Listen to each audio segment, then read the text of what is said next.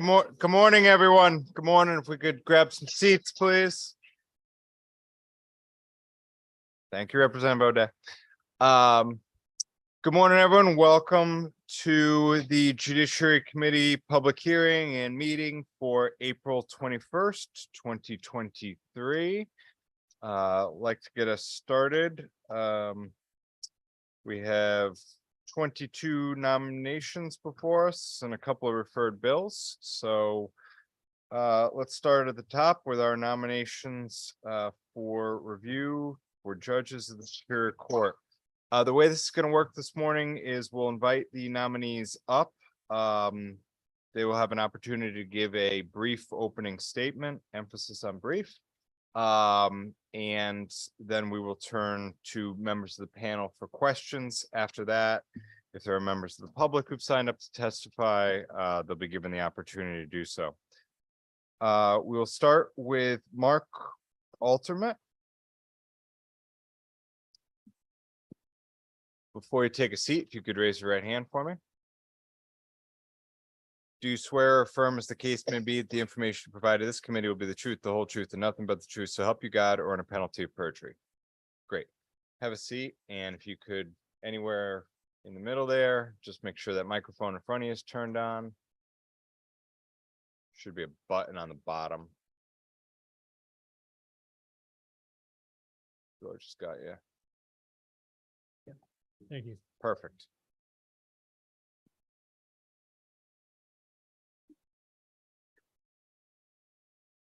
Good morning, Judiciary Committee Chairs Winfield and Staffstrom, Vice Chairs Flexer and Quinn, Ranking Members Kissel and Fishbein, and other distinguished members of the Judiciary Committee.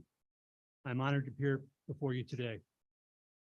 At the outset, I'd like to take a moment to thank my parents, my siblings, and my children, Jessica, Dan, and Kate, for their love, encouragement, and continuing support. My family's always been there for me, and they are the cornerstones of my life. It is they who make me proud. I grew up in New Milford and have lived in Bolton for the last 25 years. I attended Washington Lee University, graduating in 1982. I then served in the Marine Corps for 3.5 years before attending law school at Syracuse, graduating in 1988. I joined Halloran and Sage in 1988, and other than in 90 to 91, when I was recalled to active duty, I was at Halloran for the next 22 years, first as an associate and later as a partner. I practiced civil litigation, predominantly as a defense attorney, and over the years, I had the opportunity to represent and litigate a wide variety of matters throughout the state. In 2010, I left Halloran to join my friend David Hill when he established his own firm. I've been a partner at David G. Hill and Associates for the last 13 years, where my practice has continued to focus on the defense of civil claims. This largely entails working with opposing counsel to reach fair and reasonable resolutions, and I believe I am considered to be a collegial, competent, and honest opponent and attorney. I'd strive to maintain those characteristics as a judge. I recognize that I have had advantages and opportunities in life that many of our fellow citizens have not, and that recognition will never be lost upon me. A judge has the opportunity and, in fact, the responsibility to ensure the laws of our state are applied fairly and that justice is available to all, regardless of one's circumstances. It would be my goal as a judge to ensure that happens. I am incredibly honored to have been nominated by Governor Lamont to be a Superior Court judge, and I am excited and extremely humbled by the opportunity to serve the people of the state of Connecticut in that capacity. I earnestly hope this committee deems me worthy of confirmation. I, of course, welcome any questions. Thank you. Thank you, Senator Kissel. Thank you very much, Chairman Staffstrom. Attorney Altermet, congratulations. Typically, the first assignment for a new judge is a GA somewhere in the state of Connecticut. I have found over the years that usually the assignment is far from where you live for a variety of reasons, but I think not the least of which is to make sure you don't bump into anybody practicing law that you had been doing law with in your own firm or practice. So I'm just wondering, you have large civil experience, but I'm just wondering about your criminal experience, A, and B, why do you want to be a judge? First of all, I'll travel anywhere they want me to go. I really don't have any concerns about that. And I actually would welcome a new type of work. I've done what I've done for 34 years, and I would welcome the opportunity to try something new and exciting. So As far as my experience, you asked me my experience in criminal matters, virtually none, Senator. I've done one thing. I think I've tried to do it pretty well for my career, but I'm a pretty quick study. I'll figure it out, and I'll do my best to be a competent judge wherever they decide I'm needed. But, and again, probably the B question and maybe most important, why do you feel at this point in your life you want to be a judge? Frankly, I wanted to be a judge a number of years ago, and it just took a while for that all to take place. And it was something I aspired to since I was, early into my practice. I've had some great judges that I've worked with or worked before.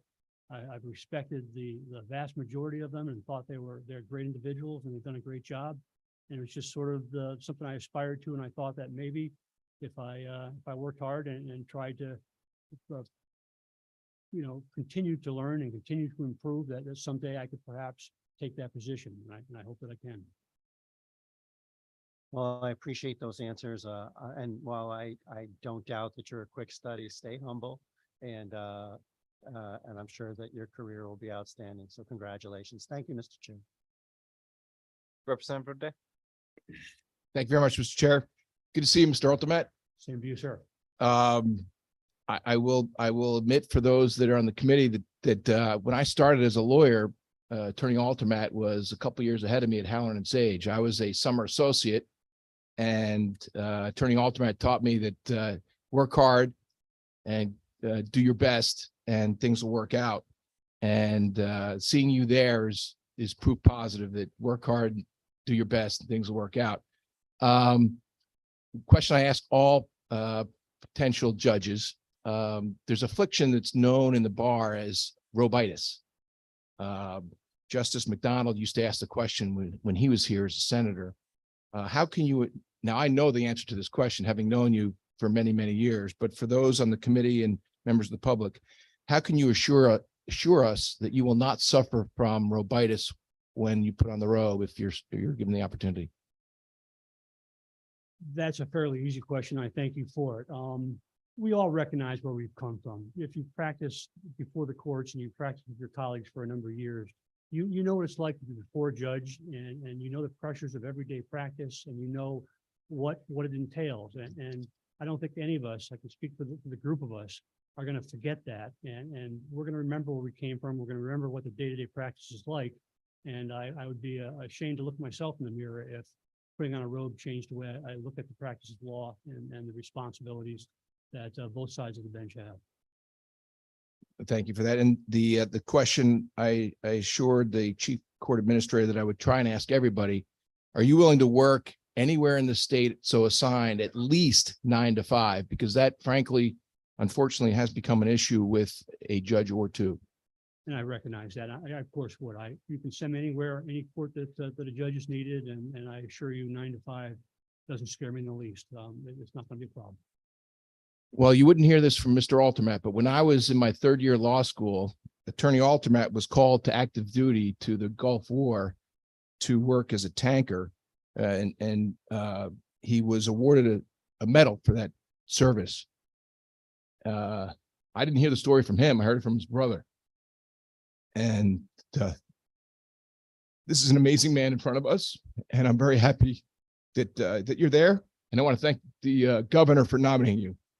Thank you, Mr. Chair. Thank you, sir. Further questions or comments? Further questions or comments? Seeing none, congratulations on your nomination. Thank you all. Maura Buckley.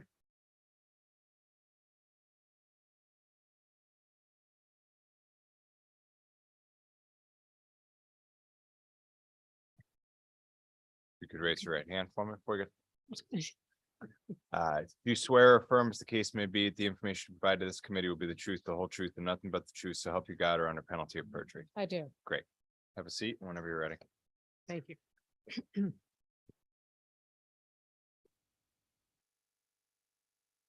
Good morning, Judiciary Committee Chairs Winfield, Staffstrom, Vice Chairs Flexer and Quinn, Ranking Members Kissel and Fishbein, and other members of the Judiciary Committee. My name is Maura Buckley, and I would like to thank Governor Lamont for nominating me. I'd also like to thank his General Counsel, Natalie Braswell, and executive aide Janice Donnell for their guidance throughout this process. I'd like to thank my husband who's with me, supporting me through this process, Jeffrey. I'm humbled to be considered to serve the people of Connecticut as a Superior Court judge, and if confirmed, I promise to serve with fairness and integrity. I was born and raised in Connecticut, and I have spent my entire legal career here.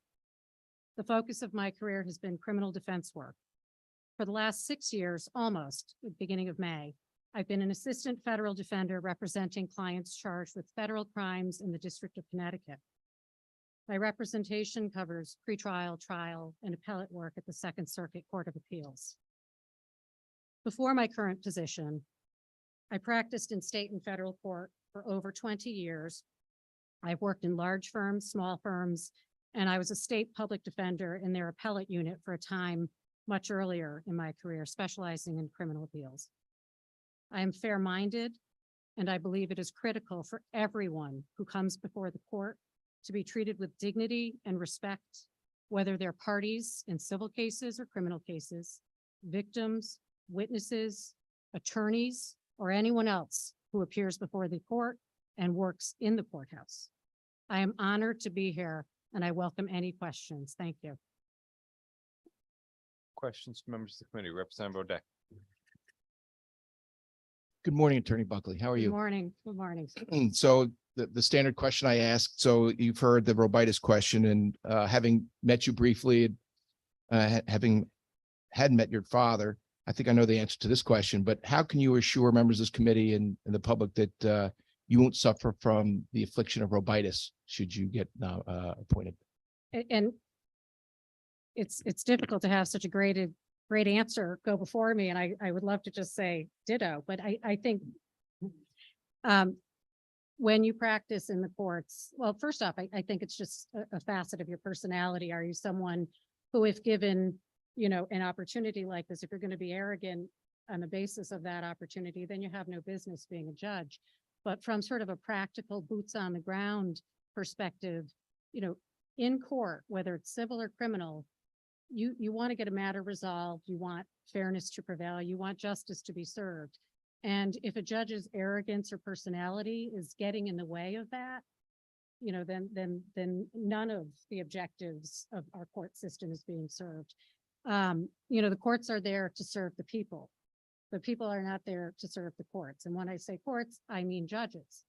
And in my career, I've had an amazing opportunity to observe excellent judges. Not all are good, not all are perfect, but quite a few. And I hope to emulate those who take their job seriously, more than seriously, are smart, and are humble. So I will think about, if I ever feel I need to check myself, how I felt when I was standing where an attorney felt, or anyone else in court felt, and make sure that wearing the black robe doesn't give me Robitis. Thank you for that. And last question, are you willing to serve anywhere in the state that you're assigned at least 9 to 5? I am, certainly. Thank you very much, Mr. Chair. Good luck. Representative Callahan. Thank you, Mr. Chairman. Welcome. Thank you. Glad you're here today, and I appreciate your answers to the good representative from New Canaan. And it just brought up a question and a comment I'd like to make. We on the Judiciary Committee revere our staff here. They make work, our work easier. Hopefully you and all the other nominees here will realize the court staff, how important, what an integral part of your day they are. When you mentioned that you've seen other judges that some good, some bad, would you have a role model that you can mention?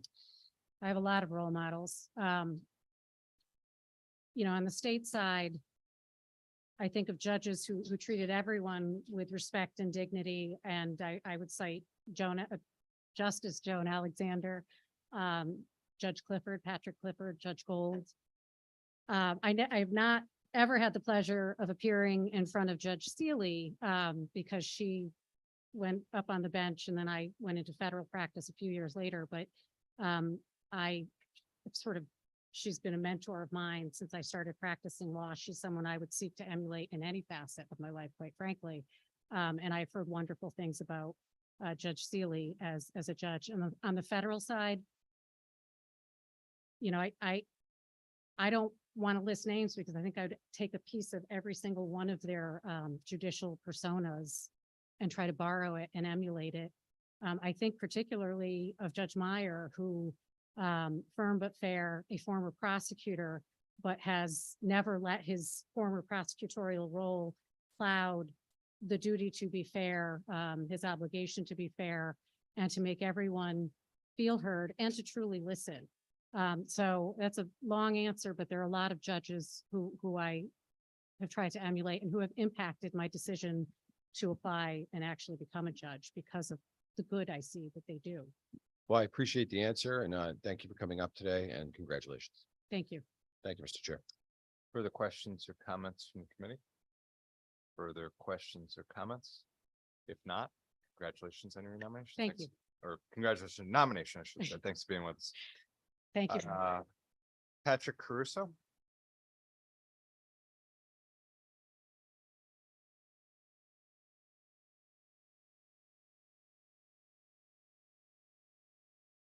If you could raise your right hand for me.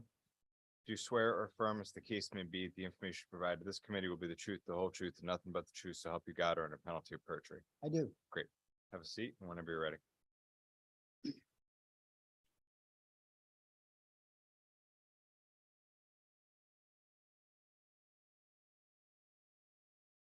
Good morning, Chairman Winfield and Chairman Staffstrom, Vice Chairs Flexer and Quinn, Ranking Members Kissel and Fishbein, and other distinguished members of the committee. The opportunity to be considered for a judgeship is extraordinary.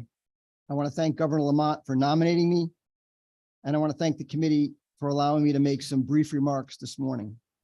My name is Patrick Caruso, and I'm a federal prosecutor. I work in the U.S. Attorney's Office, where I've been employed for 21 years. During my first 5 years in the office, I worked in the civil division, litigating civil cases and handling civil appeals. For the last 16 years, I've worked in the criminal division, where I supervise wiretap investigations of drug trafficking organizations. I also currently serve as the opioid coordinator for the office. In this capacity, I give presentations at middle schools and high schools throughout the state to raise awareness about the dangers of opioids, particularly fentanyl. Since 2016, this program has reached more than 50,000 students. Prior to joining the U.S. Attorney's Office, I worked as a litigation associate at Cummings and Lockwood for approximately 5 years. I also served as a law clerk for U.S. Magistrate Judge Thomas P. Smith. I received my undergraduate degree from the University of Connecticut, where I met my wife of 29 years, Lisa Spooner Caruso, who is here supporting me today, as she has done for more than 3 decades. We have 3 terrific adult children who could not be here. I owe everything to my wife and my parents. With their encouragement, I put myself through law school in the night program at Quinnipiac College School of Law while working a full-time day job. I was the first person in my family to go to law school, and I am to this day the only lawyer in my rather large extended family. As a result, I'm reminded frequently by those closest to me how difficult and intimidating it is for people to interact with the court system. And it's been my observation that what people often remember most about their court experience is the judge, how she treated the people in the courtroom, how she conducted herself. In other words, in my opinion, judges are much more than arbiters of disputes. They are, in a very real sense, ambassadors for the court system itself. If confirmed, I promise to do my level best to keep this in mind each and every day. I promise to work hard and to remember where I've come from. And I promise to treat people in the courtroom the way I would want my family members to be treated. Thank you. Senator Kissel. Thank you very much, Chairman Staffstrom, Attorney Caruso. Congratulations. Thank you. I appreciate that opening statement because clearly for the vast majority of people, their interaction with the court system is an unpleasant one. If it's on the criminal side, typically they're the defendant, or even worse, maybe they're the victim or family member of a deceased victim, a murder victim. If it's a litigation, something's in dispute, and if it's believe it or not, above and beyond criminal matters, the area where we hear most grievances about judges or most complaints about the system is on the family side, because nobody really comes out a real winner when families are dissolved. You have tremendous experience on the federal side, but I'm just wondering, is the state court system going to seem a little bit more pedestrian? As I had indicated to the first individual, your first assignment's probably going to be a GA. It's probably going to be far from where you reside, and it's going to be a different pace. It's fast paced in many respects, depending on the court itself, but it's certainly not federal court. And I'm just wondering what your take is regarding that. Well, state court is different, no doubt about it. That's going to be a transition for me. I guess what I want you and the members of the committee to know is that I'm going into that with eyes wide open. I know it's going to be a transition, and I'm going to work hard and ask questions when I need to make sure I can make that adjustment as quickly and as smoothly as possible. I guess I'd also want the committee to know that I'm very much looking forward to that. I know the pace of the GA is different. I think that suits me well, frankly. And I also think, even though I have been a federal practitioner, I'm in court all the time. So I feel that I have a pretty good understanding of how things ought to work in the courtroom. I know what is fair and reasonable to expect from attorneys and what is not. And I think that understanding or that sensibility will help me make the transition. Thank you for that very thoughtful answer, and congratulations, sir. Thank you, Mr. Chair. Representative O'Day. Thank you, Mr. Chair. Good morning. Good morning. Congratulations on your nomination. A couple quick questions you've already heard me ask to the previous candidates. Robitis, how would you assure this committee that you wouldn't suffer from that affliction once you're appointed? It's really important. Thank you for the question. I am not wired that way. I have taken a serious, humble approach to my work my entire life. It served me well, and I intend to stick with it. I'm also not going to forget what it's like to be a busy litigator. I've done that for too long to forget that. Even though the U.S. Attorney's Office is a big organization, my cases are my cases. So I am often expected to be in two different courtrooms at the same time. I often have to plead with chambers for an accommodation. I know what that's like. I just don't see that anybody is served by heavy-handedness in those kind of situations by a judge. And what I really want the committee to know about that question is, if I'm confirmed, I am so looking forward to getting my assignment, getting started, and working hard to earn by my actions the trust and respect of my new colleagues, and more broadly, the state bar. And I cannot think of a more surefire way to undermine that goal than to catch a case of robitis, and I'm not going to do that. Thank you for that response. And seeing that you clerked for Magistrate Judge Smith, I can assure you, well, I believe if you emulate him, you'll have no problems. Yes, sir. He's, I think, one of our finest magistrates we've ever had. Last question. Are you willing to serve anywhere in the state at least 9 to 5? Yes, sir. All right. Thank you very much. Thank you, Mr. Chair. Further questions, comments? Representative Fishman. Thank you, Mr. Chairman. Good morning, sir. Morning. Congratulations on your nomination.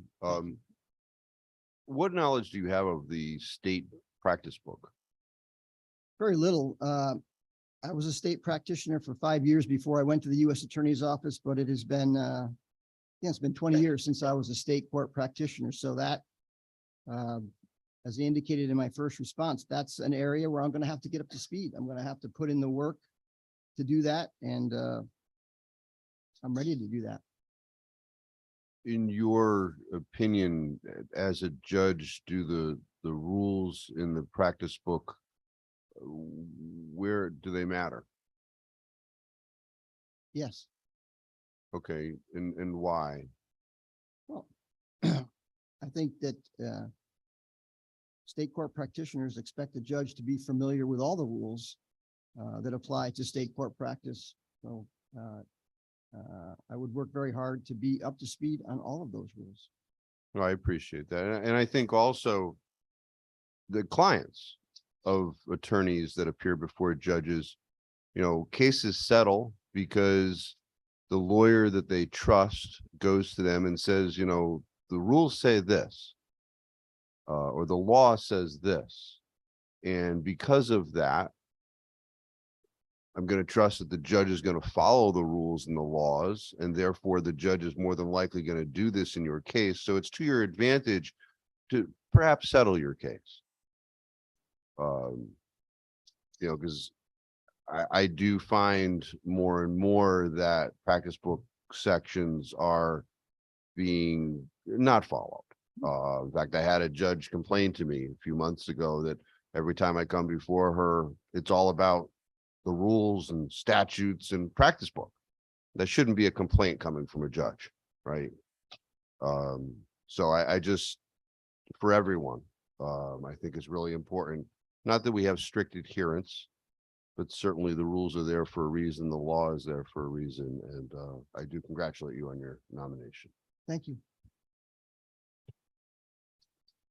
Further questions or comments from the committee? Representative Blumenthal. Thank you, Mr. Chair, and nice to see you. Congratulations, Attorney Caruso. Thank you. You spent a lot of your career as a federal prosecutor dealing with some complex cases and impressive cases. I think many would argue that second to the judge in our criminal legal system, the prosecutor is probably the most powerful person in the courtroom, and especially among prosecutors, federal prosecutors, some would argue are at the top of that list. So you have experience being in positions like that. And I was wondering if you could tell us a bit about how you've seen your role in our criminal legal system as a prosecutor, especially a federal prosecutor, and how that might affect how you adopt the role of a judge. Thank you for that question. There are many great things about being a federal prosecutor. But among the very best is that our mission, our guiding principle is to seek justice, is to do the right thing in every single case. And to do that in a meaningful way, to do that effectively, prosecutors at various points in the lifespan of a case have to take into account the full picture of a defendant, not just his or her criminal conduct. That's easy, but the full picture of a defendant, their personal history and characteristics, their employment history, their medical history, their mental health history, any substance abuse history. And that skill or that ability or that sensibility, I think, is important and will help me make the transition to being a good, impartial arbiter as a judge. Well, thank you very much for that answer. Congratulations on your nomination. Thank you. Thank you, Mr. Chair. Further questions or comments from the committee? Further questions or comments? If not, thanks for being with us. Congratulations on your nomination, and former colleague of mine, Nathan Teal, speaks very highly of it. So thanks for being here. Thank you, Representative. Vicki Cooper.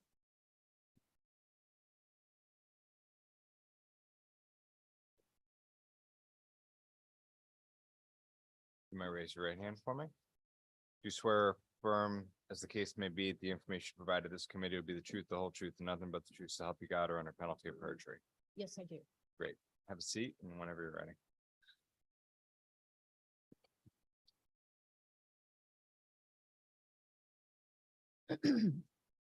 Good morning, Judiciary Committee Chairs Winfield and Stapstrom, Vice Chairs Flexer and Quinn, Ranking Members Kissel and Fishbein, and other distinguished members of the Judiciary Committee. My name is Vicki Cooper. and I feel incredibly honored to appear before you today as one of Governor Lamont's judicial nominees. I would like to thank Governor Lamont for placing his trust in me and selecting me among so many qualified candidates. I'd also like to thank my family and friends for their unwavering love and support. I would like to tell you a little bit about the journey I took to get here.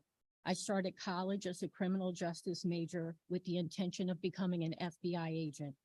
In my first year, I took a constitutional law course, and by the time the course had ended, I knew that I wanted to become an attorney. There is one case that is etched in my memory that I believe altered my career path. The case was decided by the U.S. Supreme Court and involved police officers attempting to retrieve drugs from an arrestee's mouth by forcing his mouth open and eventually having his stomach pumped. The justices described this case as having shocked the conscience. That case was impactful to me for many reasons, but most importantly, it made me begin to realize that I wanted to be part of the legal system that defines and protects our most sacred rights as people. I began my legal career almost 19 years ago as an associate in a small New Haven firm. While working there and other private firms, I learned the nuts and bolts of litigation by taking depositions, arguing motions in court, engaging in motion practice, and even trying small cases. Most of my career, however, has been devoted to public service. I worked in the New Haven Corporation Counsel's office for almost 7 years as its deputy. In this role, I managed all litigation brought against the city and carried a significant caseload that required me to appear regularly in state and federal courts. In the Stamford Corporation Counsel's office, where I have been in for the past 11 years, I work with very dedicated and talented litigation attorneys. Together, we work to defend our educators and principals, our police officers, our fire personnel, our elected officials, our appointed officials, and any other city employee who needs our assistance. I believe that my many years of experience and skills as a litigator have prepared me well to take on this new challenge to serve as a judge.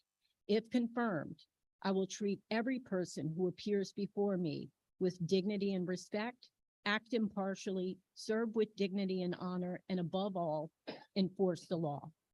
I feel both humbled and excited to be here, and I look forward to this new opportunity to continue to serve the people of Connecticut.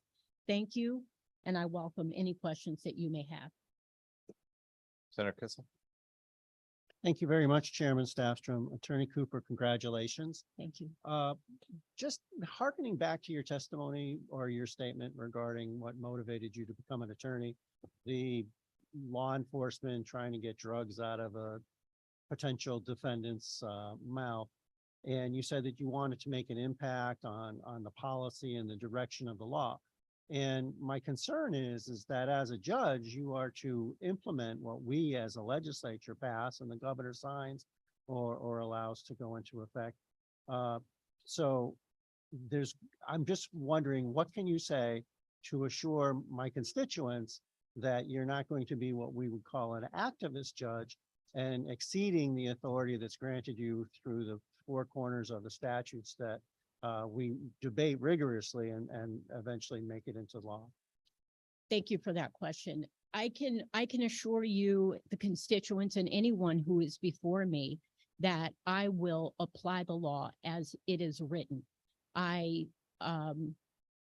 do understand your question about judicial activism, and that is enforcing the law or in a way that you wish the law could be or think that it should be.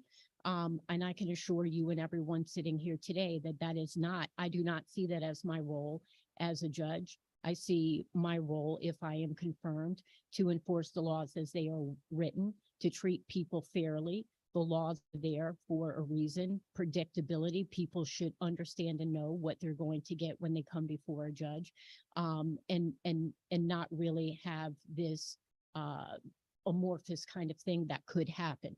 So I can assure you that would not be something that I would engage in at all. Well, once again, congratulations. I have no doubt that you'll be confirmed in a few short weeks, if not sooner.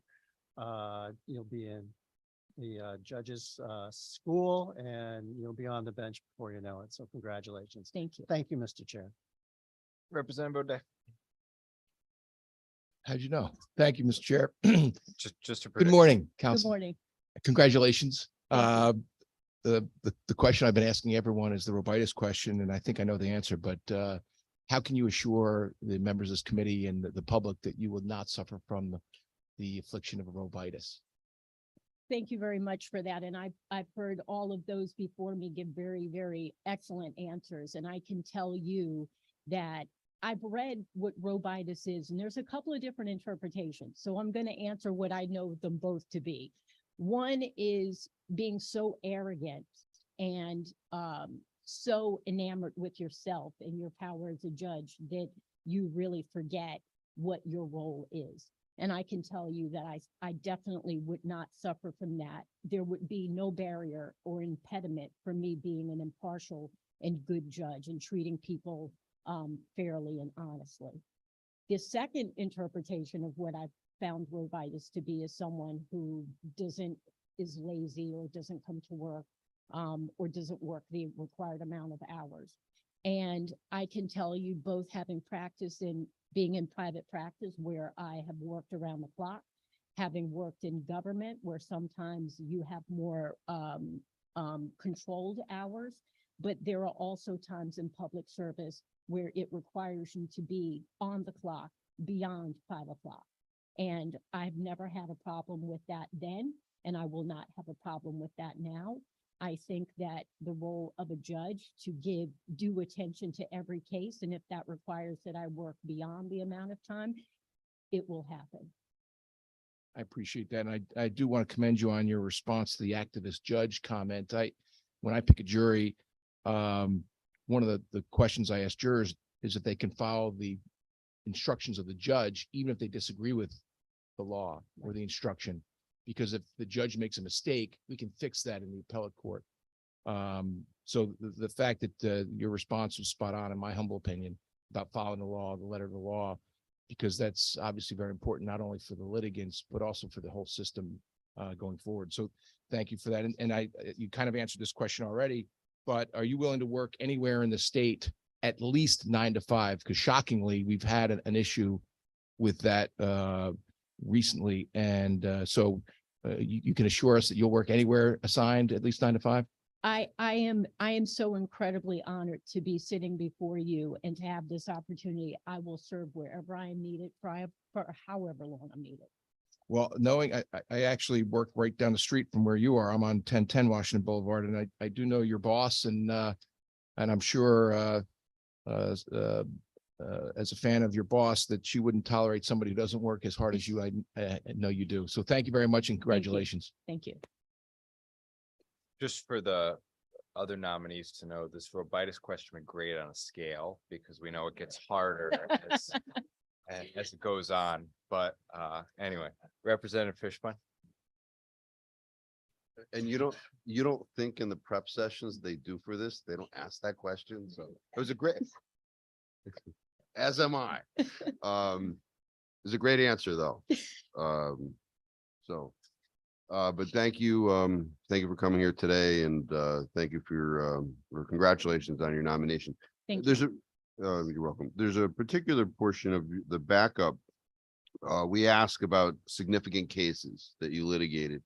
And one of those cases was Turner River Fire Department versus the city of Stamford. Yes. Can you just explain why you listed that of the cases that you've done as being significant?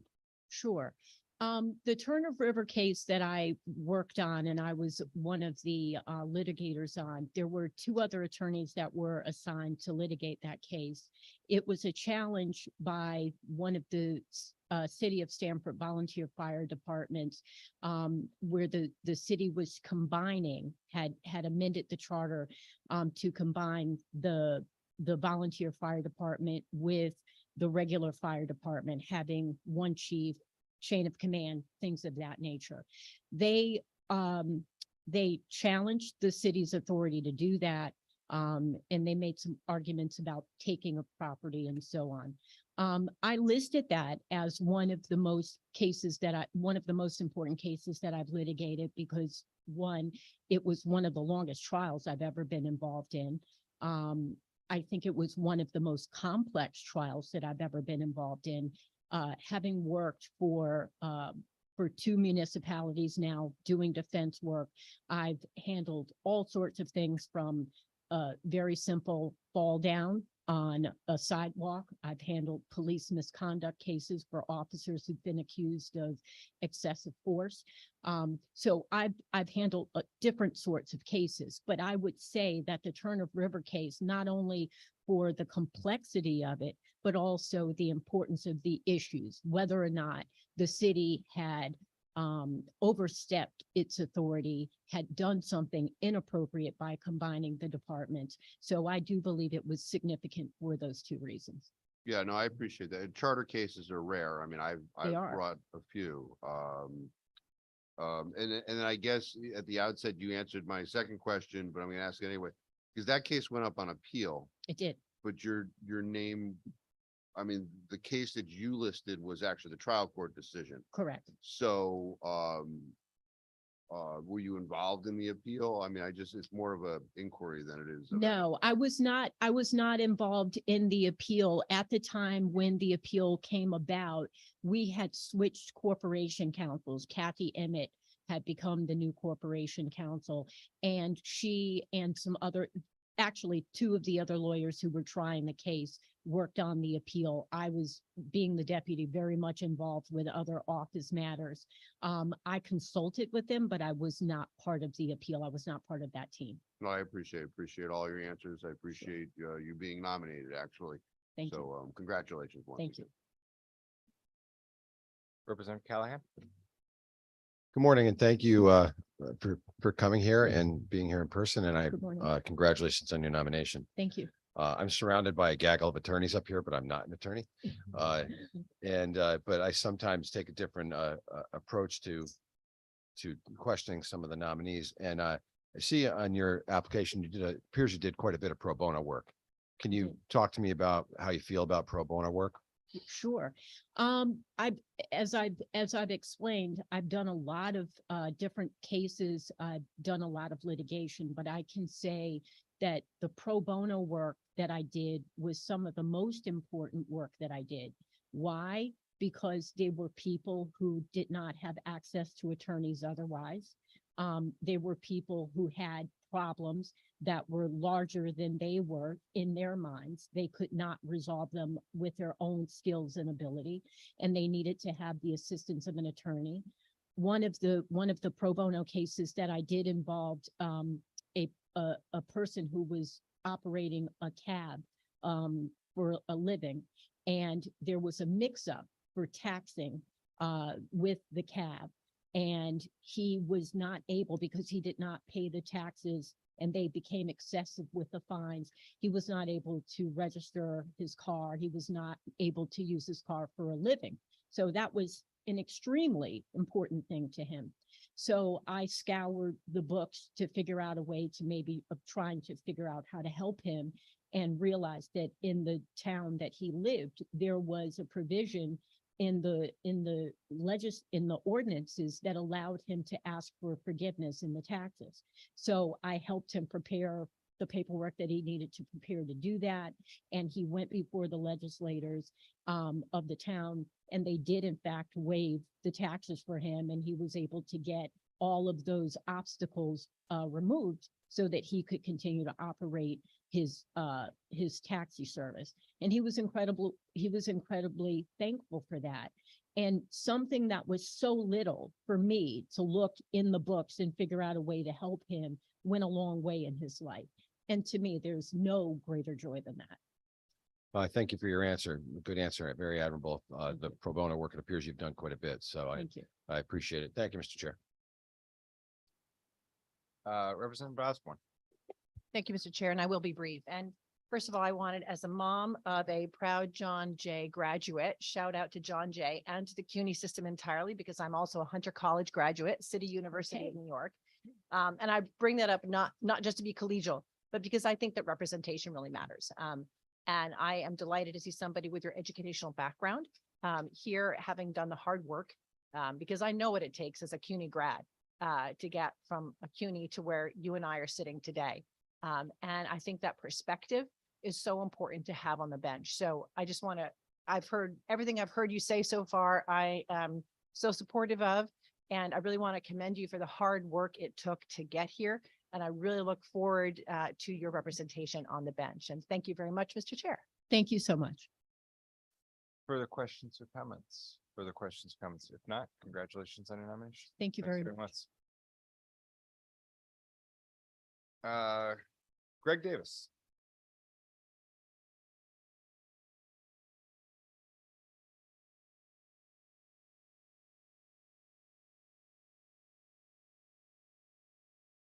Here's something I've been waiting for a long time. Do you swear or affirm, as the case may be, the information provided to this committee will be the truth, the whole truth, and nothing but the truth, so help you God, or in a penalty of perjury? I do. Great. Have a seat and whenever you're ready.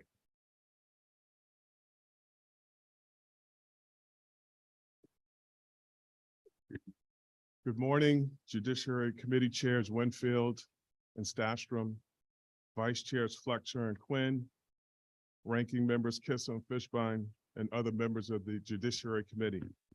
My name is Gregory Davis, and I'm before you as a nominee for judicial confirmation as a judge of the Superior Court.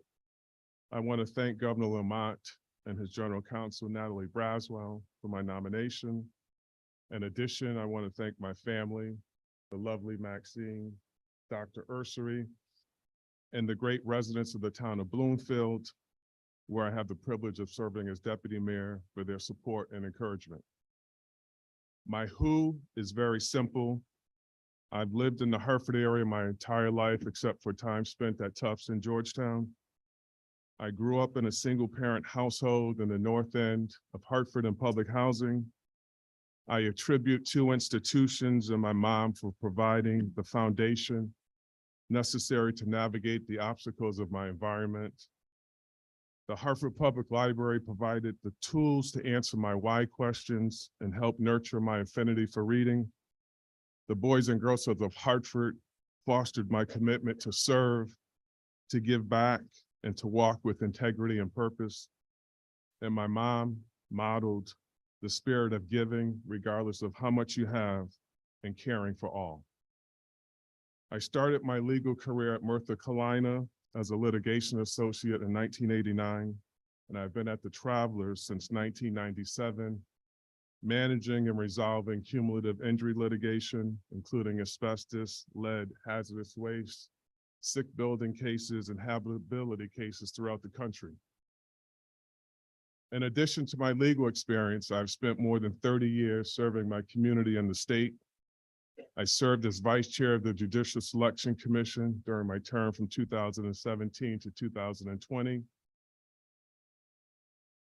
I am a past chair and board member of the Boys and Girls Club of Hartford since 1992. Past chair and board member of the Hartford Public Library since 2006. And past chair and board member of the Hartford Youth Scholars since 2011. In 2021, I received the Connecticut Bar Association's Citizen of the Law Award for my service to the community. My why: I want to continue making a difference and helping as many people as possible, and to give back something to the profession and the community that has afforded me so much. In summation, thank you for having me here today, and I commit to you, if confirmed, I will make sure that everyone in my courtroom is treated fairly and with respect, and I will serve the people of our state by upholding the highest standards with integrity. I welcome the opportunity to answer any questions you may have. Senator Kissel. Thank you very much, Chairman Staffstrom. Congratulations. Really excellent background, and it's the American dream, right? Just going through very difficult circumstances, and you so eloquently put them as obstacles. Sometimes obstacles make us tougher. I know that in the Bible, Paul talked about the thorn in his side and how he came around to appreciating that because how it made him appreciate things. The first assignment you're probably going to get, though, is in a GA, and it doesn't sound like you have a lot of criminal background or experience in the GAs. I'm just wondering what you think about that kind of assignment and what you look forward to accomplishing in your role as a judge. Thank you. That is correct. I do not have any criminal experience. My career has been wrought on the civil side. I practiced at Merthyr Kleiner for 4 years as a litigation associate doing civil practice. I was at Northeast Utilities for a number of years doing administrative hearings and customer appeal work. And at the Travelers, I've managed a bunch of toxic torts for the last 25 years, resolving hundreds of large exposure cases. I am a quick study and am willing to put in the work to learn the criminal side if that is where I'm placed, and just looking forward to the opportunity to serve the residents of our great state. Well, I have no doubt, and again with the quick study, and again, stay humble.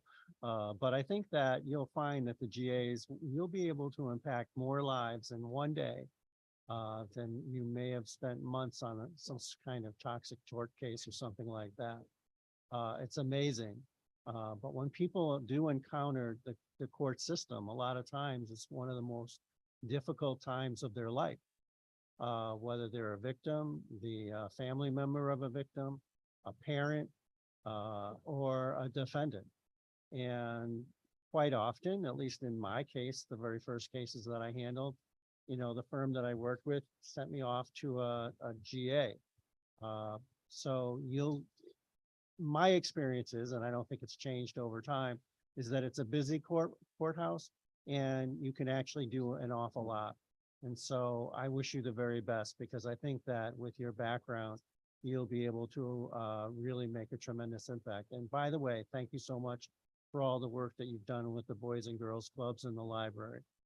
We actually had another candidate, I believe it was for a workers' compensation administrative law judge. And she was young and she grew up in the north end of Hartford. And she talked about how her mom sent her to one of the Hartford Public Library branches, I think it was on Albany Avenue. And it made a tremendous difference in her life. And so all those things that you're doing outside of the practice of law have made a difference in other people's lives as well. So congratulations. Thank you. Thank you, Mr. Chair. Representative O'Day is going to ask you the Robitis question. Let's start off with something a little different. So good morning, sir. morning. Congratulations. Thank you. And I see that you were on the Judicial Selection Commission, and just for the members of the public, I was also on that, and getting to where you are now is a feat in itself. Congratulations. I mean, getting through judicial selection. When I was on, Hugh Keefe was proud of the fact that less than a third of the people that came through got through, because you look at your experience, temperament, and intellect, and Hugh was of the opinion, and I agreed with him, that we should only let the best and the brightest and get through there. And so I congratulate you on getting through judicial selection and serving on it. I note that you haven't been a litigant, a trial lawyer, if you will, since 1993. And based on what I heard of your opening statement, I don't think robotics will be a problem, but having not experienced the pressures of representing someone in court in a long time, how could you assure members of this committee that as a judge, you won't forget what you were going through as not only representing a litigant, but what litigants go through who appear before you? Thank you so much. And wow, that's a great question. And one of the hallmarks for me is that I love people and I treat everyone with respect. And I want to make sure that, if confirmed, my courtroom is a place where everyone is heard and respected. It's my calling is for service. I enjoy serving people. And it's very important that, again, the courtroom is a place where people feel that they are being heard, listened to, and that the law is being applied fairly and equitably.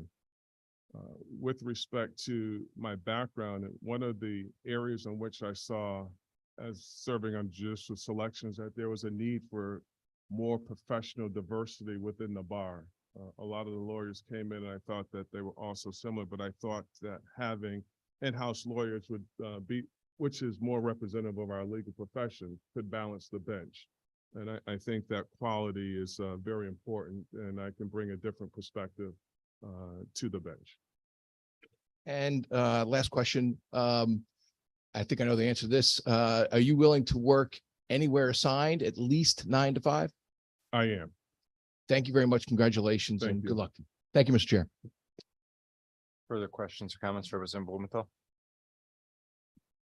Thank you, Mr. Chair, and congratulations, Attorney Davis, and thanks for being with us today. Thank you. I'll preface this question by saying that there is nothing, there's no reason why I'm asking you this question in particular, except that you talked about the importance of professional diversity or professional background diversity in our bench.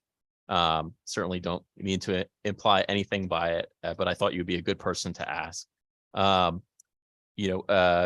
As you indicated, we generally, and this is not a Connecticut problem, but a national problem, in addition to diversity on a whole bunch of categories, there is, in general, far fewer judges coming from a background of being a legal services attorney, a plaintiff's attorney, a public defender. We draw a lot of attorneys from a corporate background or from being prosecutors or working for the government in some other capacity. And as someone who's thought about this, first of all, what has been your experience in the process of trying to introduce more professional diversity? And you talked about in-house lawyers. And also, how do you think about adopting the role of a neutral, having spent a career on the corporate side of the dais, as it were? Okay, thank you. With respect to the first question, I have been a huge proponent and advocate for trying to get other professions involved into applying for judgeship. I think it's important not only for the bench, but for our state and also for our residents. I believe that having diverse perspectives, whether it is professional, ethnic, diversity is very important to meeting out the law and having people come into the courtroom and feeling comfortable and knowing that there is diversity amongst those on the bench. And I'm sorry, can you repeat the second question? Yeah, it was a long question, but how do you think about, as someone who has come from that background, working primarily having as a client or an employer large corporations, how do you think about adopting the role of a neutral? We all, everyone who practices law to some extent has to adopt the perspectives of their clients to represent them and understand them.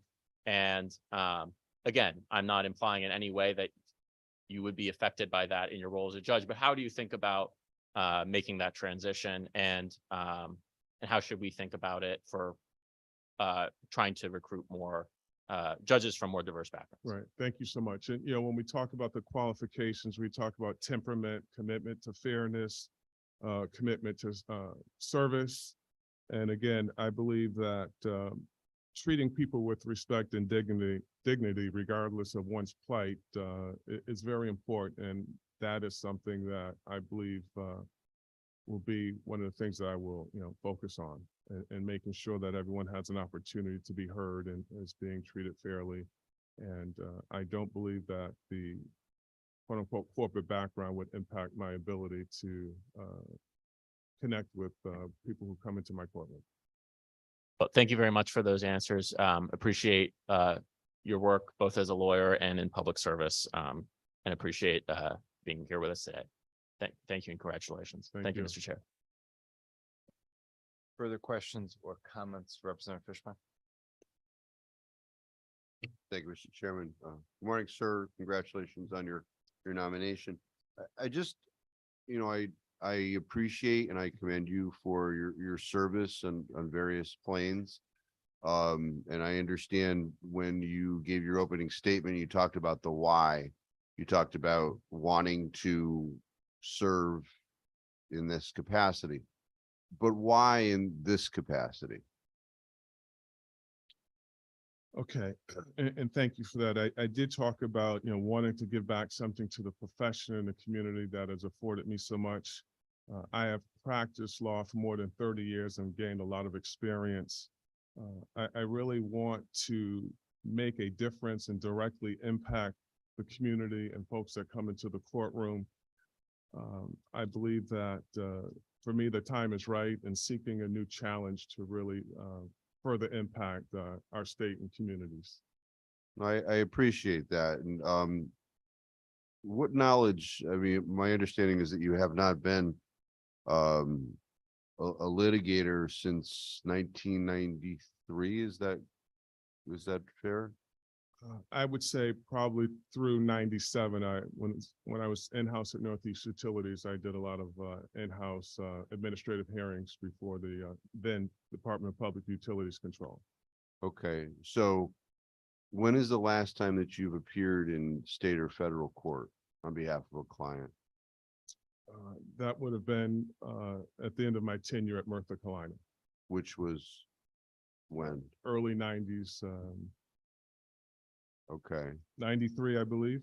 so 30 years or so. Correct. So what knowledge, as you sit here today, do you have of the state practice book? I have some knowledge of the practice book, and I will say, as I mentioned in one of my earlier comments, is that through my experience over the last 26 years of managing large exposure cases with the travelers, I have been to trials, depositions, mediations, arbitrations, and resolved over 200 cases. And I've not directly been in front of the bench, but I've been in the courtroom making decisions and being involved in the entire process of resolving litigation.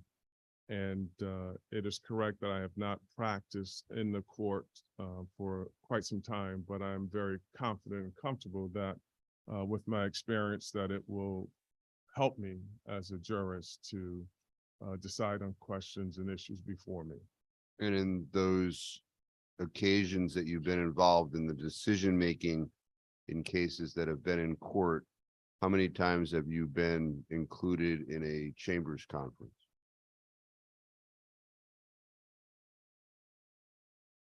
I would say over the course of my time, it's probably maybe 15 times. What knowledge do you have of our family courts? Very little. Okay. I just, I congratulate you on your nomination. Recently I had an occasion, I have a case at a particular courthouse, and the other lawyer said to me, we don't want to go to that judge to pre-try that case because they're going to make the whole thing take a left turn because that person has no experience in that area. So I appreciate, and I leave it up to the judicial branch as far as where they assign individuals, but I once again congratulate you on your nomination. Thank you. Further questions or comments? If not, I just want to jump in here kind of on that last line of questioning as somebody who has had the occasion to work with you. I will represent to the members of this committee. I know you to be a conscientious lawyer, knowledgeable on the law, thoughtful, deliberate, and able to resolve a case and to work to resolve a case to that point. So I think I have no concerns about your acumen to be on the bench. And certainly, I think we've all seen today, you will be the last person to suffer from rubitis. And I congratulate you on your nomination. Thank you, Mr. Chair. Lynn Alvey Dawson.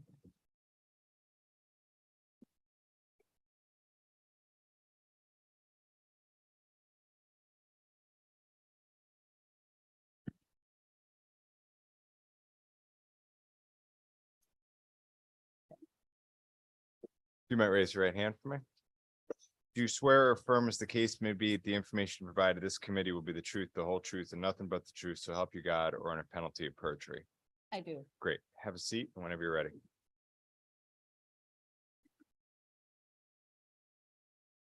Good morning, Judiciary Committee Chairs Winfield and Staffstrom, Vice Chairs Flexer and Quinn, Ranking Members Kissel and Fishbein, and other distinguished members of the Judiciary Committee. My name is Lynn Dawson. I am truly honored to be here today and to have been nominated by Governor Lamont for an appointment to the Superior Court bench. I want to thank the governor and also his staff for their support and for this opportunity. I am truly, truly grateful. I started my legal career in Massachusetts representing indigent persons in both the criminal courts and in child protection matters. After relocating to Connecticut in 1994, I opened a small solo practice and began representing adults and children in the juvenile courts, primarily in Waterbury.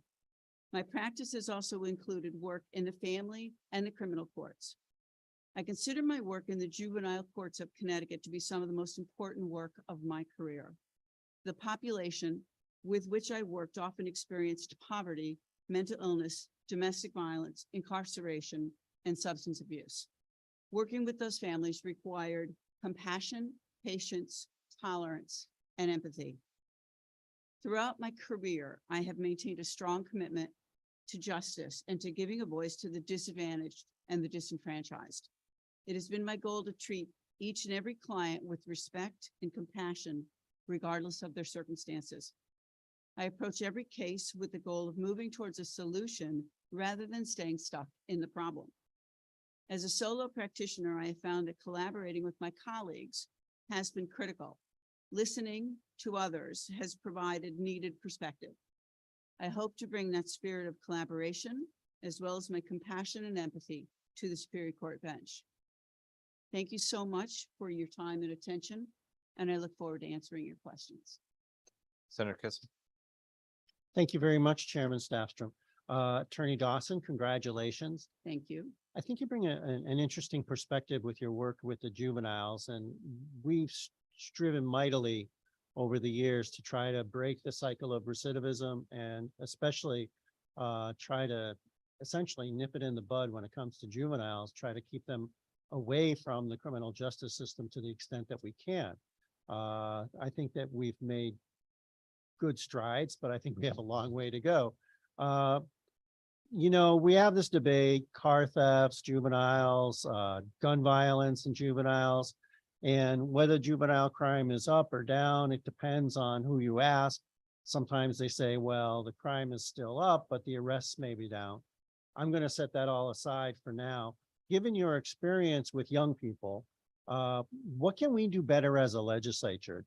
And typically that's a question we would ask you after you've been on the bench and served on the juvenile side. But just given your experience, I'm just wondering what you could share with us today. So thank you, Senator Kissel. I certainly wouldn't want to tell you how to do your job. But given my experience in the juvenile court, I think one of the benefits of the juvenile court system is that, in my experience, each of the children or the juveniles that come through there are looked at as in a holistic way. So rather than looking just at the crime that they may have committed, they're looking at the family structure, they're looking at the educational deficiencies, they're looking at any kind of mental health issues. And I think it's very important, particularly with regards to juveniles, to look at that full picture. And I think that's one of the great things that the juvenile court can do. The juvenile court in Connecticut has some amazing probation officers who really care about children and look at that full picture. And I think that's really an important factor in our juvenile court system, is the ability to address all of the issues that are impacting our children. And I appreciate that answer. And you can never hesitate about, you're not telling us how to do our job. I think it's important for us to listen twice as much as we gab here. As I'll talk for myself, twice as much as I gab. And the other question I have, and I don't know if you're practice with juveniles is recent enough, but I'm guessing it probably is.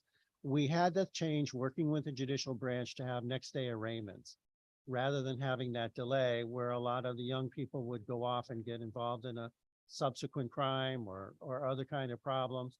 And I don't know if we've had a full report back from the judicial branch, but in just keeping track of what's going on, it's my understanding that that has had a dramatically positive impact in trying to, again, break that cycle of recidivism, stop juveniles from continuing down that negative path. And I'm just wondering, since you're on the ground, have you seen the impact of next day arraignments, and what can you share with us?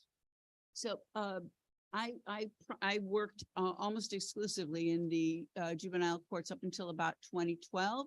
After that, and the law that you're referring to was passed sometime after that.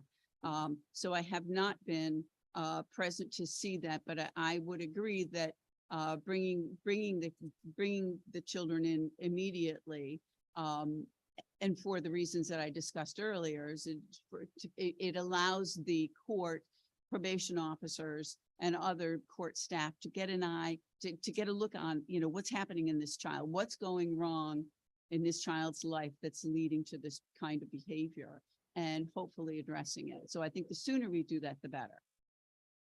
Well, I appreciate your answers to those questions. They're certainly difficult ones for us to grapple with, but the more young people that we can help turn their lives around, the less victimization. And I just want a state filled with happy, law-abiding, tax-paying citizens. So that's the impossible dream, but that's what we are, aspirational. So thank you for those answers. Congratulations on your nomination. And thank you, Chairman Staffstrom. Thank you, Senator Kissel. Representative O'Day. Thank you, Mr. Chair.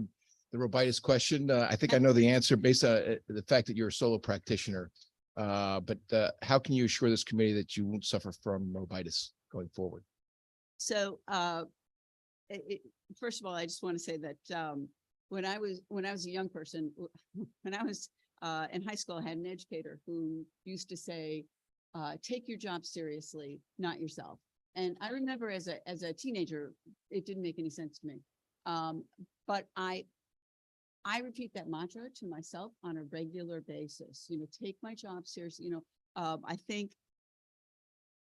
it's so important to understand, if I am fortunate enough to be confirmed, I hope that I never forget that when I walk into that courtroom, regardless of the black robe, regardless of the bench, that it's not about me, that it's about the people who have come there that day seeking some form of justice.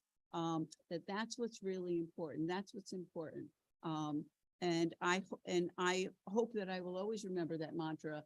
It's served me well over the years to take my job seriously, not myself.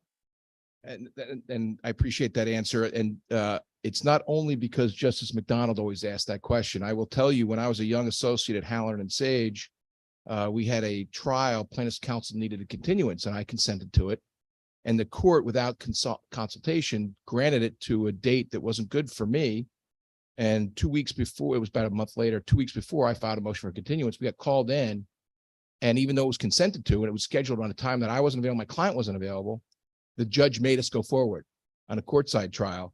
And it was shocking to me, those circumstances. And that was a case of robitis. It was clear to me as day. And he just he had a bad experience, I guess, at some point in time with, whether it was Halloran and Sage, or it wasn't me. I'd never known the judge before. But I bring that up for those of you that are aspiring to be judges. That's a clear indication of robitis, putting a young attorney who was in desperate times, and it was very wrong. But anyway, to speed things along, the last question I'd like to ask, or I've been asked to ask, are you willing to serve anywhere in the state as needed, at least 9 to 5 every day? Absolutely. All right. Thank you very much, and congratulations. Thank you, Mr. Chair. Representative Callahan. Thank you, Mr. Chair. Congratulations on your nomination. I came from a background where I ran a GA probation department. One of the things that stood out to me is when new judges came in, I would go to chambers if they were put on the criminal bench, and go in chambers and talk to them, give them my card. As you probably know, probation has a hand in a lot of criminal cases that make it out of court. He pushed the card back at me and said, why would I ever need to talk to you? And that sticks in my head. And for the nominees today, I hope it sticks in your head too, because if confirmed, you will have to work with probation, support, marshals, family, victims advocates, private attorneys, bondsmen. You become the maestro of the courtroom and you have to keep order, and it requires a special type of individual to do so. And in your job now, you're interacting with juvenile court and a lot of other attorneys, juvenile probation officers. How would they describe you, do you think? How would How would they describe you? my colleagues describe me? Correct. I would hope, I think that they would say that I was fair and that I was competent and that I listened to their advice when they gave me their advice. It's been my habit to rely upon probation officers when I do criminal work and when I do juvenile work. It's been my experience to rely upon probation officers and the reports that they provide, because it's a very important piece of the entire process. So I think it's very important to collaborate with all of the different individuals in the court system. I think that it would be hard to make a decision without listening to all of the different perspectives, and probation officers, the perspective of probation officers is critical. Well, I appreciate your answer. And as a comment to follow up, the way you conduct a courtroom, and all the nominees here will conduct a courtroom, has a tremendous effect on the morale of the courthouse, Yes. on the attitude of the people coming before you. And so it's just, I just wanted to stress that, and not picking on you, just to appreciate your answers. Thank you, Mr. Chair. Thank you. Representative Fishman. Thank you, Mr. Chairman. Good morning still, Attorney Dawson. In your backup, you mentioned the Graham case as Yes. being a significant litigated matter. Why was that case significant to you? Or to perhaps everyone else involved? So, Yes, and I think as part of my writing samples, I provided, I believe it was my closing statement and my proposed orders, which was quite lengthy in that matter. That was a very difficult matter. It was a divorce that was filed just prior to the pandemic and then delayed for a very long period of time because of the pandemic. So I believe it was filed in the summer of 2019. We did not try that case until I think sometime in 2021. The trial lasted over a year. It was a very difficult case. The issue involved was sole custody. There were some parental alienation issues. These were very, very young children in this case. And just the sheer length of time that the case, I believe it started in March of 2021, thereabouts, and did not complete until sometime in June or the summer of 2022, was a very long trial. And because of the age of the children and because of the nature of these two parties, the facts kept sort of changing, or it was a challenging case. It was a very challenging case because of the positions of the different parties. so, you know how, particularly Meriden, it's a small bar, right? People talk, right? Yeah. And in that case, word got out about a motion for continuance. It was filed in that case. I believe opposing counsel came down with COVID and filed a motion for continuance. And we heard about collegiality, collaboration from you here today. You apparently objected to that motion for continuance, which sort of runs contrary to the collegiality that we heard about today. And if you could just explain, some, opposing counsel represents to the court as an officer of the court that they have COVID, you're in a pandemic, and you object to a motion for continuance. I don't recall objecting. There were a number of motions to continue. I mean, as I mentioned, that case went on, the trial went on over for the course of well over a year. There were a number of motions to continue during that time frame, some of which I filed, some of which opposing counsel filed. I don't recall objecting to a motion to continue based upon opposing counsel's COVID. If I recall, I think I agreed to that, but the judge denied it. But honestly, I don't, that particular, I can't imagine I would have objected based upon her being ill. I just can't imagine that I did. Okay, so when I reviewed the backup that you submitted and you listed the cases, you know, I went and looked and I was like, oh yeah, that's that case. So I did pull the docket report. And I believe that it indicates on April 4 of 2022, a motion for continuance was filed. That's entry 184. And at entry 185 is an objection by plaintiff's counsel. So, you know, it's a family case, so I can't get to it electronically. I just would hope that, you know, if you're successful, that you're on the bench and a motion for continuance, because there's a lot of them these days, right? Especially in family. I mean, I think if they ever did the numbers, the ballooning, when the judicial branch is just inserting themselves on our calendars without giving us prior notice, and then the number of motions for continuance it's got to be astronomical. I know you can confirm that. Yes. And it's self-inflicted. I just hope that you keep in mind, being what a practitioner out here is like, when a motion for continuance comes across your desk. So I thank you and congratulations on your nomination. Thank you, Representative. Representative Osborne. Thank you, Mr. Chair. And thank you, Attorney, for being here today, and congratulations on your nomination. As a fellow solo practitioner who has also practiced in juvenile court, I'll go back to what I said to Attorney Cooper, I believe it was earlier today.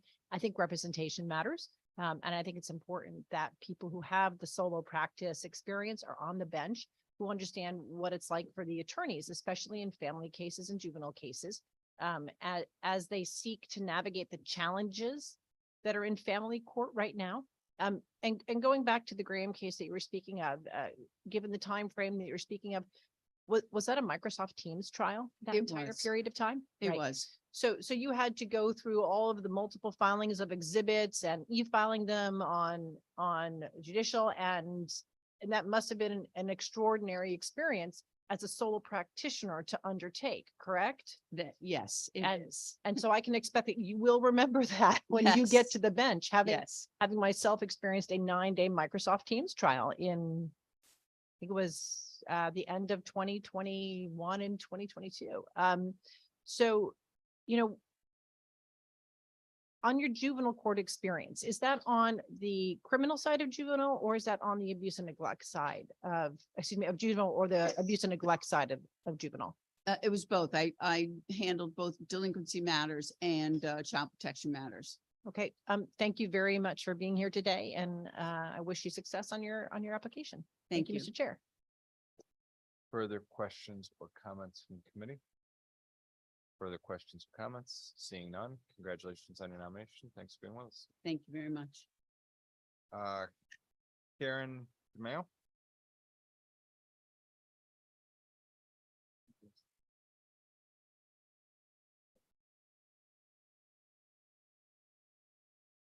You could raise your right hand for me. Do you swear or affirm as the case may be, the information provided this committee will be the truth, the whole truth, and nothing but the truth, so help you God, or under penalty of perjury? Great. Have a seat whenever you're ready.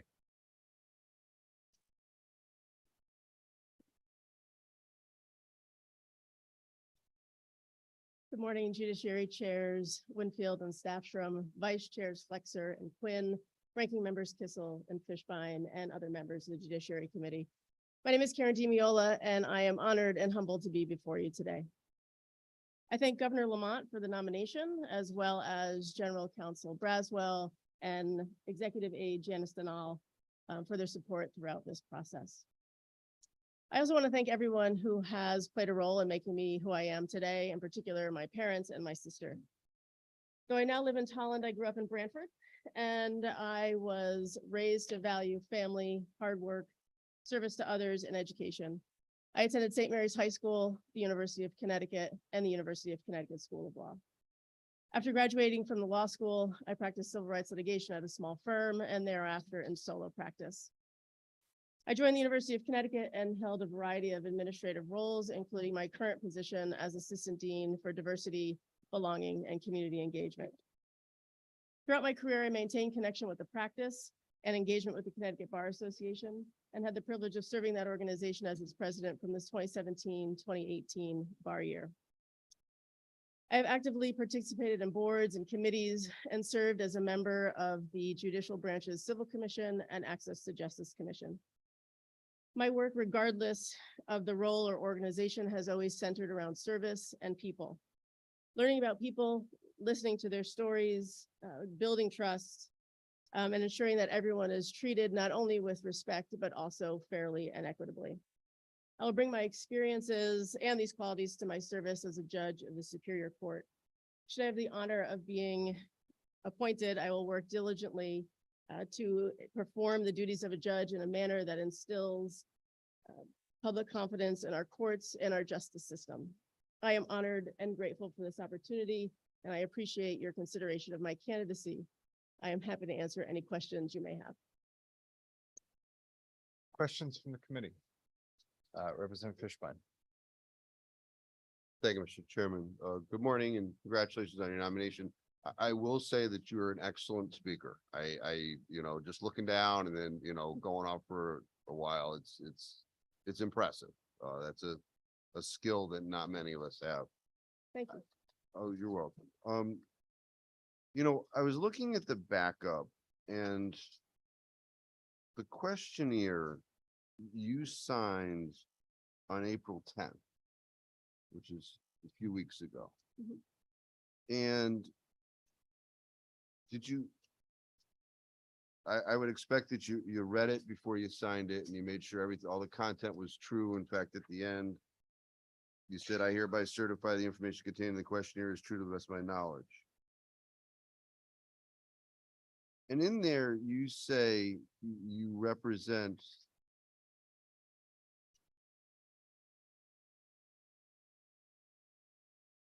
as far as your employment, where are you employed presently? University of Connecticut School of Law. Okay. And what's Karen Lynn Consulting?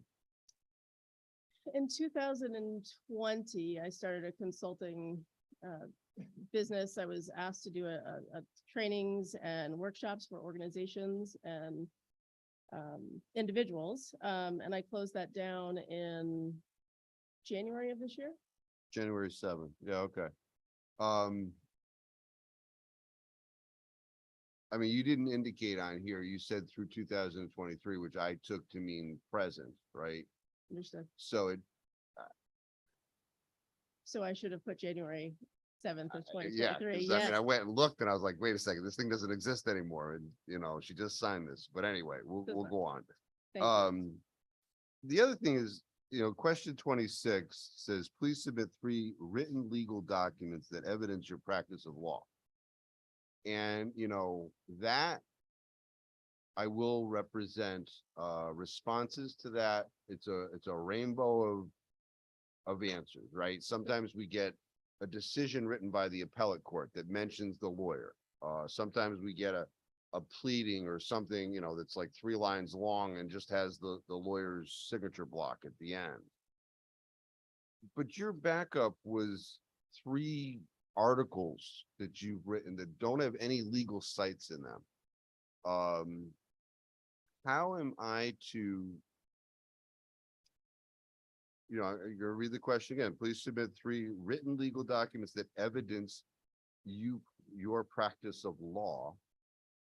How do those articles evidence your practice of law? Thank you for the question.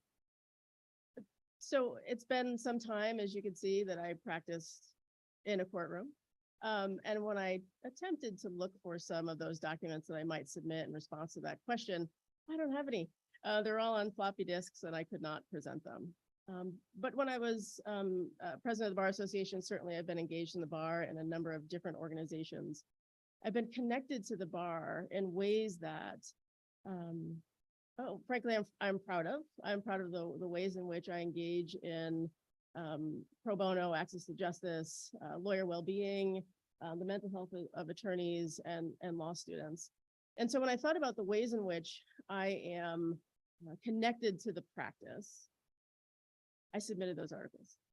And I understand completely that your point that they're not legal documents that one might expect when as responsive to the question that was answered in the questionnaire, but I felt that those pieces represented the ways in which that I remain ensconced in the profession and the issues and challenges that lawyers have. No, I appreciate that. I guess the concern is that, you know, in a courtroom, you know, I think the public would assume or hope that the individual who's making the decisions has some level of acumen. You know, do you have access to Pacer?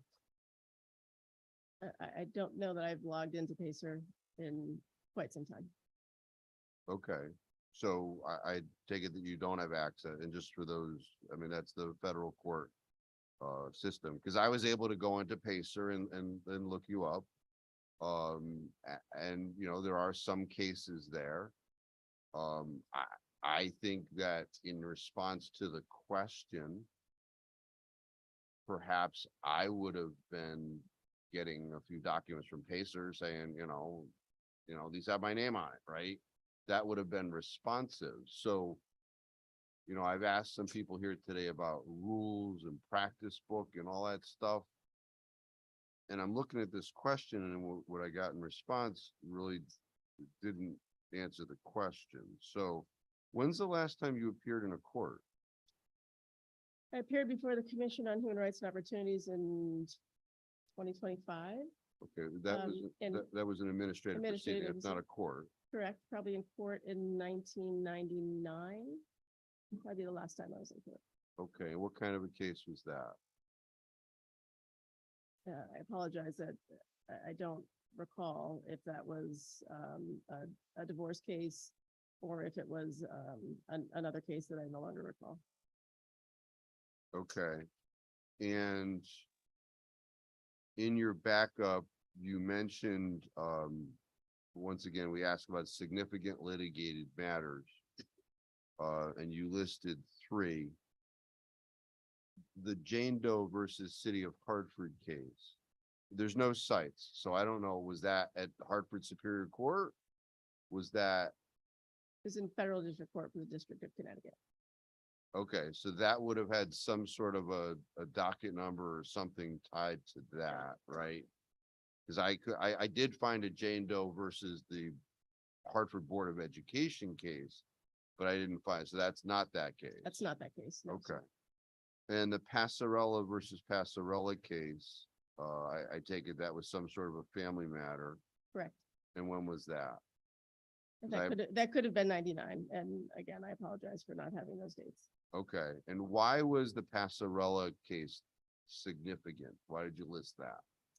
It was significant because it was the first divorce case that I took on as a solo, and it was the first time that I understood the complexities of family matters. Both individuals loved each other tremendously, but knew that they could not be married. And so managing that was very challenging for me personally, but certainly much more for my client and their ex. And so that was, again, for me personally, it just rang true that, you know, each of us has stories. Our relationship carries stories with them. And those are really hard to tease out as an attorney trying to counsel your client in the best possible way. So then you indicated that the Passarella case is more than likely the last time you were in court. and it was your first family case also. So am I to understand that you only handled one family case or, Absolutely correct, Representative. okay. And then the Jane Doe versus City of Hartford case that I briefly mentioned before, why was that significant to you? It was one of the first cases that I filed or was a part of, where one, we had to protect the name of the client.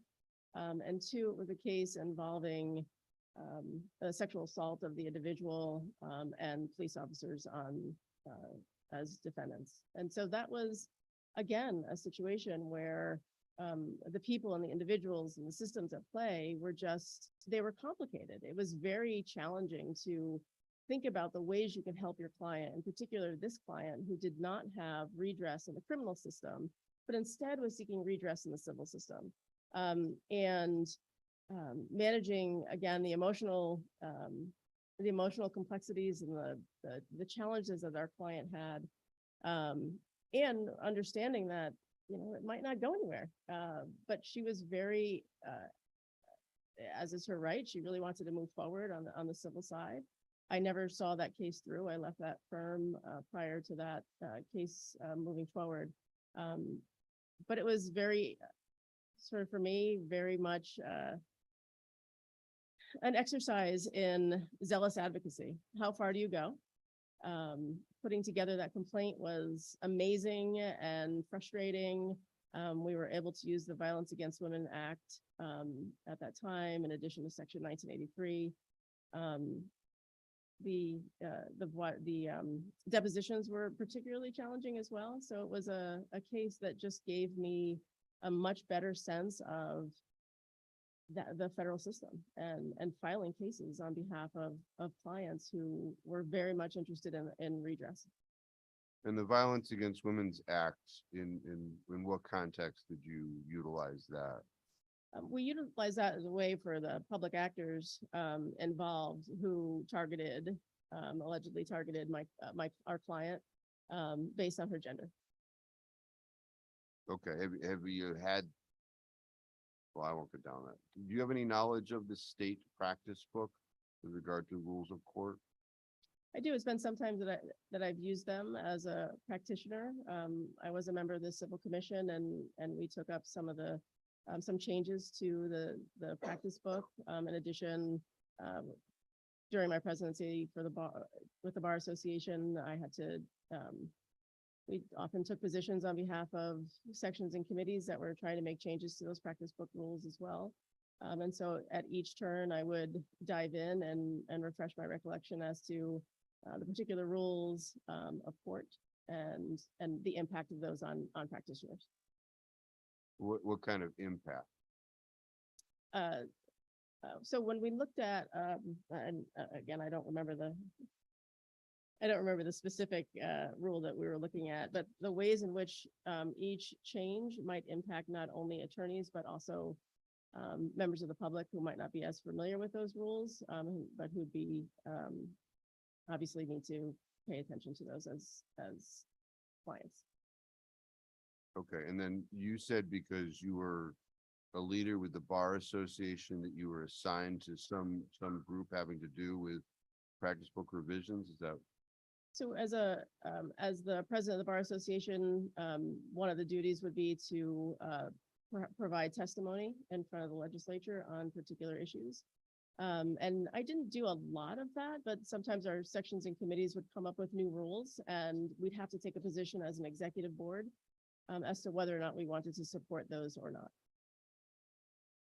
Okay, so the 1999 case, that's the last time that you were in a state court, and so that was approximately, was that 22 years ago?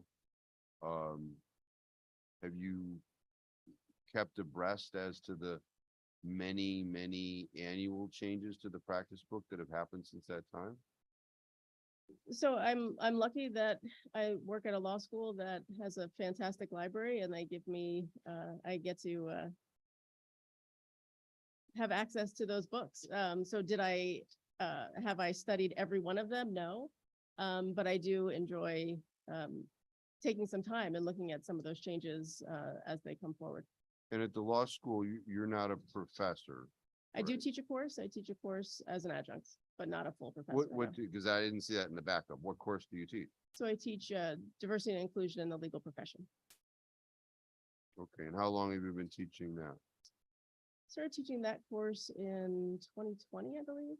Prior to that, I taught a course on a constitutional seminar from 2012 to 2015. And your constitutional seminar was on, Critical identity theory. okay, having to do with portions of the Constitution or conceptual? So we studied constitutional law. So the casebook was a constitutional law seminar casebook that addressed issues around gender, race, sexual orientation, ethnicity, immigration. Okay. All right, well, thank you. Thank you, Mr. Chairman. Representative O'Day. Thank you. Good morning still. Good morning. Just follow up on that. What was the course that you're teaching on the Constitution? What So was- the course I used to teach was critical identity theory, and the current course is diversity and inclusion in the legal profession. All right, I misunderstood. What was the question about the Constitution and was there a course that you taught on the Constitution?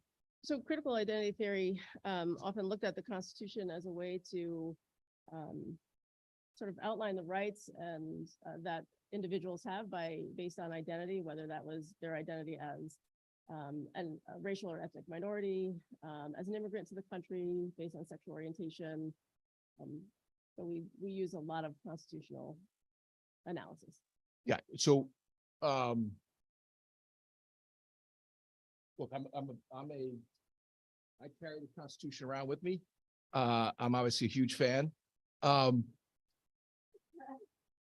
I guess my question is, so your course was not, was the course critical of the Constitution? Was it an analogy? Was it, how did the course incorporate the Constitution? So we incorporated it in sort of thinking about Title VII claims, Okay, due Gotcha. process claims. Yeah. Gotcha, So gotcha. we were not critical of the Constitution. excellent, excellent. So you have no problems following the I Constitution? do not, It- no, it- not at all. It's about teaching it and its application into today's society and Absolutely. interpretation. Got it. Excellent. Thank you. You know. I will say, having met you only briefly for a few minutes before, I do think you'd make an excellent jurist. So, but I will say, I did not put, when I saw the application, I was a chair of the Judicial Selection Commission. And I will tell you, the three things we look at is, as I was saying to a previous person sitting where you are, Judicial Selection Commission looks at intellect. Clearly, that's not an issue with anyone here today. Experience and temperament. The two that are hard to flush out, or the one that's really hard to flush out, is temperament. And my Robitis question to you is, I'm sure it's not an issue for you, but the temperament question is, how can you assure us that you won't suffer from the affliction of Robitis going forward? Yeah, I was raised to be humble. For people, my family gets a little upset with me when I don't share with them all the things that I do. But I tell them,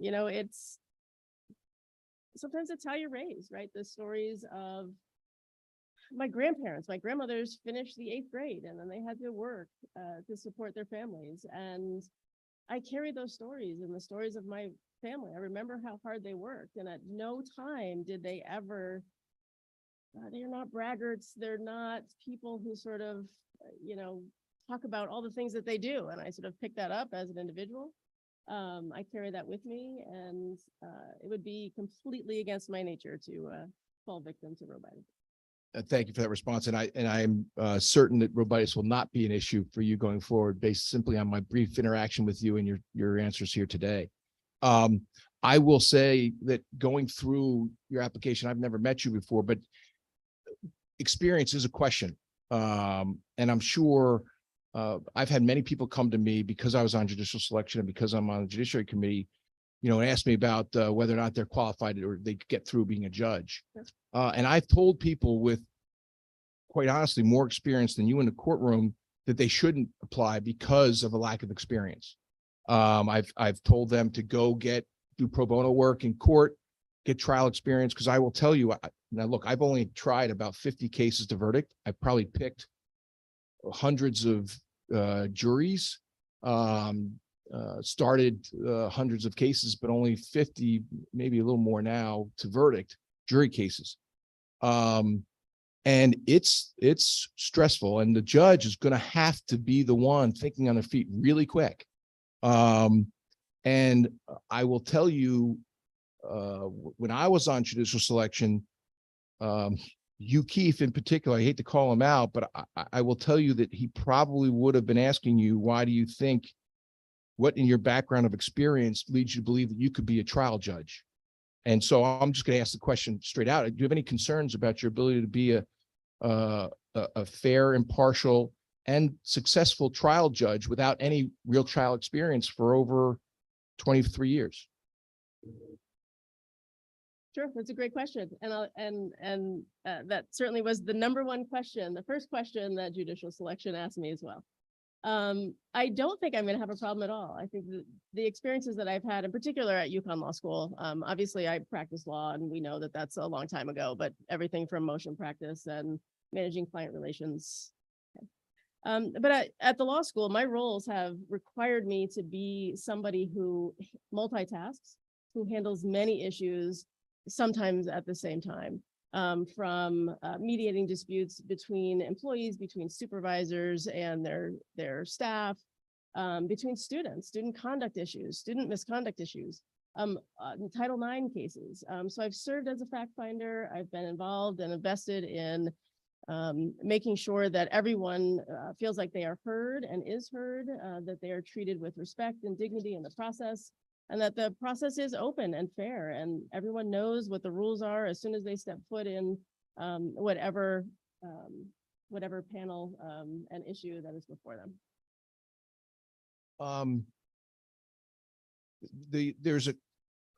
I will just say, well, is there a particular judge that you were close to or you observed in courtrooms that you would say that would be a role model? Yeah, so I do have the privilege of having many judges that I look up to for a variety of reasons, but I will never forget the way I felt when Judge Arterton in New Haven. I was a young lawyer and I was nervous, and she was so patient and kind and was a wonderful judge, not only to me personally, but certainly the way she managed her court was inspiring. And so since then, you know, she's been involved in a number of things at the law school, and I've been starstruck and fangirl over the way in which she presents. Well, with the indulgence of the chair, so I tried a case in front of Judge Arterton, and I was a young lawyer at the time and full of enthusiasm and maybe a little bit of too much vigor. And afterwards, after I had won the case, she called me into her chambers and she took the jurors filled out a form afterwards.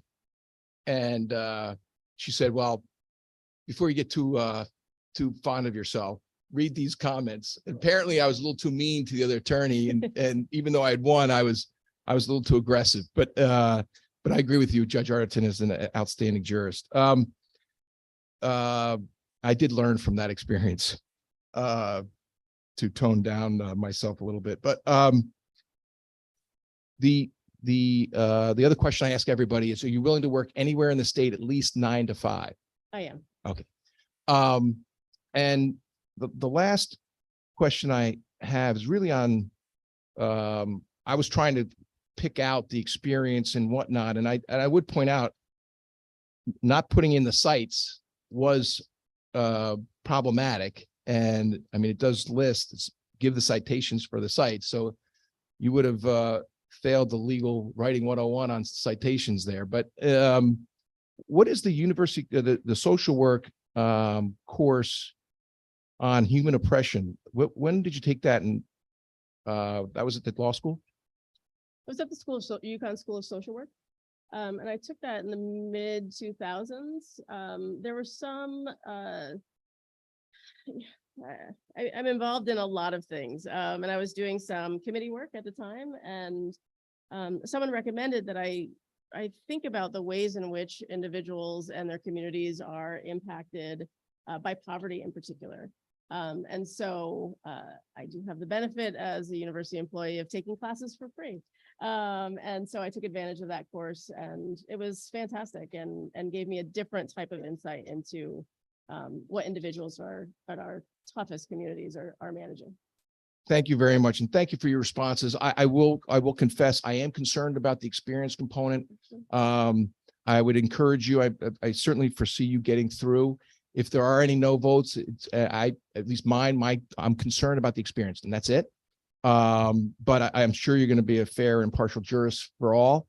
And I appreciate your time. I would encourage you to, during judges school, you get a full class on that. Sidebars are actually a good thing. And I would encourage you to take advantage of that when you can. But anyway, thank you very much and congratulations. Thank you, Representative O'Day. Senator Sampson on Zoom. Thank you very much, Mr. Chairman. I think it's just barely still good morning over here. And so good morning, Attorney DeMeola. Enjoyed listening to the back and forth with the other members of the panel. I would start by saying that you come across extremely well. You're obviously very intelligent, very capable. You have a charming disposition, I might say. And you also have a very remarkable resume. And I want to congratulate you on your many achievements there. And also, of course, congratulate you on your nomination. But I do have a few questions. And I guess I would start because I would say if I had a concern about you at all, notwithstanding some of the comments made by my colleagues about the experience issue, I'm one of the few non-attorneys on this committee. So I kind of leave the inner workings of the requirements that someone might have to meet to them. And I have a particular focus on, I guess, judicial activism or political activism, and in ways that it might permeate into the realm of the judiciary branch. I have a habit of voting against former legislators and people active in politics on town committees and so forth. Although I will admit I'm probably going to be quite hypocritical today, because I think we have 3 nominations of former lawmakers who are all fine people, and I plan on supporting. And I think it's because I know them all in some way personally, and know them to be certainly people that would follow the letter of the law and put their own political opinions aside. But I wanted to start with this particular article that you wrote, and partly because you mentioned me in it. It's entitled, "What's the Issue with Critical Race Theory?" And you mentioned in this article that Senator Sampson, concerned about children being taught about systemic racism, proposed an amendment in June to stop such divisive teaching. And this is, of course, is in a paragraph where I think you are defending the notion that critical race theory is a legitimate thing, and that it shouldn't be forced out of schools. I just want to clarify with you that I was not objecting to systemic racism, and my focus with the amendment was to remove political bias from the classroom. And I don't want to, not kind of the person that likes to ban any type of activity or conversation. I think that all conversations are good, but when it comes to a public school classroom, I just believe that topics that are political in nature, if they're going to be presented, they have to be done in a fair way, and all sides of the arguments have to exist. And occasionally you might end up with a teacher who takes their politics into the classroom a little bit far. And that certainly can happen from both the left and right of the political spectrum, and it would be wrong in both cases. So just mentioning that to you, I don't know if you have a reaction to me clarifying that to you. I mean, do you share that concern? Does that make any more sense after hearing me explain what I was trying to do that June day? It does, and thank you for that. I appreciate it. And I think one of the pieces in that article, I think I also said there's like, moving critical race theory into the public school system takes a lot of knowledge and experience, and most of our high school teachers and K through 12 teachers are amazing, but that's really not the place to engage in those conversations. Yes, talk about systemic issues, but critical race theory as a legal theory about analyzing particular cases based on race, sexual orientation, and gender is something that's completely different. Right, I appreciate that. And thank you very much for making that clarification also, because, you know, when this was a hot issue a couple of years ago, I feel like people on different ends of the political spectrum were talking past each other a lot. And, you know, critics like me, who I will admit, I'm a critic of the notion of critical race theory. In fact, you say in your article, you said the theory has unfortunately been used by critics who believe that CRT is divisive, espouses racist ideologies, and is anti-white to challenge schools that are adding diversity, equity, and inclusion into the curriculum. I will admit fully that I am one of those people, but it's only because I am concerned with political bias, not the notion that you should be able to have a conversation about these things.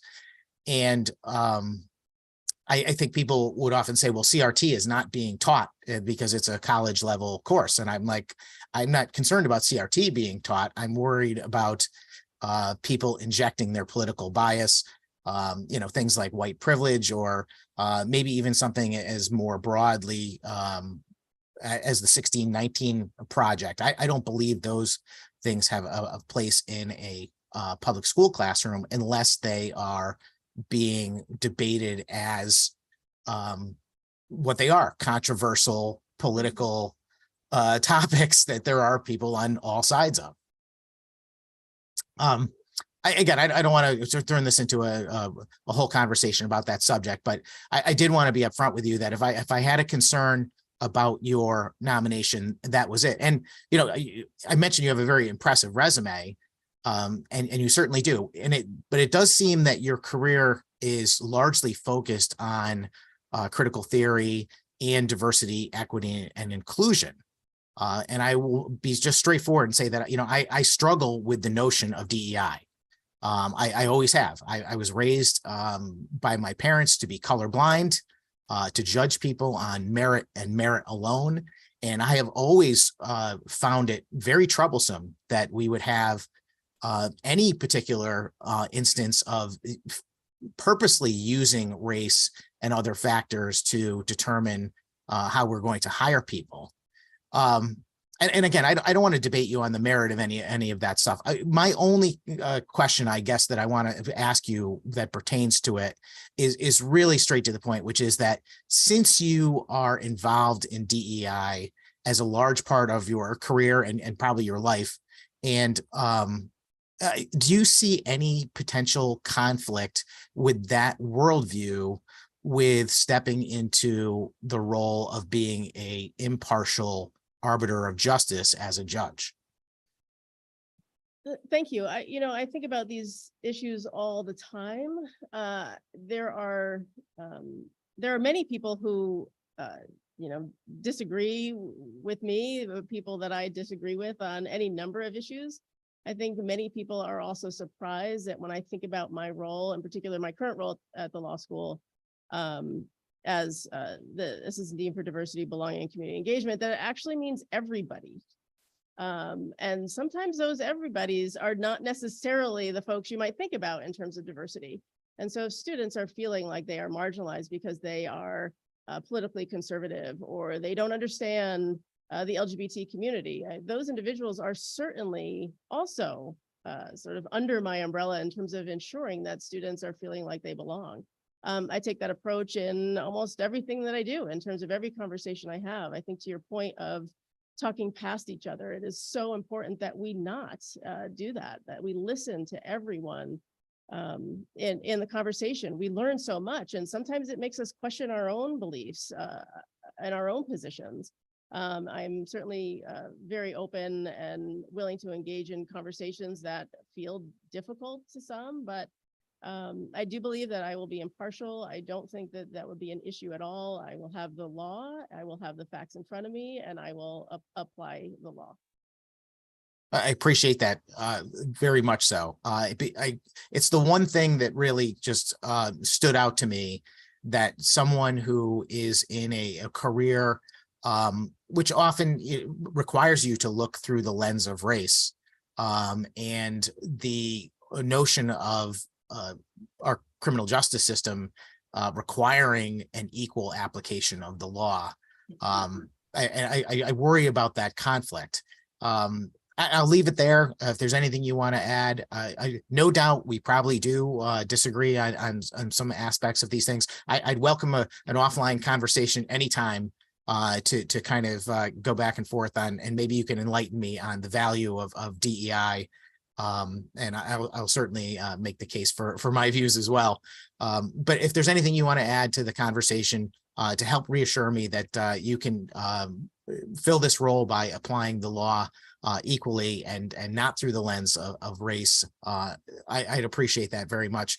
But other than that, I wish you tremendous luck, and thank you, Mr. Chairman. Thank you. Representative Callahan. Thank you, Mr. Chair. Congratulations on being here for your nomination. My good ranking member talked to you about last time you've been in a state court, but residing in academia where you are, did you have the opportunity to study any state court cases with your students or talk about any cases that you can recall? Sure. One, I often talk about sort of the experience as a practitioner with students who are entering the law school. And then as cases come up, and particularly if they're coming up during the course of a semester, we would talk about those and infuse those into our class. Any that you can recall specifically that you discussed? No, Sorry to put you my on the spot. nerves are getting the better of me. I will say that. So I'm blanking on many things, in particular those cases. Okay, and when good representative from New Canaan was talking to you about perhaps role models. First of all, I can't believe anyone would think you're mean, but if you were to talk about role models, is there any other jurists that would be a role model to you? Sure. In addition to Judge Arterton, Chief Justice Peters was somebody who I had the pleasure of working with at the law school, and her approach, in particular, her approach to sort of thinking about the law as she shared it with me, was to make sure that that judges actually do follow the law, right? That we respect the Constitution, we follow the Constitution, we follow every rule, and every case and precedent that's before us. And I appreciate that. I mean, she shared that wisdom in a way that was, again, inspiring. I mean, I know I've used that with Judge Arterton, but the ways in which judges are called on to put everything else aside. Doesn't matter what I think as an individual. What matters is that I'm going to have the law in front of me. And she, she talked about that in giving advice. I thank you. And I heard the guy who succeeded Justice Peters was pretty good too. So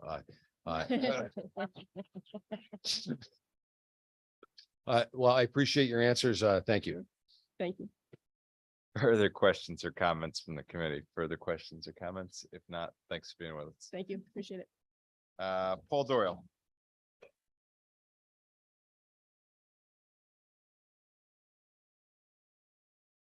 Do you swear or affirm as the case may be, the information provided to this committee will be the truth, the whole truth, and nothing but the truth, so help you God or under penalty of perjury? Yes. Great. Have a seat, and whenever you're ready.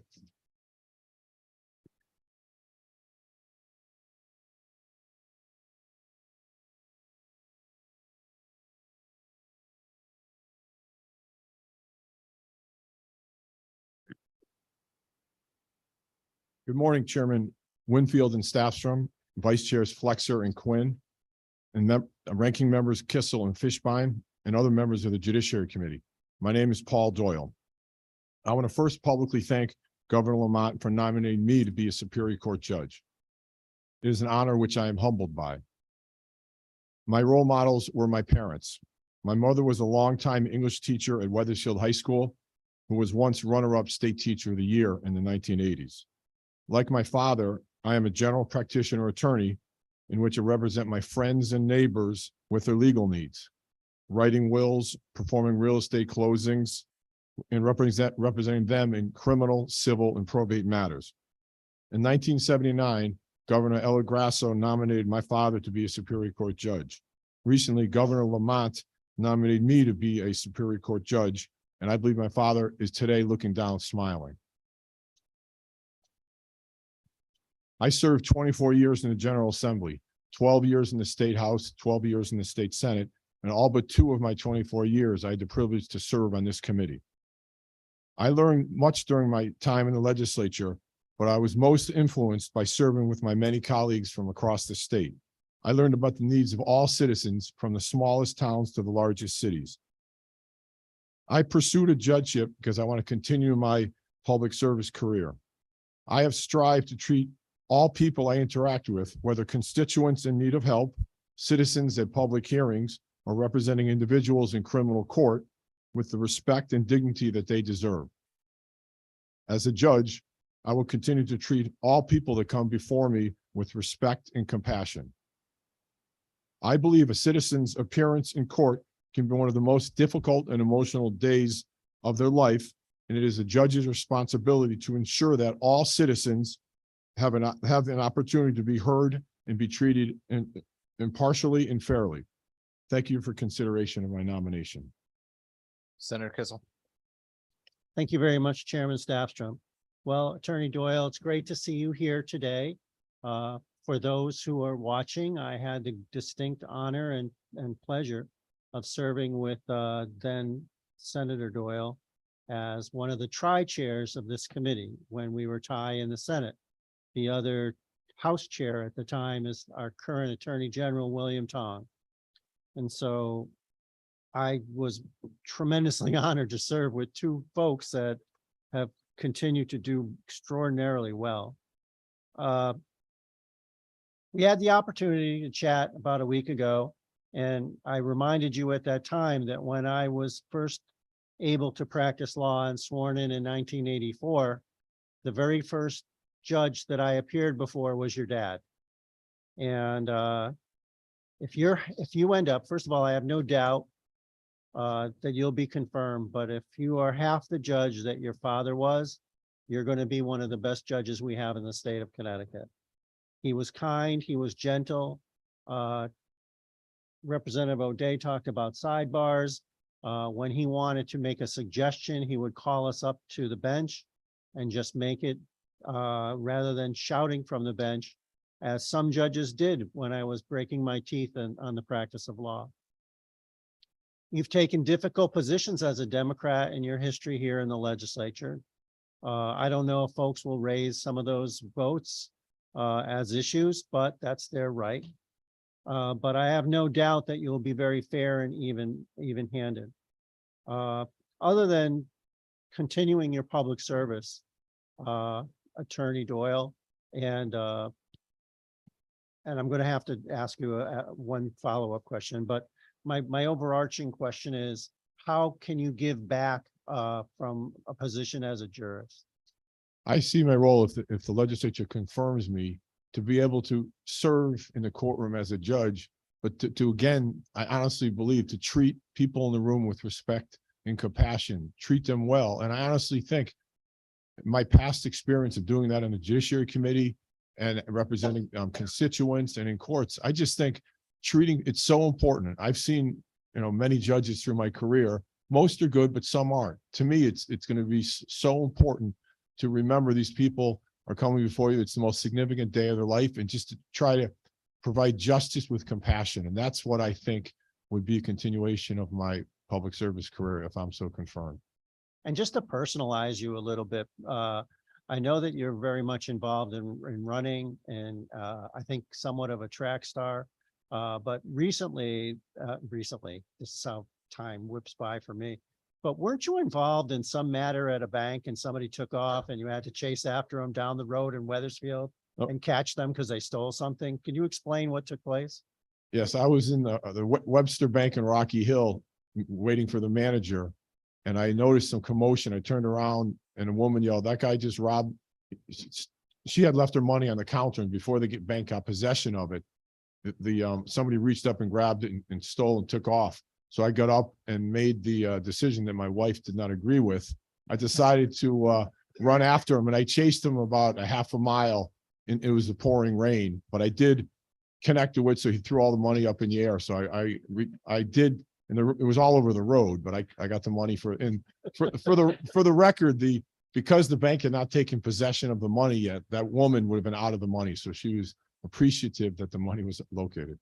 So, and you're very humble about that, but I mean, I'm sure you were wearing your dress shoes because you were there for a business transaction. So you're hauling down the road in Rocky Hill in the middle of traffic, and then the guy throws up the money. So I think that just is one example of your character, that on a moment's notice, you'll do what's right. And you save that woman all her money. And I just think that I've watched you in action. Had the pleasure when I was in the Senate of seeing you down in the House. You had a very good rapport with our late colleague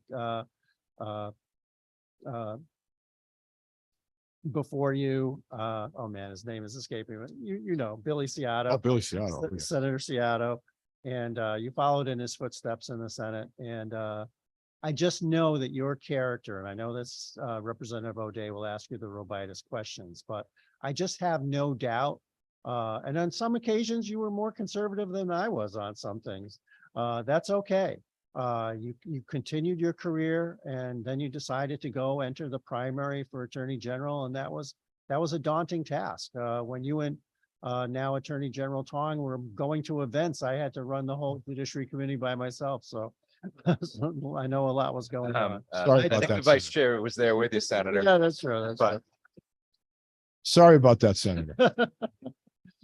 It's good. It's always good to have that guardian angel on your shoulder reminding you of what actually took place. But I just want to congratulate you. I couldn't be happier. There's a lot of folks in this batch of nominees that I'm really happy for. But I know that you're just going to do the people of this Connecticut tremendous service, and I wish you the very, very best. Thank you very much, Chairman Staffstrom. Thank you. Senator Winfield. Thank you, Attorney Doyle. It's good to see you. We know each other, so it's good to see people that we know sitting on the other side. I think you know their concerns about the discrimination bill back in 2011. So I feel like I have to ask you about that bill, particularly given that you in your opening statement talked, I'm out of breath, I'm running between committees. I think you may remember that. Particularly given that you in your opening statement talked about treating people a certain way. And I remember how that bill came about. I was the sponsor of the bill, the main proponent of the bill. The way that bill came about is I went as a relatively new legislator to a conference where people were talking about being discriminated against in public housing and other public accommodations. And I casually said, well, then we should just do something about it. And they said, we've been trying, right? We brought the bill before this body.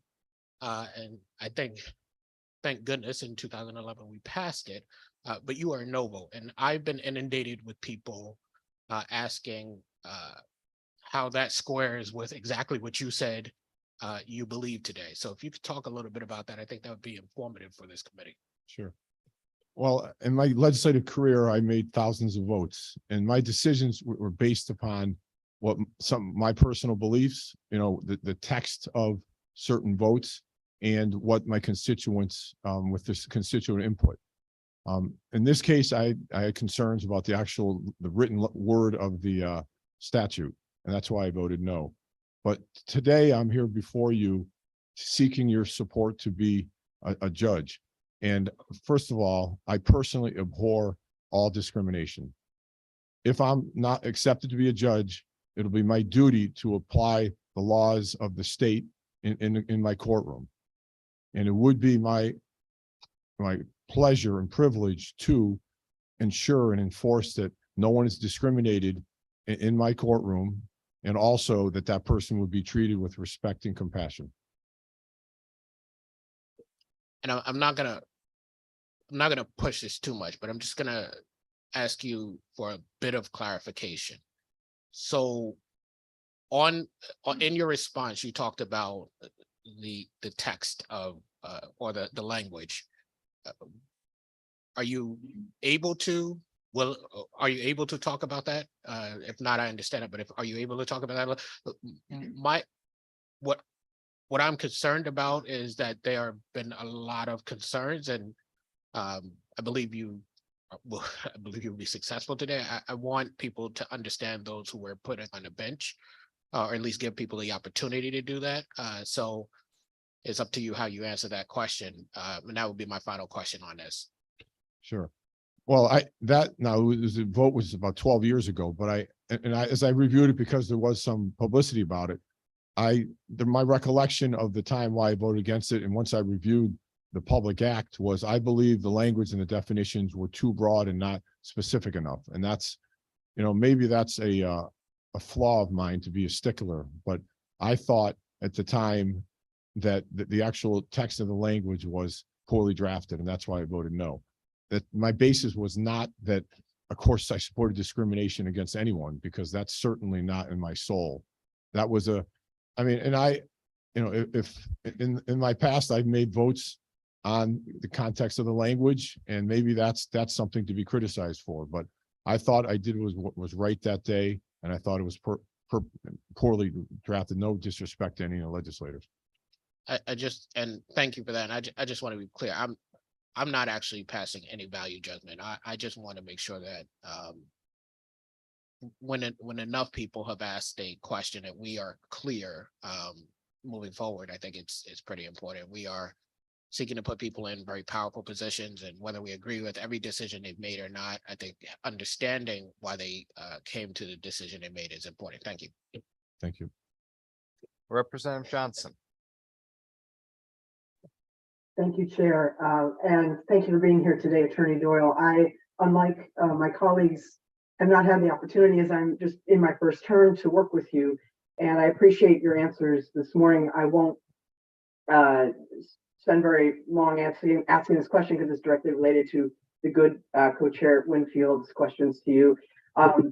Just because we're in a position here where we have received some feedback from constituents, particularly LGBTQ Connecticut residents, about that vote. And I understand that context is very important. Already I understand that here. What assurances can you provide our community members that everyone, and I know you've alluded to this in your statement and your answers, but that everyone, especially regardless of their gender identity or expression, would be treated as equal under the law in your courtroom? And the second prong of the question is, given that this is the law of the land, this 2011 statute, that you would uphold the state law as written?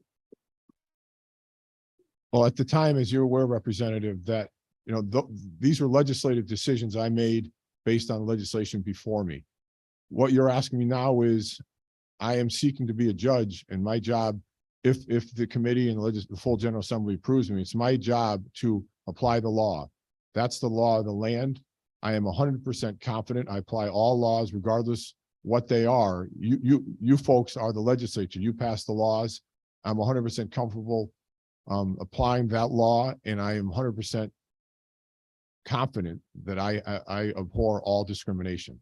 And I think some of you know me better than others, and I would hope my interactions with you over the years will make you realize how I treated each of you. And I hope I came across that I'm a person that treats everyone with respect and dignity. Thank you very much, Attorney Doyle. I appreciate your answer, since I had the opportunity to meet you. And then just to the assurance, I appreciate also that everyone, I'm assuming from what you said, would be treated as equal in your courtroom is implied by what you've said, but I appreciate an explicit kind of confirmation if appropriate. I appreciate that. Sure. Well, that's yes. Every person in my courtroom will be treated equally with respect, compassion, and dignity. That's a core belief of mine, Representative.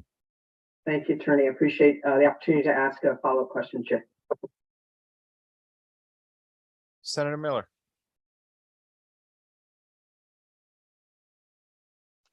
I'm sorry. Thank you, Mr. Chair. I don't know what's wrong with my video. Thank you. There you go. Good afternoon, Attorney Doyle. Good afternoon, Senator. I have a question. Back in 2013, there was a bill before the legislature, which is now law, and it was allowing undocumented immigrants to apply for driver's license, and you voted no during that vote. Before I get to my question, would you mind reading the last sentence of your testimony, please?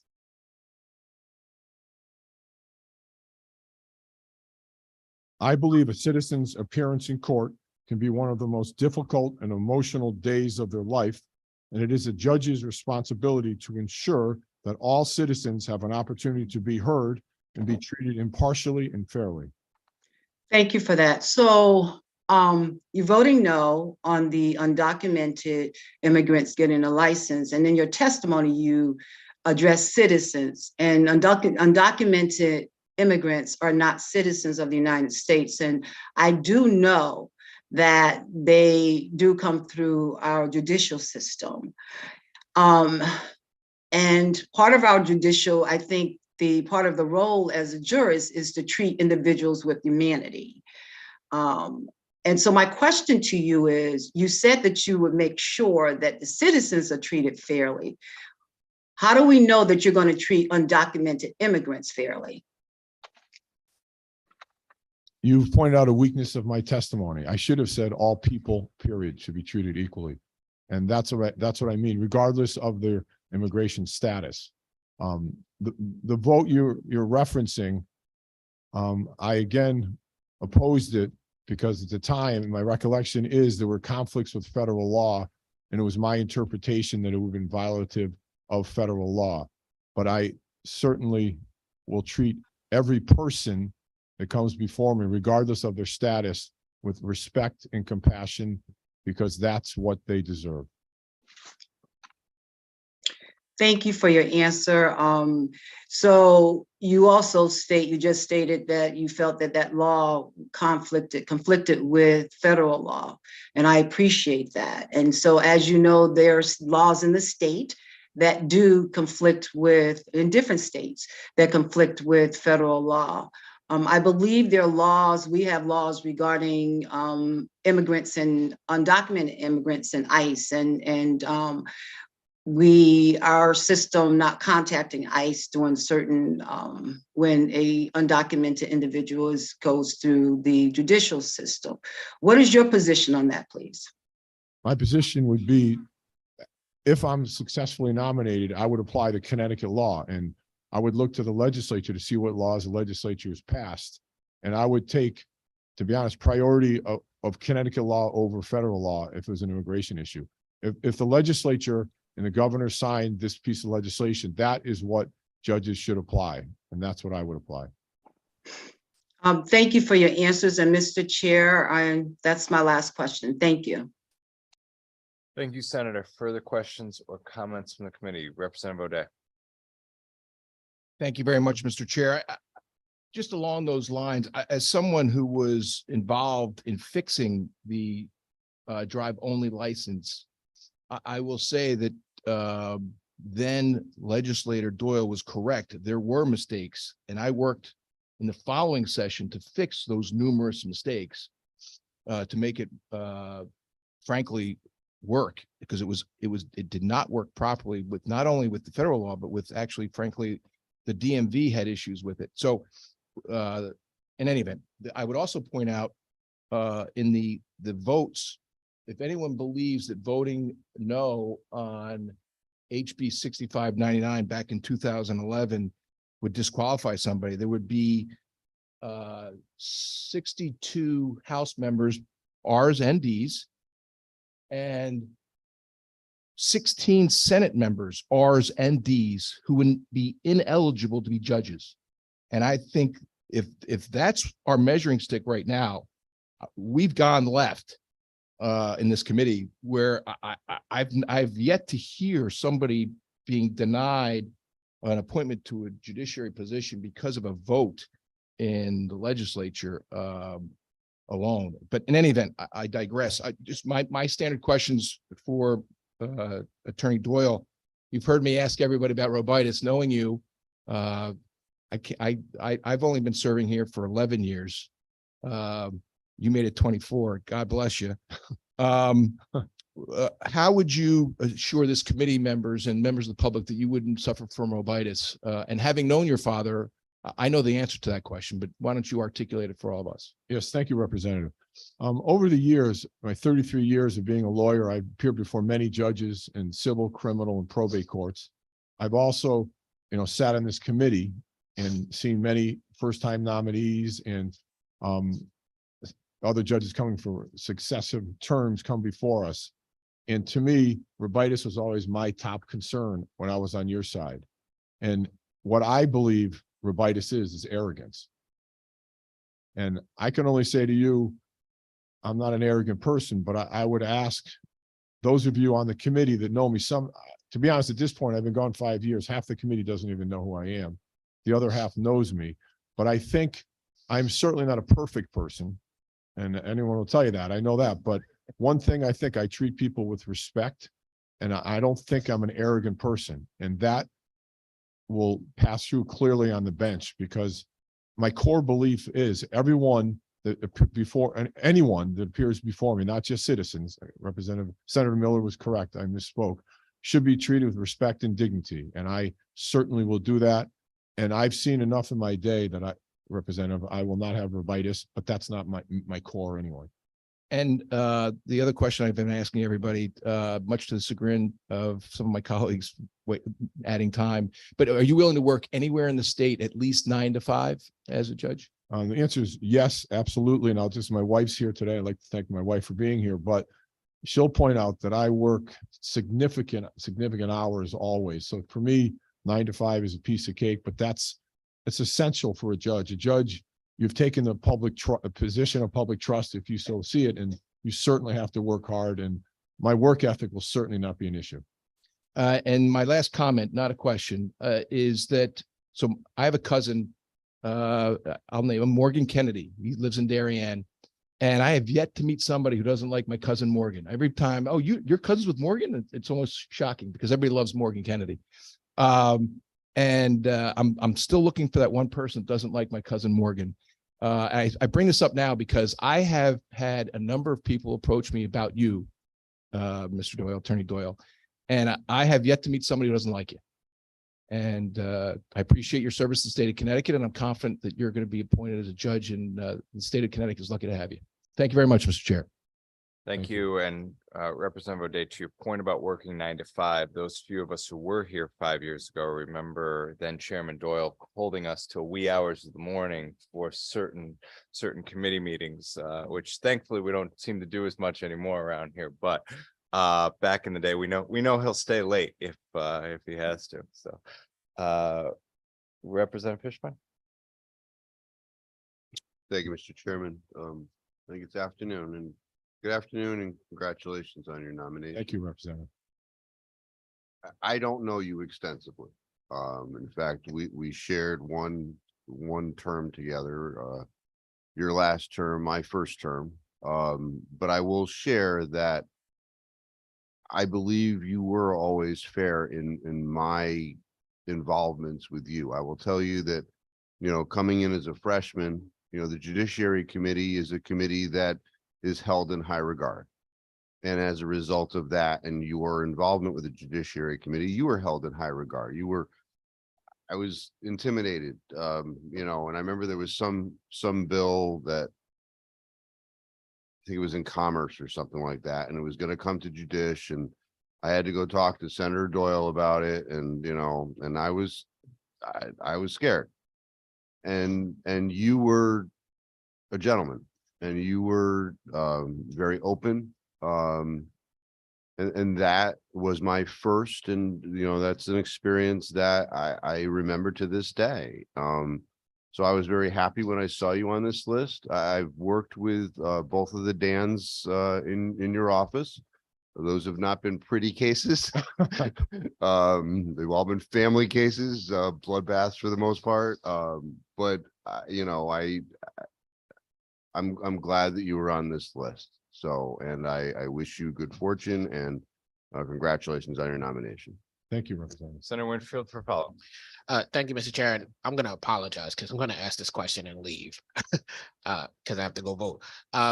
And it's a question I probably should have asked of everyone as a follow-up to Repo Day's Robitis question, right? I think that a lot of the answers are talking about it's not in me, it's not what I do, that kind of thing. And I think Robitis is not necessarily about who you are when you sit down here. I think it's about having things in place to pull your coattails, so to speak, right?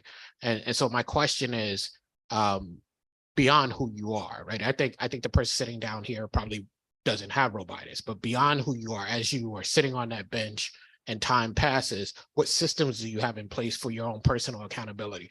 And unfortunately, I probably won't hear. I'll have to listen back to your answer. Well, I can only, you're right, Senator, I gave you my word, but my reference point will be how I served as a senator in my legislative career, where citizens often said to me, you haven't changed since day one when I knew you as a town councilor in Weathersfield, and today you're a state senator. Again, I think it's really the person, and I think I've had a long road so far in my life, and I hope and believe nothing has ever blown up my head. I've been a hard worker, put my head down and just help people. So I know it may not be a sufficient answer for you, Senator Winfield, but I think my core treats everybody equally, and I will not treat anybody poorly or get Robitis. Further questions or comments from the committee? Further questions or comments? If not, Chair Doyle, thanks for being with us. Thank you very much. Congratulations on your nomination. Dan Fox.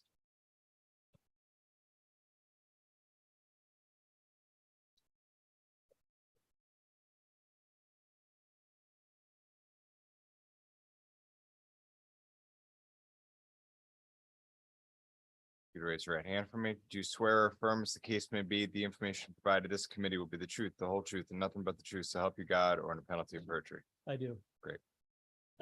Have a seat, and whenever you're ready.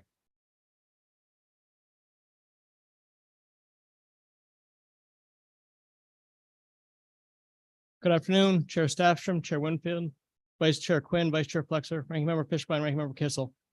To the distinguished members of the Judiciary Committee, committee which in every day other than today is likely the second best committee in this building behind GAE. I want to thank you for the opportunity to appear before you today. I'd like to thank the Governor Lamont for this nomination. I'm both honored and humbled by this opportunity. I'd like to thank Judge Bizzuto and her staff at the Judicial Department for their assistance throughout this process. I'd also like to thank my former colleagues in the General Assembly, in particular Speaker Ritter and Majority Leader Rojas, for their leadership and friendship over the past 12 years. My father was a state representative for 24 years, from 1980 to 2004, having represented the 144th district, the seat currently occupied by Representative Delaney. 2004, towards the end of his final term, he and former state representative Arthur O'Neill were appointed by then Speaker Maura Lyons to serve as co-chairs in the impeachment panel, overseeing the proceedings involving former Governor John Rowland. As a third-year law student at the time, I was interested in the underlying proceedings and would speak with my father regularly, often late at night on his ride home from Hartford. It was a trying time for the state, the legislature, and the judicial branch. One afternoon in June of 2004, when I had graduated law school and was preparing for the bar exam, my cell phone rang and it was my father. Knowing that he would never call me during the day, as he assumed I was in the library, I immediately went into panic mode, similar to when my kids are out of sleepover out with friends and the phone rings late at night. I picked up the phone. Is everything okay? I asked. He responded in a somber tone. He's going to resign. The governor's going to resign. Is that a good thing? I asked. I don't know, he replied. Then continued, but it works. The system works. As an attorney for the past 18 years and in the legislature for the past 12, my combined role of attorney and legislator has given me the opportunity to appreciate this remarkable system of government. I've come to see the importance of ensuring that proceedings are fair, and this approach starts with allowing opinions, in particular those that are different from your own, to be heard, and that one's rationale for a decision is clearly articulated and respectfully conveyed. My opinion, at the core of public service, is one's obligation to serve with humility. This is how I've attempted to serve thus far in my career, and I plan to continue to serve in whatever capacity I may be so honored to do so. If proved, I will work diligently each day to justify this honor. I wish to express my sincere appreciation to each member of this committee for considering my nomination. We'll be happy to answer any questions that members may have. Thank you. Senator Kissel. Thank you very much, Chairman Staffstrom. Attorney Fox, it's great to see you again. We used to have adjoining offices. Now Attorney Quinn, Representative Quinn is in your office. And actually after that was now Chairman Blumenthal. So storied set of offices there. But you know what's sort of crazy is that I remember serving with your father longer than I served with you, John Wayne Fox, and what a great guy. And he and I were co-chairs of the General Law Committee together. And it was great working with him. Once upon a time, I was ranking on GAE, so I can relate to your times there as well.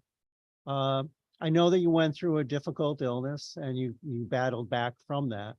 But I will tell you this, and it's not in the nature of a question. All the time that I did have the pleasure of serving with you, both on this committee and elsewhere in the building, you were always fair and even-handed. And, you know, it didn't hurt knowing your dad and having served with your dad. You come from a really highly respected Stanford family. And, you know, when you did have illness befall you, a lot of people were very concerned. And so I'm really happy that life has put you before us here. And I compliment Governor Lamont on his very balanced group of nominees that we have before us this morning and this afternoon. So I just want to wish you the very best and congratulate you. And I think you're going to be a great jurist for the people of the state of Connecticut. Thank you, Chairman Staffstrom. Thank you, Senator. I appreciate that. Representative Fishbein. Thank you, Mr. Chairman. I just want to confirm, has the witness been placed under oath? Gladly. And I just wanted to ask the witness, of the many pickups the New York Rangers did this year, Tarasenko or Kane? Last night's performance, I have to go with Kane. The backhand was beautiful. I would tend to agree, and it would be an honor to be before you at some point in the future. So thank you. Thank you, Representative. Representative O'Day. Thank you, Mr. Chair. Good to see you, Attorney Fox. Unfortunately, I get Stanford, the north part of Stanford, and you get that seat, which bad for me, but good for you. I'm very proud of you. Your dad, I know, is very proud of you. Your dad was a mentor of mine as well. I called on him for advice. He told me to run for election again. I guess maybe I could blame him for where I am, but no. You know, I know you know the question is coming, but I figured I'll ask it to everybody that I'm in front of. I know the answer. I've known you for many, many years. How can you assure members of the public that you won't suffer from affliction once you get to the bench? Thank you, Representative. I appreciate the question. I think one of the benefits of being a member of this committee, which I was for the past 10 years, having had the opportunity to participate in the hearings having to do with judicial nominees. No disrespect to my fellow class nominees here, but the renominations are always what I particularly enjoyed much more. You're able to ask questions of people who are on the bench, part of the process before, and get real life answers. I could speak to Judge Mintz about the foreclosure docket. I could speak to Judge Gennari about the civil docket. I could speak to Judge Tierney and Judge Adams and whatnot about the civil complex litigation docket in Stanford. One individual, and his name escapes me at the moment, was an individual going for renomination JTR. I think it was his third or fourth time being nominated as a JTR. I believe at a New Britain court. And when asked the question, I believe by you, Representative, simply stated appointed, not anointed. And that idea is really stuck with me over the past several months. We've gone through this process. We are individuals were appointed, not anointed, not anointed to this position. So we must serve with humble humility and respect and all those that come before us. So I think that would be my response, Representative. Representative O'Day, your microphone. Thank you. Sorry. Last question. Are you willing to serve anywhere in the state of Connecticut from at least 9 to 5, especially in Connecticut, maybe, or Stanford, where we need you? Yes, Representative, very much so. Thank you. Thank you very much. And I do want to echo the comments. The governor has done an amazing job, I think, in the last 2 waves of appointments. They've been fantastic in this class in particular as well. And it's great to see you there. Thank you. Thank you, Mr. Chair. Further questions or comments? Representative Blumenthal. Thank you, Mr. Chair. And I'm not going to comment on your comments about GAE, but it is an excellent committee. And I count myself as having had and continuing to have very large shoes to fill in chairing it. And I won't ask you any questions Because all the questions I would have already been answered by seeing you in the legislature. The only thing I will say about your dad is that I'm very proud to have him as a constituent. But your record here in the legislature and as an attorney has far and away proved itself. I am proud and honored to have counted you as my chair on GAE and seen how you've treated everyone in the legislature, everyone in the state with such respect and dignity. And I don't think there's probably a single person in this General Assembly who served with you who could say a negative thing about you, which I think everyone here can agree is quite an accomplishment. So I just want to say I'm honored as a Stamford representative and a Stamford resident to have you here before us today and to have counted you as a mentor in the legislature. And as Representative Fishbein said, if I have the opportunity, I'll be honored to appear before you. Thank you, Representative. Representative Conley online. Thank you. Attorney Fox, it's a privilege to see you there in front of us, and I will also be thrilled to be before you. I know you'll be fair and an excellent judge, as you've been an excellent rep for so many years, and congratulations. Thank you, Representative. Senator Flexer. Thank you, Mr. Chair. Good afternoon. I think I can say one last time, Representative Fox. It's really nice to see you. I'm glad that 4 months have passed since we've all learned the news that you weren't going to be here as our colleague anymore. So now I'm ready to have this conversation. And I'm really thrilled that in response to Representative O'Day's question, you're clearly coming to the JD and Danielson. That will be. It'd be my honor. Fingers crossed. But I did just want to take this opportunity to congratulate you. The people of Connecticut could not be better served by someone as a judge than having someone like you in this position. You're just an incredible person. I'm so lucky to have had the privilege to work with you in the GAE committee for as many years as we had, and I am slowly getting over it. Good thing that Stamford sends excellent people to the legislature, and so your loss has been made a little bit easier by the greatness of Representative Blumenthal, but you have an incredible temperament and incredible intellect. And that combination, the people who are standing before you, many of whom will be in the most trying moments of their lives, could not ask for a better person to be operating with fairness and treating them with dignity and respect and kindness. And I just know you're going to be a wonderful judge. And I'm very happy both for you and for everyone in Connecticut who's going to have the opportunity to work with you. And I'm a little bit jealous of your new judicial colleagues who will get to experience your excellent sense of humor on a regular basis as well. I know we all miss that a great deal. So thank you for your continued public service and congratulations. Thank you, Senator. Really appreciate your comments. Further questions or comments from the committee? Further questions? If not, Dan, great to see you. Congratulations. Thank you, Chairman. Matthew Larocque.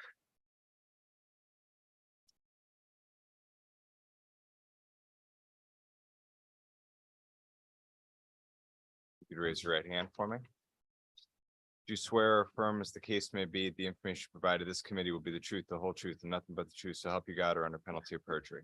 I do. Great.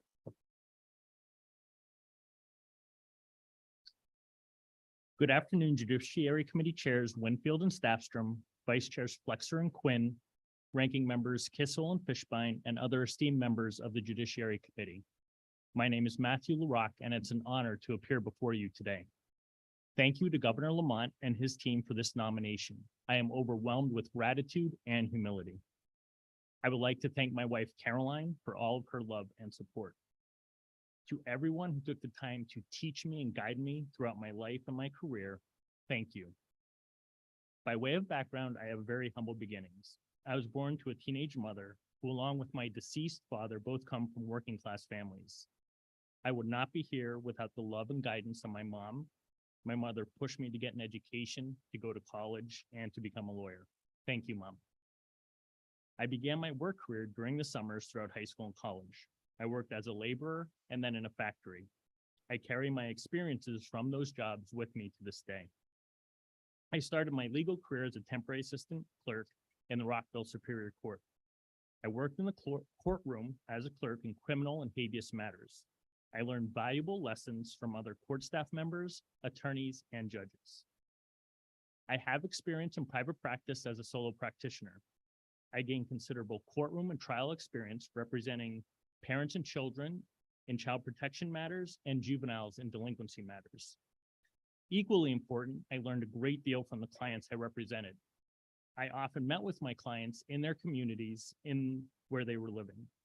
I gained an understanding of their life circumstances and the unique challenges that they were facing. I learned to listen and to have empathy. An overwhelming amount of my clients sought to understand the court process, have a voice in that process, and to be treated fairly. During my tenure with the Office of the Attorney General, I have defended the state and state officials in employment litigation. I've handled cases from their initial filing to their conclusion, and I've tried cases in both state and federal court. In addition to carrying a caseload, I manage the litigation in the section and I supervise our attorneys and our support staff. In closing, I've dedicated my career to public service. Through my representation of a diverse group of clients, I have an understanding of people who are involved in the court process. I believe this knowledge and empathy gives me the skills and ability to ensure everyone who comes to court is heard and treated fairly. Thank you. Thank you. Questions or comments from the committee? Questions or comments? I guess I'll ask the robitis question. How can you ensure us won't be inflicted by robitis? Sure. So I was raised to have humility, and that humility is the core of who I am and who I've demonstrated to be over the course of my career.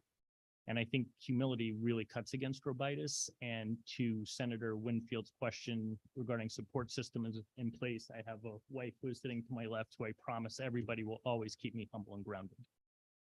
And the question came up here, where is Weetog?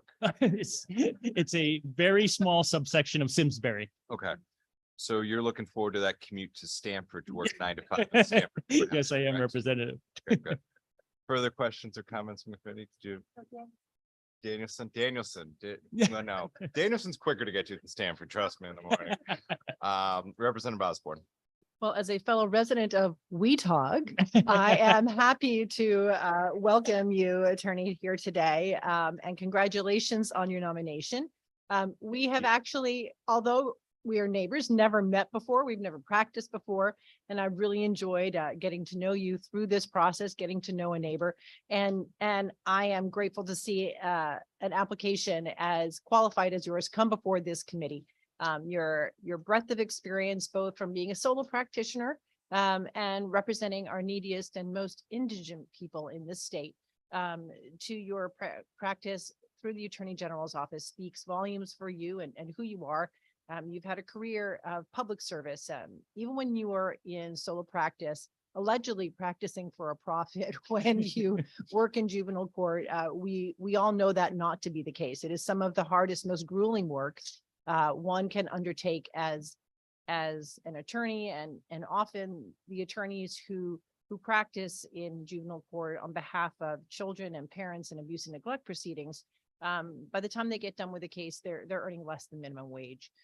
So I thank you for that very important work that you have done, and I know that you will bring those experiences and to temper your judgments on the bench. And again, thank you for your long career of public service. And I'm very glad to get to know a neighbor in Weetog. So back to you, Mr. Chair. Thank you very much. Thank you, Representative. Looking forward to being invited to Weetog Day. I'm just impressed that you actually pronounced it.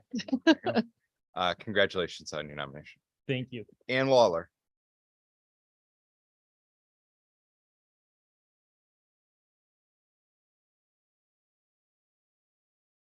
You'd raise your right hand for me. Do you swear or affirm as the case may be, the information provided to this committee will be the truth, the whole truth, and nothing but the truth, so help you God, or in a penalty of perjury? I do. Great. Have a seat whenever you're ready.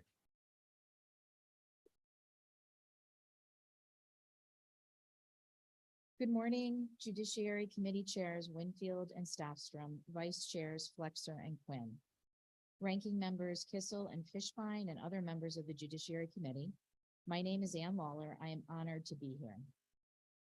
I would like to thank Governor Lamont for his judicial nomination of me to the Superior Court.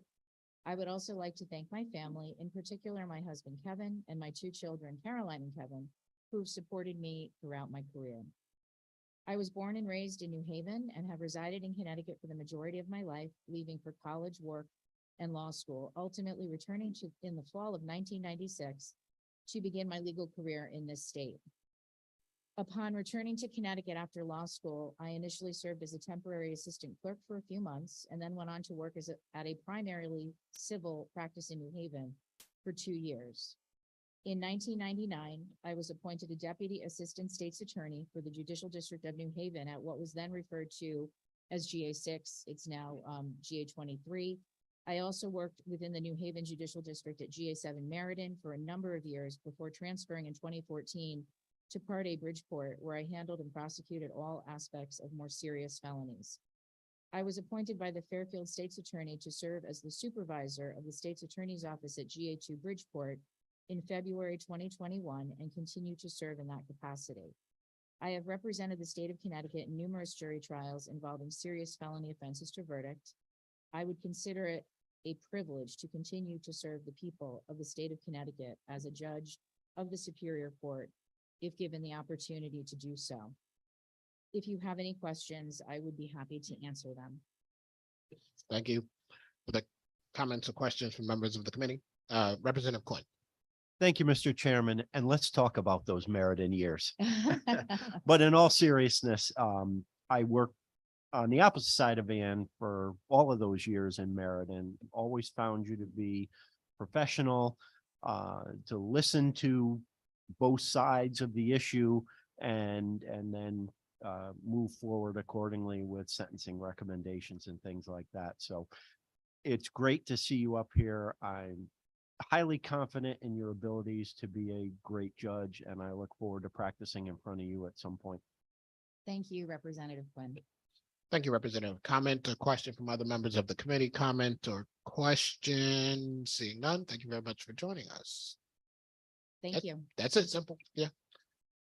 Next, we'll hear from Walter A. And I hope I don't destroy your name, Menjivar. If you raise your right hand, and do you swear or affirm, as the case may be, that the information you will provide to the committee will be the truth, the whole truth, and nothing but the truth, so help you God, or under penalty of perjury? I do. You may provide your testimony. Good afternoon, Judiciary Committee Chairs Winfield and Staffstrom, Vice Chairs Flexer and Quinn, Ranking Members Kissel and Fishbein, and esteemed members of the Judiciary Committee. My name is Walter Menjivar, and it is an honor for me to appear before you today. I am grateful to Governor Ned Lamont for his nomination and to all of you for your consideration. I also want to thank my mother and godparents who sacrificed to get me to this point. My mother immigrated to the United States during the Civil War in El Salvador and ended up raising 3 boys on her own. She taught me the value of hard work, courage, compassion, and humility, all traits that I think are necessary in a judge. Her sacrifice allowed me to be the first in my family to attend college. At Vanderbilt University, I met my wife, and we are proud UConn dental and law school graduates. We support each other professionally, and as we raise our 3 wonderful children, I thank Natalia for her love and encouragement. I began my legal career as a litigation associate at Day Pitney. There, I had the opportunity to work on cases ranging from product liability defense to internal investigations. The partners taught me the importance of being involved in our bar associations, and that led me to serve as a president of the Connecticut Hispanic Bar Association and in various positions within the Connecticut and American Bar Associations. After Day Pitney, I joined the Attorney General's office in the Health and Education Division. There, I was able to defend our state colleges and universities, departments of public health and education, and various other social service agencies in state and federal court, before administrative agencies, and before our state and federal appellate courts. I currently serve in the special litigation section, charged with defending our constitutional and judicial officers. Prior to rejoining the Attorney General's office, I had the privilege of serving as Associate General Counsel to the Governor. I worked with talented general counsels to provide legal advice to the Governor, his staff, and agencies during the governor's first term. My various experiences have given me the benefit of many mentors, colleagues, and friends from whom I've learned a great deal and who have helped me in my career. I approach this nomination with humility and a commitment to serving the public and work of justice. Thank you, and I welcome any questions you may have for me. Thank you. Comment or question from members of the committee? Comment or question from members of the committee? Representative Callahan. Thank you, Mr. Chair. In the absence of the representative from New Canaan, he's passed the baton to me, and I was, but I'm not rambunctious. I'm bopping between two committees, so I apologize for the movement. As you've heard the term robitis a few times today, I have. How can you assure us that you will not be afflicted with this virus? It's not the way I was brought up. It's not in my nature, and it's not the way I comport myself. I appreciate it. And would you be willing to work 9 to 5 in any capacity that the Chief Court Administrator sends you? I would. One more question, if I may, Mr. Chair. I was looking at some of your work experiences. Is there any work experience in particular prior to your legal career that may you feel would be a positive influence in you sitting on the bench? Actually, quite a bit. So, I mean, in high school, I've been working since I've been 15. My first job was as a busboy in a restaurant, waiter, server, learning how to listen to people in a chaotic environment. I worked at a homeless shelter for 2 years. I developed their educational program. I did a ton of fundraising to make sure that the kids had the support. I've learned that before you can seek to solve complex problems, you first must listen, whether that be at a homeless shelter, defending my clients, or even within the governor's office. I think I've learned a lot, maybe even more so from the personal experiences I've had, that I hope will prepare me to be a judge. I appreciate your answers, and good luck as the process moves forward. Thank you, Mr. Chairman. Thank you, Representative. Representative Osborne. Thank you, Mr. Chair, and thank you very much for being here with us today. Congratulations on your nomination.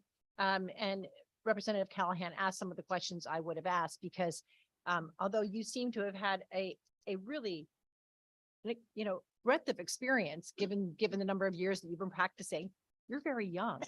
And I'm wondering if you could tell us a little bit more about, I'll just step back for a second. So one of the things that I think is really important in any judge sitting on the bench, and I do understand experience comes in a lot of different places from a lot of different forms, and you can get to the ripe old age of 55 or older and not have developed the wisdom or the empathy that I think is needed to sit on the bench.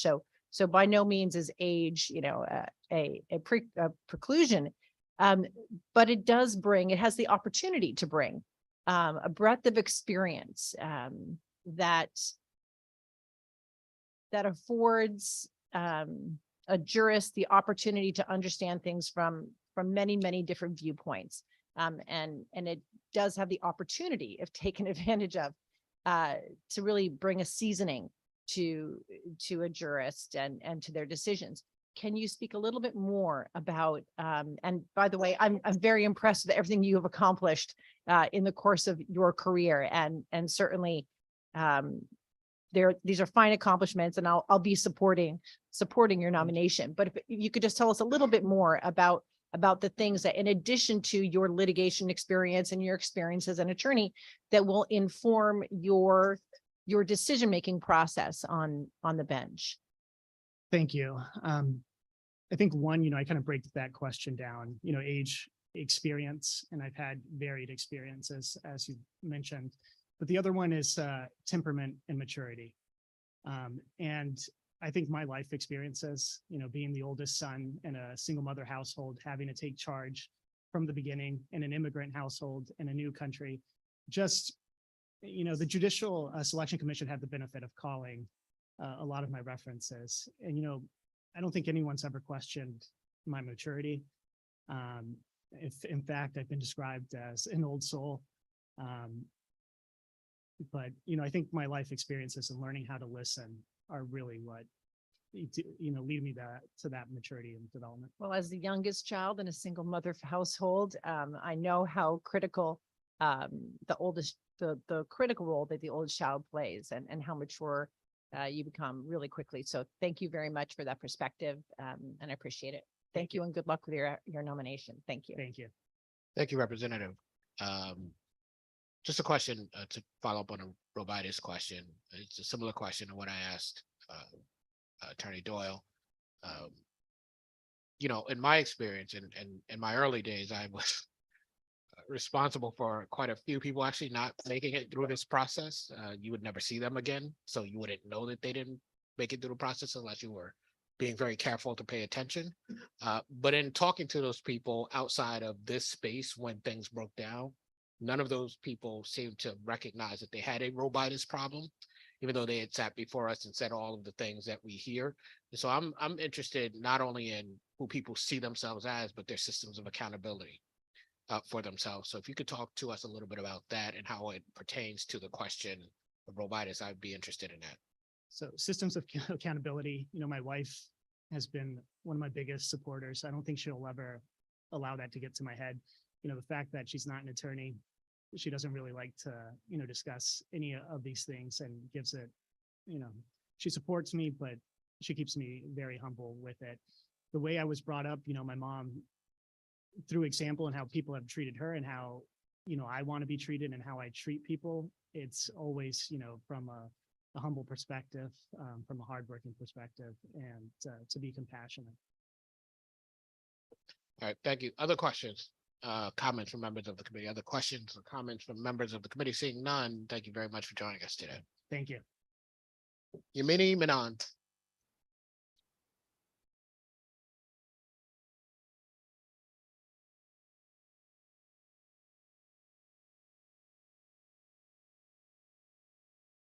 Good afternoon. If you raise your right hand.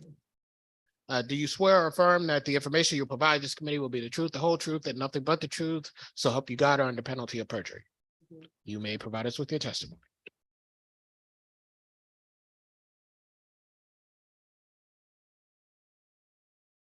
Good afternoon, Judiciary Committee Chairs Winfield and Staffstrom, Vice Chairs Flexer and Quinn, Ranking Members Kissel and Fishbein, and distinguished members of the Judiciary Committee. My name is Yamini Menon. Thank you to Governor Lamont for nominating me to be a judge of the Superior Court. I am truly humbled and honored to be nominated, and it is a privilege to appear before you today. I also want to thank my family for all their support and encouragement. I moved to the United States from India when I was 6 years old. My family came here with nothing more than our hopes and dreams to have a better future. Nowhere but in the United States can an immigrant girl like me, raised by public school teachers, grow up to become an attorney and be considered for a position as a judge. While growing up in Bridgeport, my mother held down 2 jobs and my father traveled out of town for work in order to provide for our family. It is my parents' values and commitment to serving others that led my sister and I to pursue careers in public service. As a prosecutor, I've always strived to achieve justice and improve the lives of the people in our communities.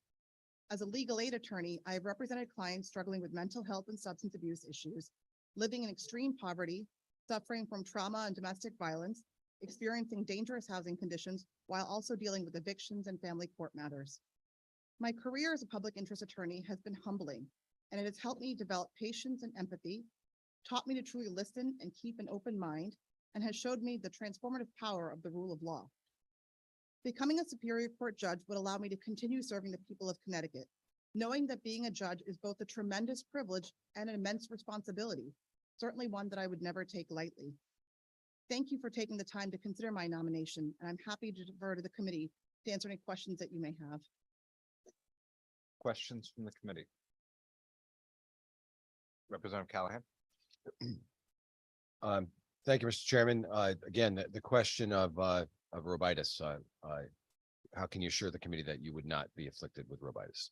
Well, thank you for the question. I think really there's 2 big things that would prevent me from getting Robitis and certainly keep me in check if ever I even came close to that. The first is my upbringing, the values that my parents raised me with. I'm very close to my parents, my sister. I think my parents and the values they instilled would certainly prevent that, but also the fact that my family is a big part of my life. They would never allow me to have any sort of arrogance or ego. The other thing I think that would prevent that is the work that I've done as a public interest attorney. I've been a prosecutor, but I've also been on the opposite end of the advocacy spectrum. I've represented clients who are extremely indigent and who don't have as much by way of power in the justice system. And I think knowing that I have been able to see both ends of that spectrum would really mitigate against any robitis. Well, thank you for your answer. And would you be willing to serve in any capacity and location and from the hours of at least 9 to 5 that the chief court administrator sends you? Absolutely. I would feel very privileged to serve anywhere in any capacity. And one further question, Mr. Chair. I was looking through your paperwork. Can you briefly touch on pro bono work? Yes. So I actually started doing pro bono work when I was living out of state in Washington State. I was admitted to practice there and I started doing pro bono work there through their King County Bar Association. And then later on, I became a legal aid attorney here in Connecticut. So the pro bono work I did in Washington really instilled a real interest in that type of work. Thank you. And I also saw you did some retail work, so you know how to deal with people. So thank you. Thank you, Mr. Chair. Further questions? Attorney Menon, just briefly, I know you mentioned sort of your legal service, but it seems like most of your legal career to date has been spent on the prosecutorial side as either a state or I guess predominantly as a state prosecutor. So when you talk about achieving justice, as you did in your opening statement, what does that mean to you? And what is that going to look like for you on the bench, stepping out of a role of being a prosecutor? I think as prosecutors, our goal is always to achieve justice, and that starts with making sure that everyone is treated fairly and equally. Everyone has access to justice, which means making sure they have representation if they would like that, and apprising them of their rights if they don't have their own attorneys. I think making sure that everyone is treated fairly and equally, understands the system, because I think it's important to understand that when people come into court, it's not just achieving justice, but the perception of justice. People walk into court and their entire understanding and acceptance of the justice system is going to be based on that one interaction. So to me, it starts with how you interact with people, making sure their rights are protected, apprising them of their rights, making sure they have counsel, and really balancing the scales. Right. I guess my question was a little more specific in that, as a prosecutor, in many respects, your job, like any other lawyer, is to represent your client, being the state. Your goal, at some degree, is to achieve a conviction of someone. How do you step out of that role and become a judge? And how does the role of achieving justice change for you as you step out of a role as prosecutor, given that has been predominantly what you've done in your career? I think because I've also had the benefit of working as a legal aid attorney, that's really what would help me step out of that role, because I've been able to see, as I said, both sides of the spectrum. I've represented the state, which includes the interests of the community, the victims, the defendants, but I've also represented people who are indigent and don't have as much access to the justice system. And I think having represented people on both ends of that spectrum would really help me be a neutral arbiter and not just a former prosecutor as a judge. Further questions or comments? Representative Fishman? Thank you, Mr. Chairman. My colleague, Representative Callahan, asked you about your retail background. I just didn't see it in the backup. Can you just explain that briefly? Yes, I think in the application it asked if there were non-legal employment. It was non-legal employment, so I listed in that section. I actually worked as a retail associate at a clothing store, both after law school, twice actually. Immediately after law school as a temporary assistant clerk, and also while I lived in Seattle and was getting an LM. Oh, I see it. Deanne Taylor. Okay. And then you were a family court clerk as a TAC where? In Milford. Okay. Just similar path.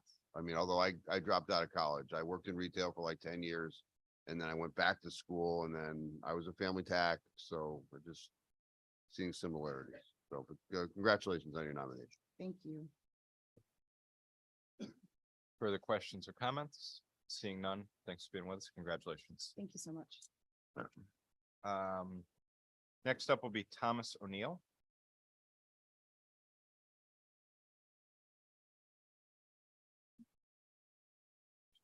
You could raise your right hand for me. Do swear or affirm as the case may be, the information provided to this committee will be the truth, the whole truth, and nothing but the truth, so help you God, or under penalty of perjury. I do. Great. Have a seat whenever you're ready.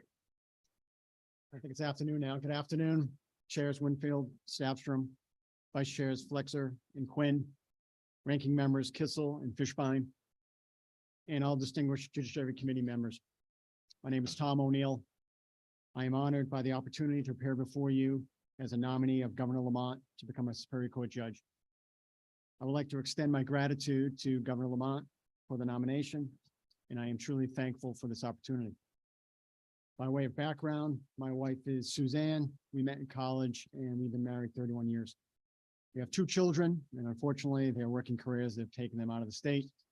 My son's in California, my daughter's in Baltimore, but my wife and I are fortunate to have very supportive families. I grew up in a small town in Massachusetts, just over the Connecticut border up Interstate 84. And I started my legal career in Connecticut approximately 30 years ago as a research and writing clerk in the Danbury Superior Court. It was a perfect introduction to the Connecticut judicial system. I was able to work with and observe several judges there, including the Honorable Thomas West and the Honorable Howard Morgan, two judges who I admired and showed me a lot of kindness when I was working there. They were warm and patient jurists. They had calm demeanors, and they made people who appeared before them feel comfortable and feel like they were treated fairly and with respect. So they were excellent role models.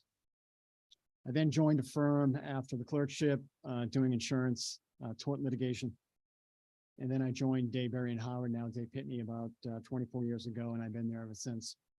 My focus has been on civil litigation in federal and state courts, and I've been fortunate to handle a broad range of civil matters over the years. I currently have an active and higher volume litigation practice that does take me to Massachusetts, New Hampshire, and Maine, and Vermont on occasion. I'm a member of the firm's pro bono committee. I've been in that position for several years. I'm also a state of Connecticut victim compensation commissioner at the moment. As with many of the other nominees, I've worked extremely hard improving my legal skills. I've observed and I've learned a great deal over the years.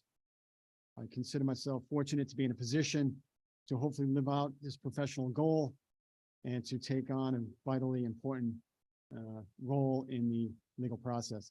I believe that I have developed the skills needed to be an effective judge who will listen, give people the opportunity to be heard, and to decide issues, enter orders, and preside over cases fairly and impartially. It's an honor to be nominated, and if approved, I look forward to upholding the trust and confidence bestowed upon me by Governor Lamont and this committee, and to make the people in my life proud. I respectfully ask for your support and thank you for your time and consideration, and be happy to answer any questions. Representative O'Day. Thank you very much, Mr. Chair. Good to see you, Attorney O'Neill. Same to you. In full disclosure, Attorney O'Neill and I are engaged in some very contentious litigation right now. The parties don't get along, but counsel do. Full disclosure, again, I've known Attorney O'Neill for many, many years, and it's really good to see you up there, counsel. Thank you. Thank you. I'm going to ask you my standard question, knowing the answer, having litigated against you and known you for this many years, I know the answer, but how can you assure members of this committee that you will not suffer from the affliction of Robitis once you are appointed to the bench? Yeah, I have two thoughts on that. I guess the first is, which a lot of the nominees have stated, is just personality and who I am. I've never walked into a room thinking I'm the best person in the room. So I think that I don't have a big ego. I certainly don't think I'm better than anybody else. And I'd like to think I treat people fairly. The second thing is just reflecting on this opportunity, and the role of a judge is a fairly important role. You're deciding issues in someone's life, and you're going to have a important impact. And the condition of Robitis really has no purpose in that role. You've got to approach it with humility, fairness, and you got to listen and understand what's going on in someone's life, for example. And again, being arrogant and having a superiority complex is no place as in a judge's role.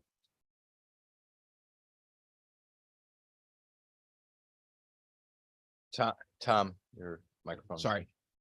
Thank you, Mr. Chair. I keep forgetting to do that. You know, being at Day Pitney, the big Goliath firm that is, you know, us little folks at the smaller firms, we tend to have a little less support and more problems getting to different places. So what's your position on consent? If there's a continuance request on consent, for example, would you be more inclined to grant it if the parties are in agreement, or how would you handle something like that? Yeah, I mean, if the parties are in agreement, I certainly would be flexible and listen to the parties. They've agreed to that. I'm assuming their clients agreed to it, so I would be open to that. And are you willing to work at least 9 to 5, Monday through Friday, anywhere in the state that you're assigned? Yeah, you know me a little bit, and I've been commuting from my home 22 miles south on Interstate 95 for the past 30 years. And it has been anything but 9 to 5. And the amount of time I've spent on 95 makes it feel like I have commuted throughout the state for the past 30 years. Well, thank you for your responses, and thank you, Mr. Chair. It's again, I want to thank the governor for this outstanding class, and it's good to see you up there. Thank you, Mr. Chairman. Let me ask kind of the follow-up question on this, because you know, I've known folks over the years who come from larger firms, civil litigation practices, and you know, they sort of, sometimes folks think, okay, great, you know, I had this, you know, successful civil litigation practice. I'm going to go on the bench. I'm going to have a complex litigation docket in Hartford or Stanford or something like that, and then next thing you know, they end up in the juvenile court in Bridgeport, or they end up in a family docket in Tolland. And they say, I've heard it from judges before, from colleagues of mine who, you know, like us, have civil litigation practices at larger firms, and then go on the bench and say, what was I thinking? You know, why did I do this? Now I'm doing some, you know, some criminal docket someplace or some family docket. And so I guess the follow-up question to sort of the 9 to 5 is sort of the why question, but also the what assurances can you give us that you're not going to be bored on a juvenile docket someplace when that's what you're doing for the next 5 years? Yeah, I'll start with the second one first. I don't think I'd ever be bored on a juvenile docket, because it's going to be a learning experience. I've done civil litigation my entire life, whether it's criminal now or family or the juvenile docket. There's going to be a learning curve, and I welcome that challenge, and I will put my heart and soul into that to do the best job I can in that particular docket. So I don't think I would get bored. I've never been one to be bored. If you look at my track record, I join a firm, I have a tremendous amount of loyalty. I stay and I work. So I don't think I get bored on whatever docket I get assigned to.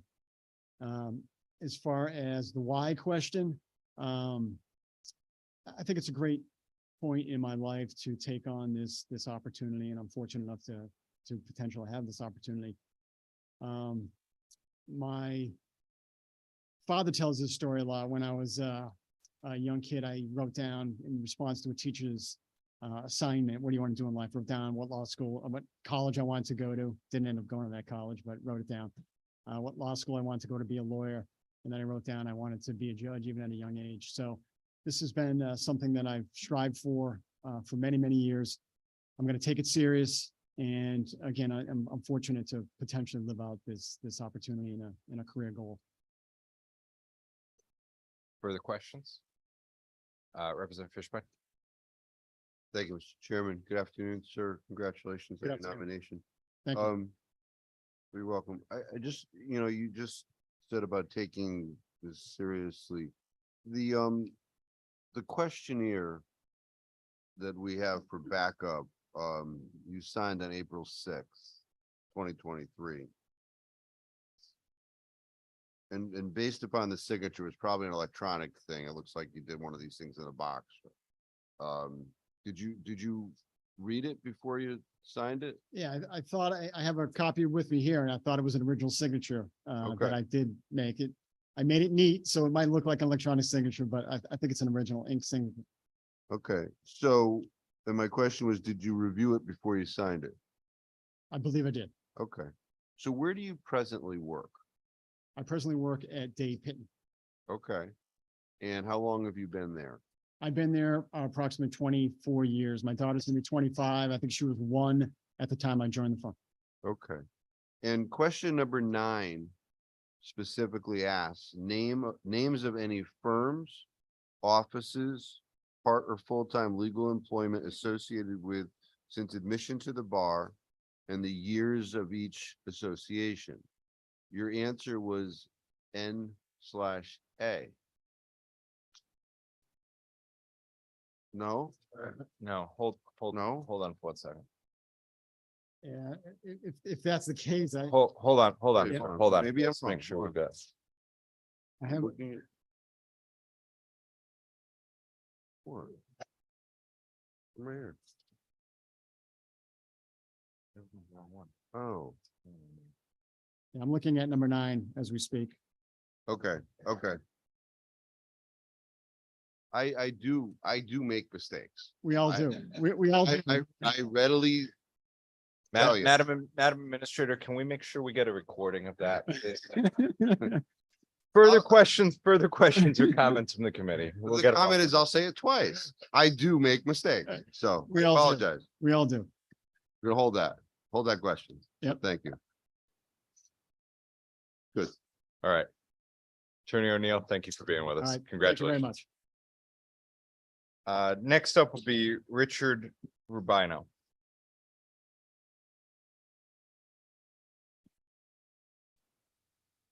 You might raise your right hand for me, sir. Do you swear or affirm as the case may be, the information provided this committee will be the truth, the whole truth, and nothing but the truth, so help you God or under penalty of perjury?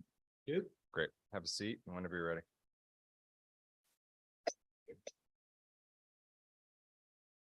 Good afternoon.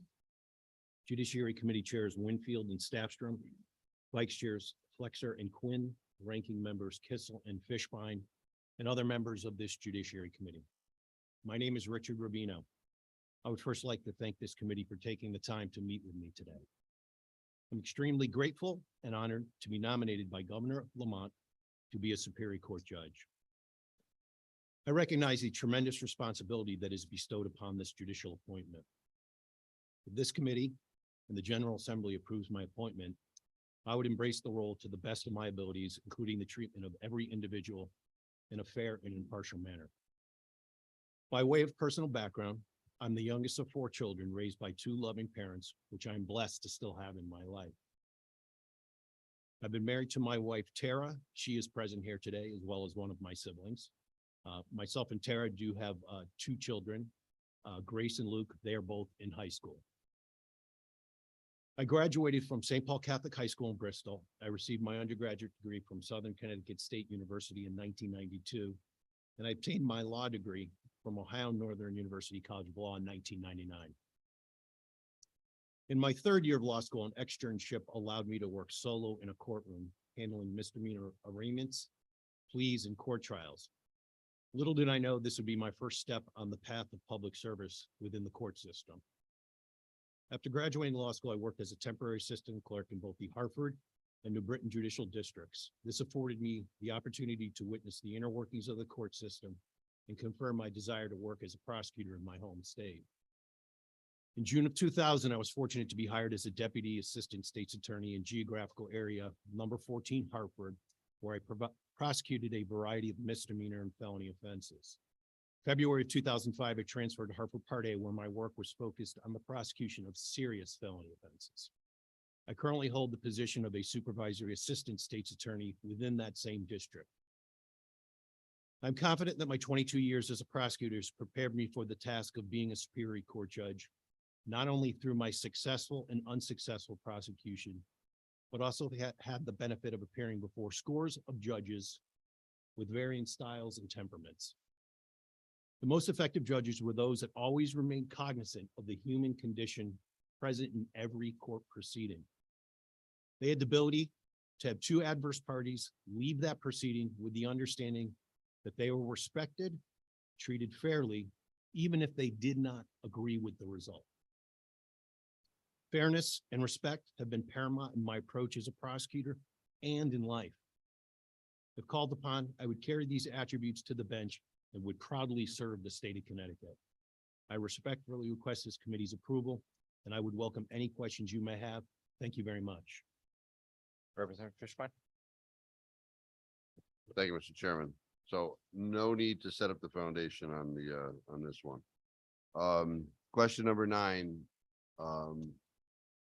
You put NA. Yeah. But my understanding is that there should have been an answer there. Yeah, I probably should have put a prosecutor's office of some sort. I should have put Hartford Judicial District. I kind of looked at it first and I thought that that was more like firms and things that were more of a private sense. But now that I look at it, I probably should have put Hartford Judicial District. So I thought you've been employed as a lawyer since law school, other than working for the government, correct? Correct. Okay, so I think it says since admission to the bar and the years of each association. So it would not only include your prosecutor activity, but it would, assuming that you were licensed when you did all that other stuff, I think it would include your prior employment as a lawyer. So I guess, well, is there anything else on this that? No, I looking at that and in 10, I put in there, my general scope of practice has been prosecution of criminal offenses for the state of Connecticut. Okay. So I just, is there I mean, it's a 4-page document, so, some people don't realize that we rely upon judges to review rules, write memorandums of decision, the decisions are accurate. I recently had a case where the judge, we stipulated at trial what the amount was. It was like 32,268. The judge issued their order. It was 31,268. So I had to charge, well, I didn't end up charging my client, but ordinarily, you file a motion, it's time, so attention to detail is somewhat important. But also, you've been a prosecutor for 22 years? correct, sir. Okay. And, those of us out there that actually practice law, from time to time, there's grievances. But my understanding is that you have an outstanding grievance against you that has not been, that's what your backup reflects. I'm not aware of that. I ran a check to see if there was any that was probable cause. I did not see any outstanding grievances. Well, we got the report.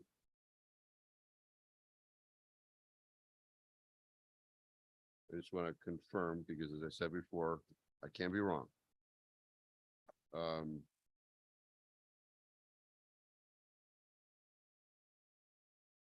It's the report that we got that was done by an investigator and this is standard, just so everybody knows. The report to the Judiciary Committee indicates that you're in good standing with the bar. No disciplinary action has been taken against the applicant by the court or any statewide grievance committee.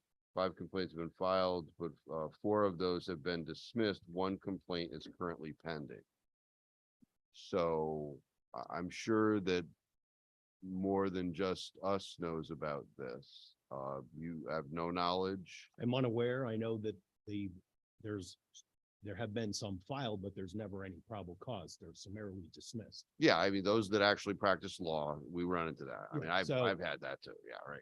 I ran a check, as recent as putting in this application and didn't see any grievances filed. Okay, well, I really suggest that somebody trying, because I don't know that I can. Other than that, I really don't see, an attention to detail thing, which I'm sure, I don't know that in good conscience, I can be supportive today. If I've got somebody who's potentially going on the bench that I don't know what the issue is, right? So I just want to flag that.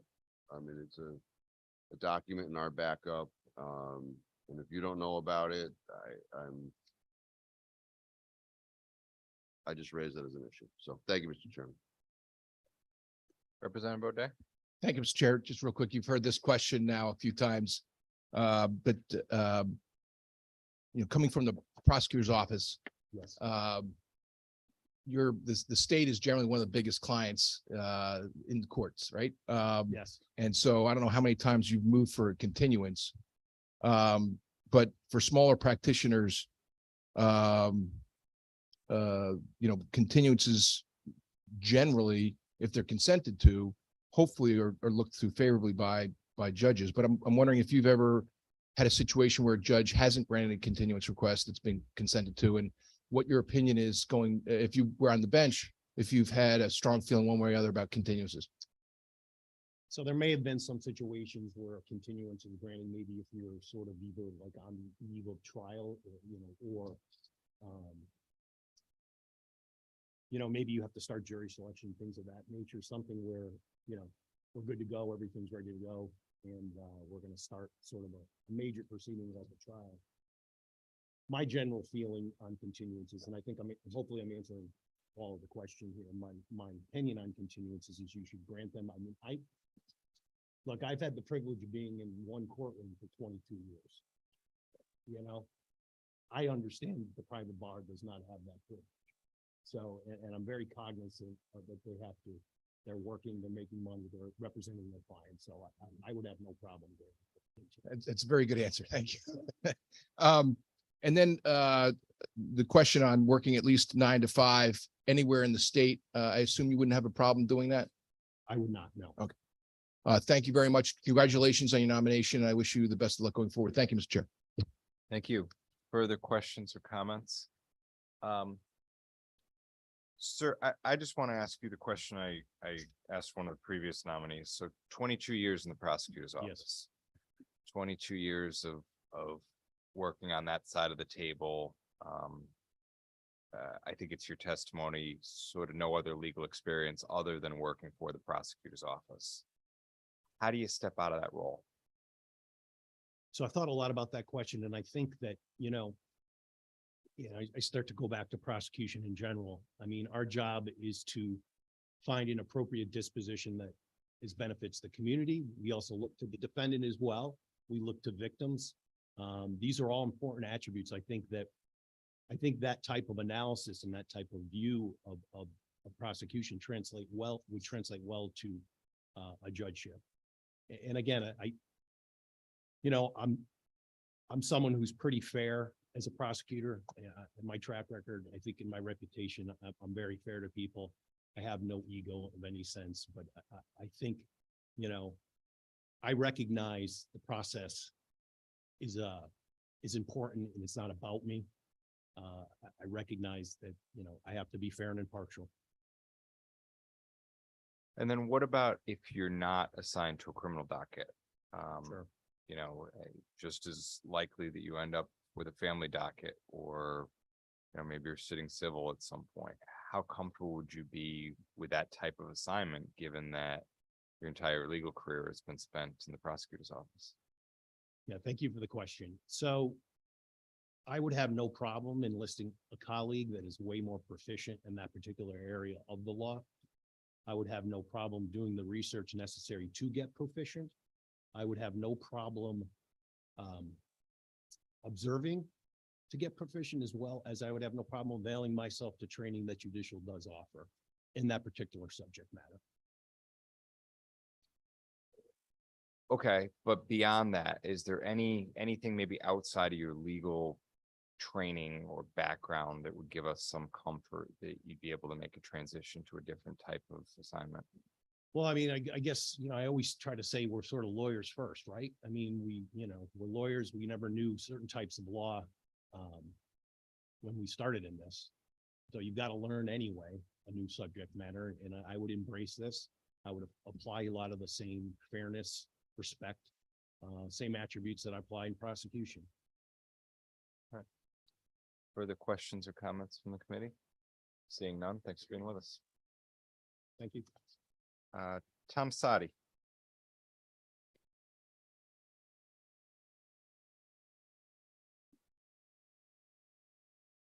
Commissioner, if you could raise your right hand, do you swear or affirm as the case may be, the information provided to this committee will be the truth, the whole truth, and nothing but the truth, so help you God or under penalty of perjury? I do so swear. Great. Have a seat, and whenever you're ready. Good afternoon, Chairpersons Winfield, Staffstrom, Vice Chairpersons Flexer, Quinn, Ranking Member Kissel, and Fishbein, and honorable members of the Judiciary Committee. My name is Thomas J. Sati, and I'm humbled to have been nominated to serve as a Superior Court Judge, a position for which I believe my professional and life experiences and the love and support of my family have prepared me. Professionally, I draw from experiences as agency commissioner for 6 years, general counsel to that agency for 2 years, for 15 years prior to that as an assistant attorney general and special prosecutor, and as an Army lawyer practicing in both the operational and administrative environments for the previous 18 years, both on active duty and in the Army Reserve. I served in appointed and elected office at the municipal level for approximately 25 years and believe that collectively, these experiences provide me with the ability to work through complex issues, develop and apply law-based good governance solutions. My appreciation for the rule of law and good governance is also very personal. I'm a first-generation Arab American. I lived in the Middle East as a youth, where I saw the abuses of power and the mistreatment of minority groups and the chaos resulting when the fabric of once stable communities fracture. I not only observed the results of the breakdown of rule of law, but experienced it as a kidnapping victim in Beirut when I was a teenager during the Lebanese Civil War, when I was dragged off a public bus with a pistol held to my head by militiamen. I was interrogated, but luckily enough, one of them recognized my last name and that I had a relative with political connections, and I was released shortly thereafter.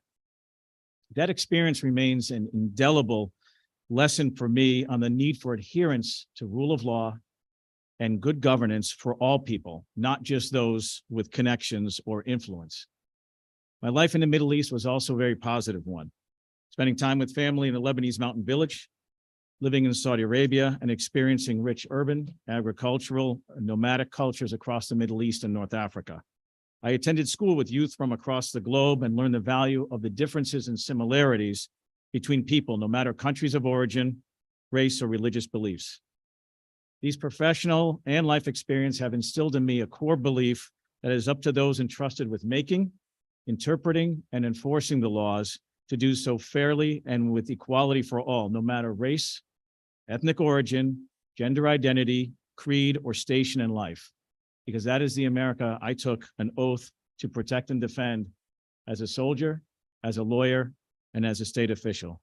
I thank you very much for your consideration of my nomination, and I'm happy to answer any questions you may have. Thank you. Senator Kissel. Thank you very much, Chairman Winfield.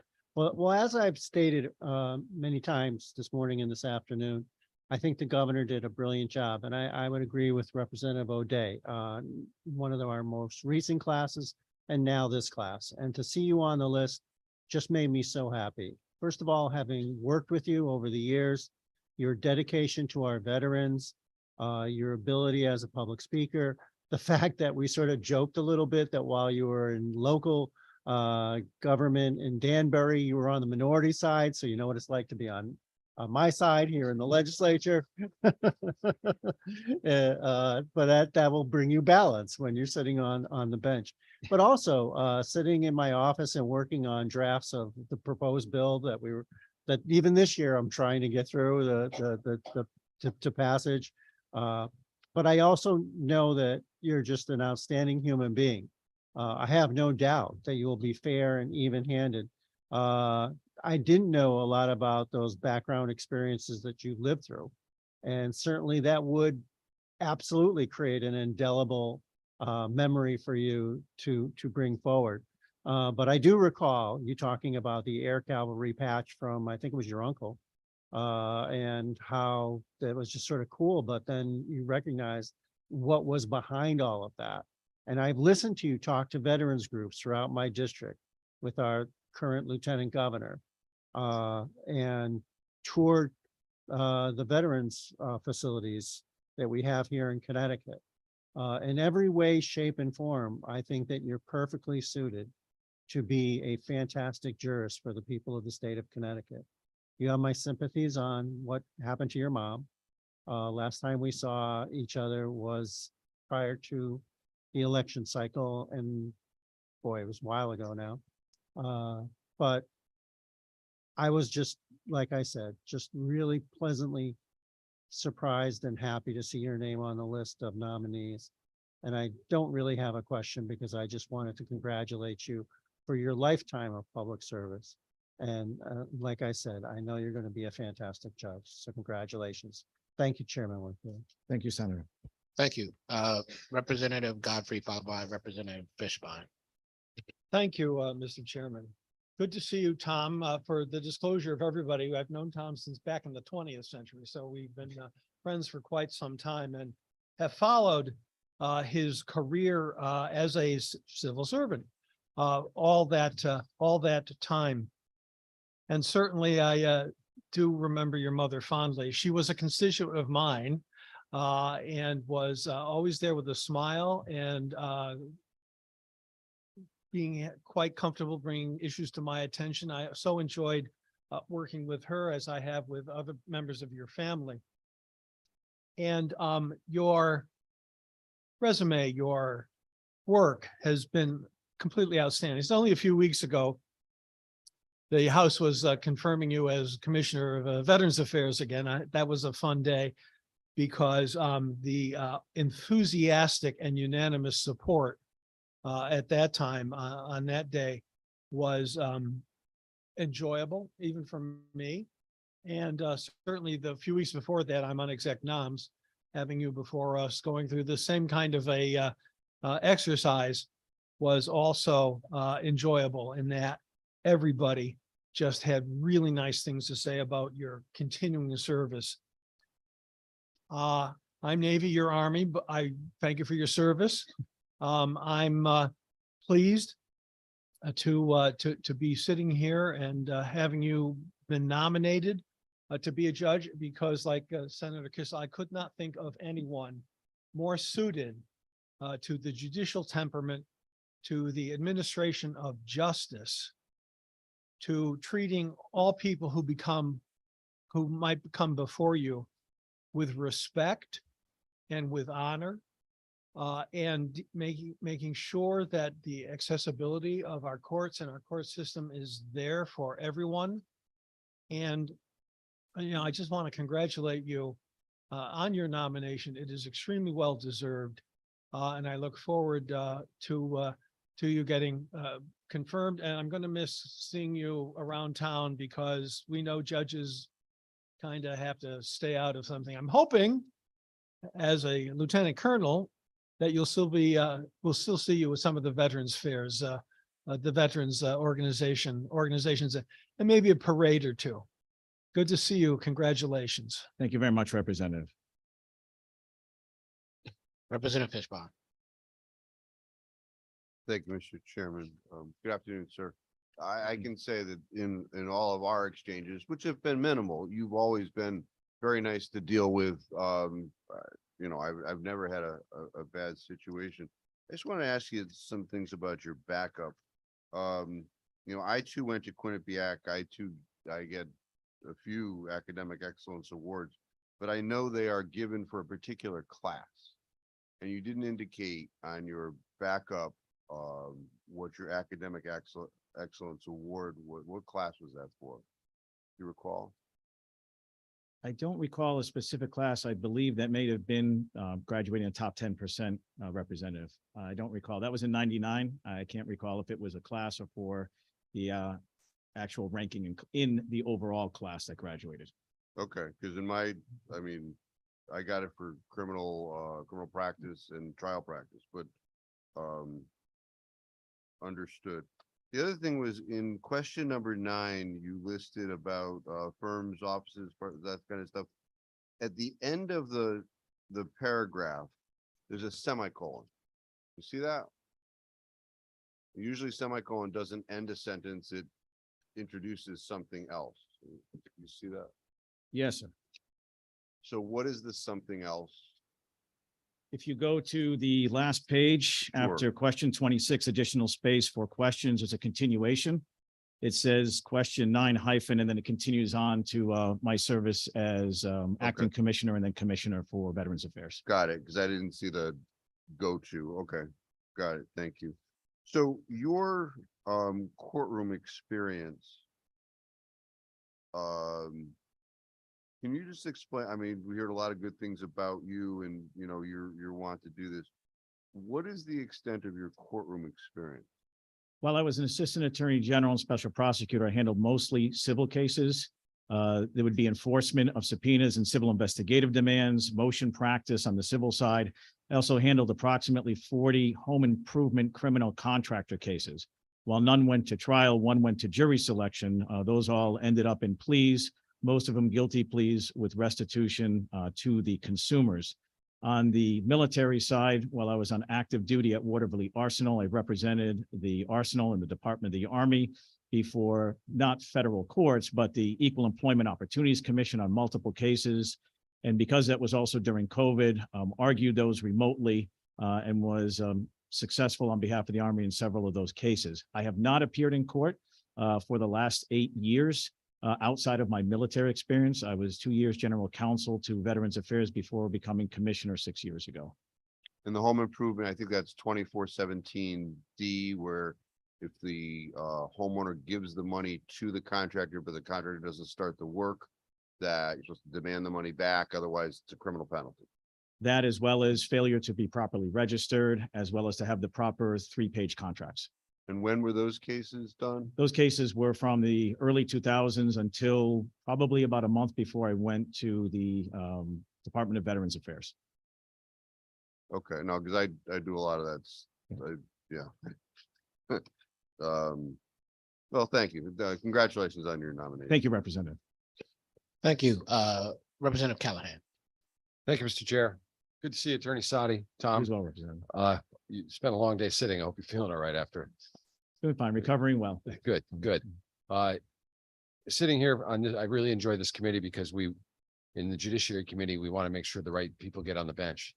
And we ask a lot of questions to assure that the people of Connecticut are served well in the judiciary. And you are a well-rounded individual with life experiences who knows what it's like for you and your family to be a victim. You know what it's like to be on the prosecutorial side of the law. And I believe you'll be a great judge. And everything I hear about you from both sides of the aisle is very positive. So I'm very happy that you're here today and appearing before us. But I have to ask you the old Robitis question.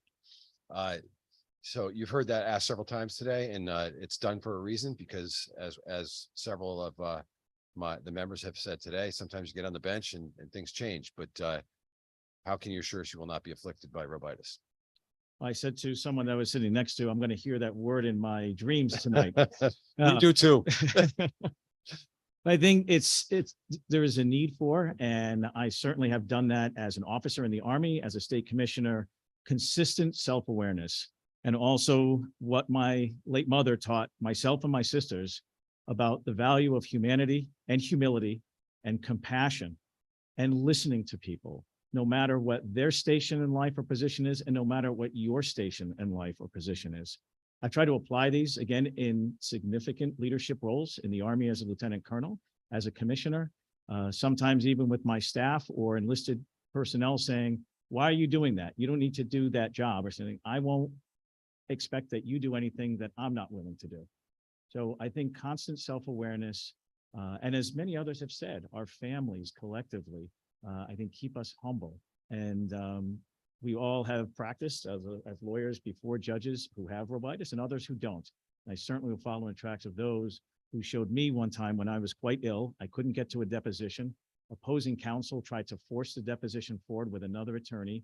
We ended up having to go into judges' chambers. I was on the telephone with bronchitis in bed, and that judge continued that deposition until I was better. And I will always remember that, because if it had gone the other way, I don't know where the case would have gone. And it would, a case where somebody could have bullied the AG's office and, and had a judge for someone who was sick not to be there and be replaced by someone who had no experience in that case. I appreciate your answer, Attorney Sati. And actually, if I can interject, when my father was Chief Justice and he did the tours of the courthouses in Connecticut, I asked him, where do you start? He said, I start with maintenance because everyone's equal in the courthouse. So I really appreciate your answer. And furthermore, would you be willing to serve at least 9 to 5 in any assignment that the Chief Court Administrator gives you? Absolutely. Thank you. Good to see you. Thank you, Mr. Chair. Representative. Thank you. Representative Blumenthal, followed by, well, we'll figure that out. Thank you, Mr. Chair, and given your indulgence in the long line of people seeking to sing your praises, Commissioner Sati, I'll join them and try to be brief. I'll say thank you for your service to our state, to our country, and to the military veterans of our state, and I don't know, across the country as well. It's an honor to have you here before us today. I'm very glad to know you and proud to know you, and if I have the opportunity, be honored to appear before you as a judge. Thank you. Thank you, Mr. Thank you, Chair. Representative. Thank you. Representative O'Dea. Thank you very much, Mr. Chair. Good afternoon, Council. Representative. Gaffney. Congratulations on your nomination. Just a Thank brief statement. You and I have a mutual friend, James Carlin, who speaks very highly of you. I've never had any cases with you. I guess it's probably a good thing since I don't have any clients that are in trouble with the AG's office. But no, on a serious note, thank you very much for your years of service, not only in the military service, but also the state of Connecticut. And again, the governor's done a great job here. Thank you. Thank you, Mr. Chair. Thank you so much, Representative. Thank you, Representative. Comment or question from other members of the committee, comment or question from other members of the committee. Just the accountability question that I've asked as a follow-up to the Robitis question. What are your systems of accountability? I'm sorry, Representative. Your systems of accountability. How do you deal with the issue of who you are manifesting in Robitis eventually, potentially? I think it's, again, self-awareness and self-reflection, thinking about what you're going to do when you begin your day and looking back on how you've conducted yourself during that day. And have I done that in a way that helps people, that makes life better? And I'll take experiences, these are not legal ones, but as an agency commissioner with responsible for a skilled nursing facility, a communal residential facility, family housing for veterans, for individuals who have difficulties, whether it's substance abuse, financial problems, estrangement from family, how I can help them. And I would say probably the most important thank yous I've ever gotten, and it reminds me how to continue to be self-aware, is when they said, even when we disagreed, Commissioner, you've listened to me. You were fair in how you adjudicated this administrative matter. And I always remind myself of that. And when there's a difficult decision or a difficult situation, trying to maintain a level of steady temperament, no matter what the occasion is, because in the end, that'll get you to a better solution. Thank you. Comment or question from other members of the committee, comment or question from other members of the committee? Seeing none, thank you very much for joining us. Thank you very much, Senator. Thank you, members of the committee. Sharon A. Skyers.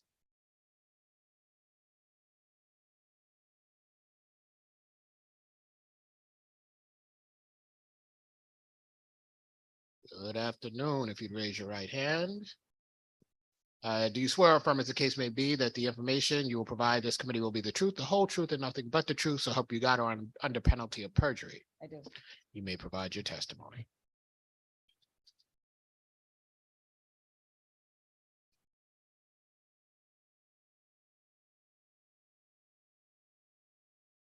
Good morning, Judiciary Committee Chairs Winfield and Staffstrom, Vice Chairs Flexer and Quinn, Ranking Members Kissel and Feinbein, and other members of the Judiciary Committee.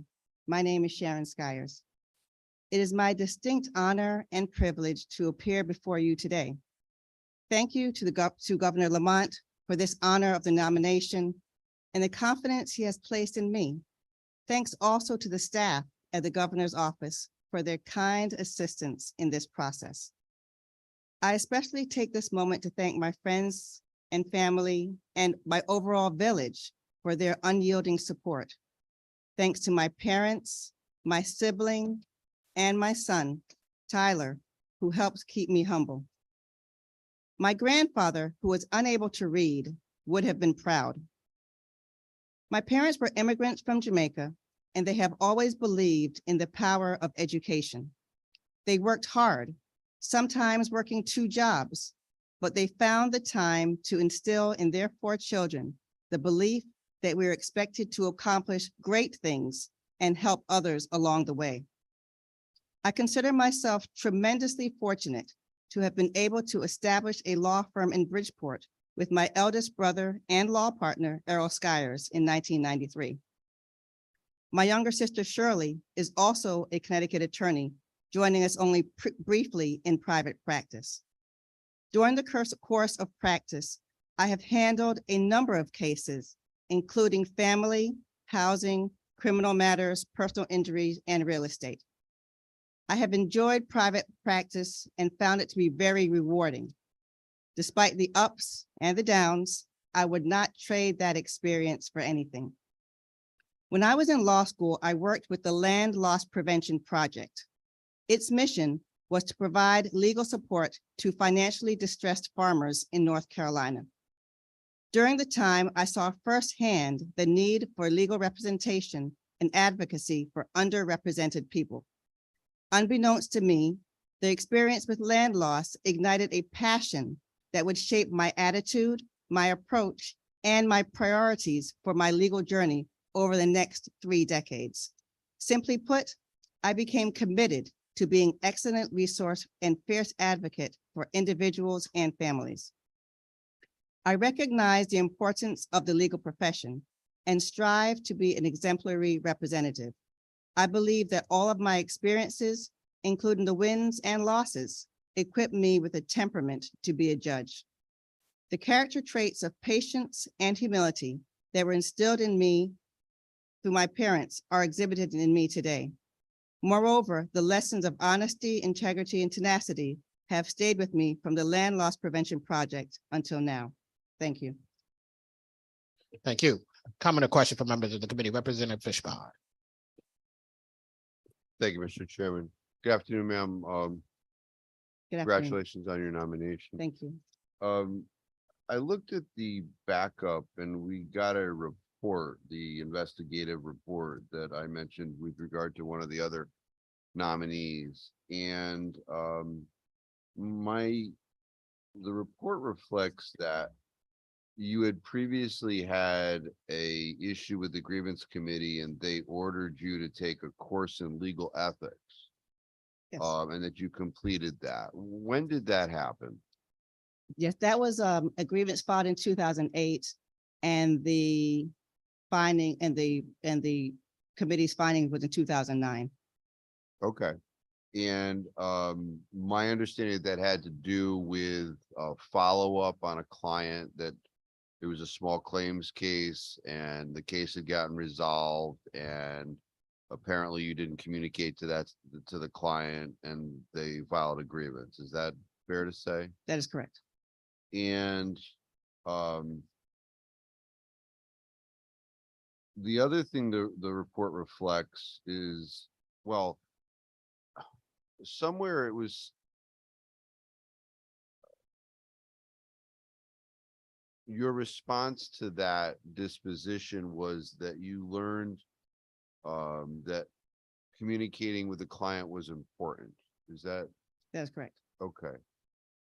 And am I to understand that previous to that, you didn't think it was important? I'm not trying to be confrontational. It's just Not at all. It would be, So- you know, we learn in law school, like in simple business transactions, right? Somebody pays you money to do something. It comes to a resolution. You would think it's natural that you communicate, right? So here it was a total non-communication as far as what I know. Mhm. So in that instance, it was a total breakdown between myself and the client. So for me to simply say that I realize how important communication is an oversimplification of the situation. But I mean, client communication is critical with everything regardless. And even when it comes to all aspects of the law, we have a responsibility that there has to be open lines of communication. And I appreciate that. Yeah, oversimplification is probably the best characterization for that. And that was a long time ago, right? So, you Right. know, we could write it off and I hope that, you know, things are much better.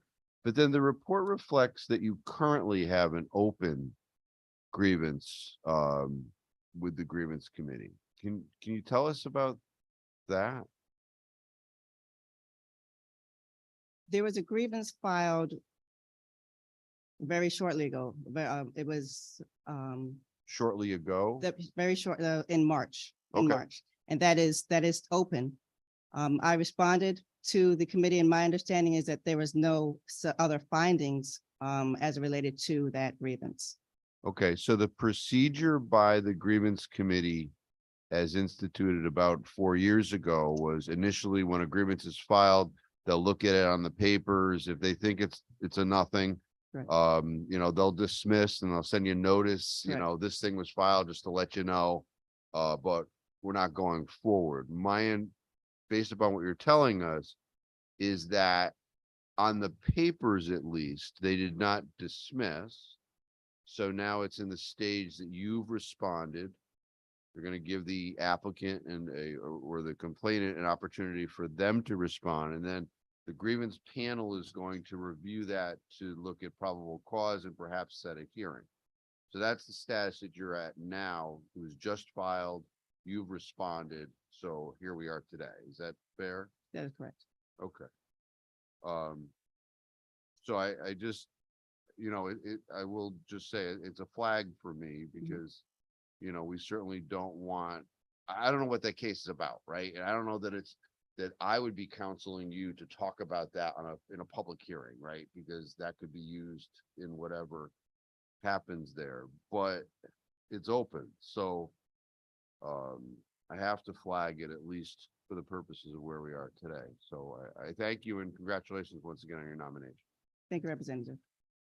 Thank you, Representative Callahan. Thank you, Mr. Chair. Good afternoon and congratulations on your nomination. I have to ask the question, if you can talk to us about Robitis, please. Certainly. I consider it to be such a privilege to be before you today. And even as a judge, it would be such a humbling experience recognizing that my role as a judge. I don't believe that Robitis would be an issue because when I incorporate all of my experiences, I know that I will treat or endeavor to treat everyone with respect so as not to have Robitis. And when I say everyone, it's not just the litigants or the people who are coming before me, but all of court staff, marshals, court reporters, judges, secretaries, everyone plays a role in moving the justice system forward. And I would endeavor to uphold those standards to keep to move forward so that Robitis would not be an issue. I appreciate those words, ma'am. And furthermore, would you be willing to work at least the hours of 9 to 5 in the location and assignment that the chief court administrator deems necessary? Absolutely. Being in private practice, I've always worked much more than 9 to 5 on a regular basis. Sure you have. Thank you for your words, ma'am. Thank you, Mr. Chair. Thank you. I'm going to ask you a question because I think it's appropriate. So there was an exchange between you and Representative Fishbein, a back and forth, and I think he was correct in potentially suggesting that someone might counsel you not to answer that question, but you weren't provided the opportunity should you want it to answer that question. And since it's before the committee, you may choose that. And I just want to, if you do, provide you with that opportunity.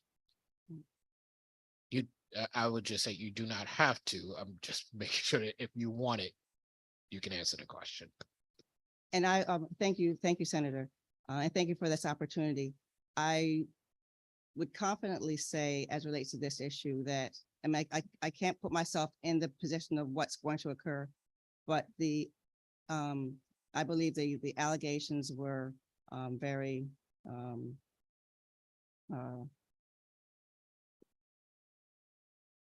weak, and I'm fully confident that there'll be a finding of no misconduct in this issue. and I will take your answer as it is. Are there comments or questions from other members of the committee? Comments or questions from other members of the committee? No, thank you very much for joining us. Jennifer J. Tunnard.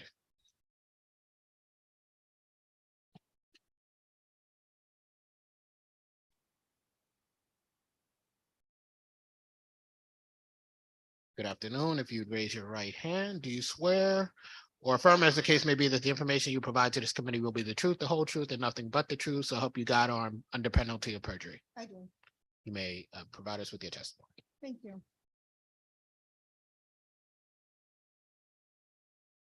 Good afternoon, Judiciary Committee Chairs Winfield and Statram, Vice Chairs Flexer and Quinn, Ranking Members Kissel and Fishbein, and other distinguished members of the Judiciary Committee.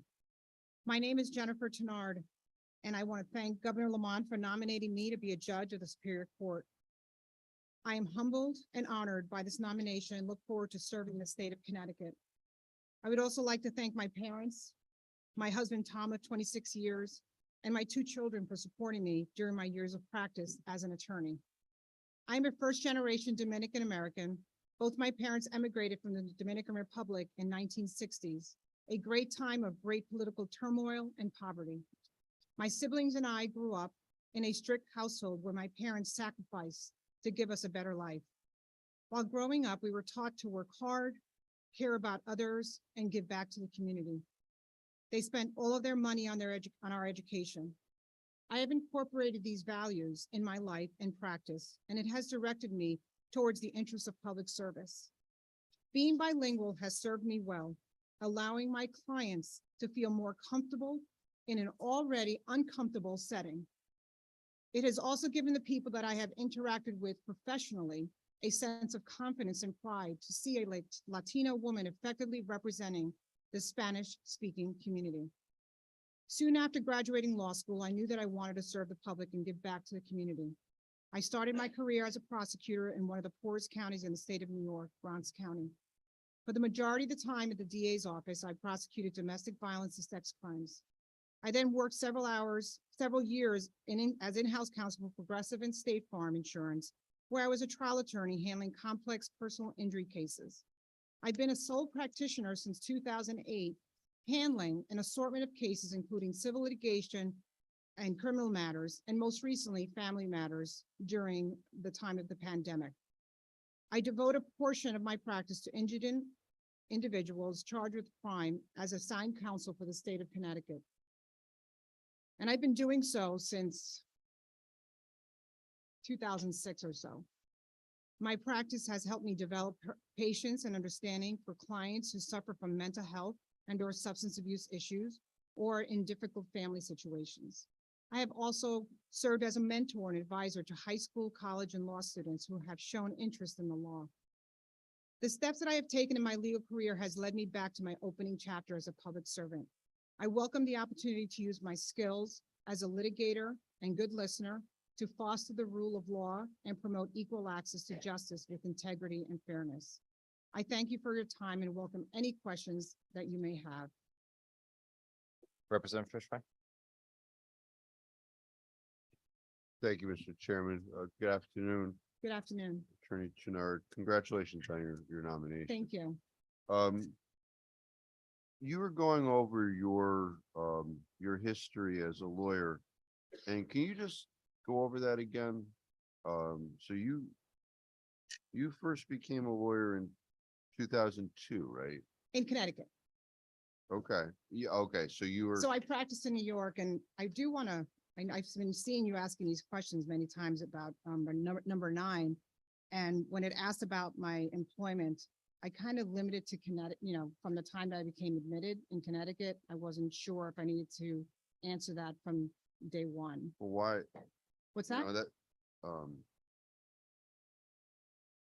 As we have had with some other individuals that have come before us today, it's important that those that are looking to sit on the bench, read the rules, can read statutes, can apply them appropriately. So I mean, the question, and once again, I'm gonna, names of any firms, offices, part or full-time legal employment associated with since admission to the bar and the years of each association. So I don't know how one reads into that in Connecticut only. And that's troubling because I don't want judges doing that. Right. Legislature passes laws, so we don't allow judges to insert their own clauses, right? So with that understanding, the question is not limited to Connecticut. So can you just go through your resume since being admitted to the bar? Sure. I was working in the Bronx County District Attorney's Office as a prosecutor. As I indicated, I worked there until 1996. And then I started there in 1990. From there, I went to work at Robert Sweeney's office out in Long Island, where I did insurance defense for, it's an in-house counsel for State Farm Insurance. And I was there from 1996 to 1999. And after that, I went to work for Kaplan and Winkler in White Plains as a senior trial attorney, again, in-house counsel, but working for Progressive Insurance. And I was one of the many senior trial attorneys assigned to White Plains, New York, and the Bronx County, and many times handled cases in other counties. And that was from June of 2000 to January of 2002. And then it picks up from what's in the application. Okay, so then 2002, you Coors and Genac, Yes, as a trial attorney. yeah, through 05, and then Hastings, Cohen and Walsh, 05 through 08. And then since then, you've been a solo practitioner since 2008. Yes. Okay. And as a solo practitioner, what kinds of matters have you've been handling in court? From the time that I became a sole practitioner, I began doing quite a bit of real estate matters. When I first In court, are you doing? I'm sorry, in court. I'm sorry. Yes. Criminal defense and civil litigation. I was still doing insurance defense for Progressive at that time and State Farm. Because I've left those firms, they wanted me to continue to work as counsel for them. So, but as outside counsel in New York, not in Connecticut. And I want to really start moving my practice away from New York. So around 2010 or 11 or so, I stopped, doing that kind of work because it was taking me away from what I really wanted to do, which is do more public defender work as a assigned counsel and start building my own practice. And I couldn't do that if I was in New York quite a bit. Understood. So you said 2010, you started to peel away. That was over a decade ago. So for the last decade or so, what have you been doing in court? I'm in court every day. As am I. Mostly in Danbury, Waterbury, a little bit in Stamford. I try to stay, and then I was in Bridgeport quite a bit. I handled quite a bit of juvenile matters because there was a huge need for people who were bilingual. So I was asked to come and, take on cases there. But it was easier. I started out mostly doing the juvenile work in Danbury because it was in my home turf. So, and once they moved to Bridgeport, again, it became difficult for me to get there when I had to be in so many courthouses as a sole practitioner. So I couldn't do as much work with the juvenile with respect to that. I've had picked up at least, 2 or 3 personal injury cases a year. I work those cases up and go to court, do the depositions. And I took some of them to trial in New York, and I didn't have to take any of those to trial in Connecticut. And your public defender work in juvenile, that was under the auspices of you being a solo, or Yes. so you were a contract public defender? Is that? I got, some of it was private and some was contracted, yes. Okay. I started out with contracted and then got some private, but most of it was contracted. And with the serious felonies that I did and in the GA and JD for criminal, the majority of my practice is private, and I have a small percentage for assigned counsel But the cases that I have with assigned counsel are very serious cases. I understand. I appreciate that because I mean, I've done some of those and yeah, I got it. But as a contract public defender in juvenile court, Mhm.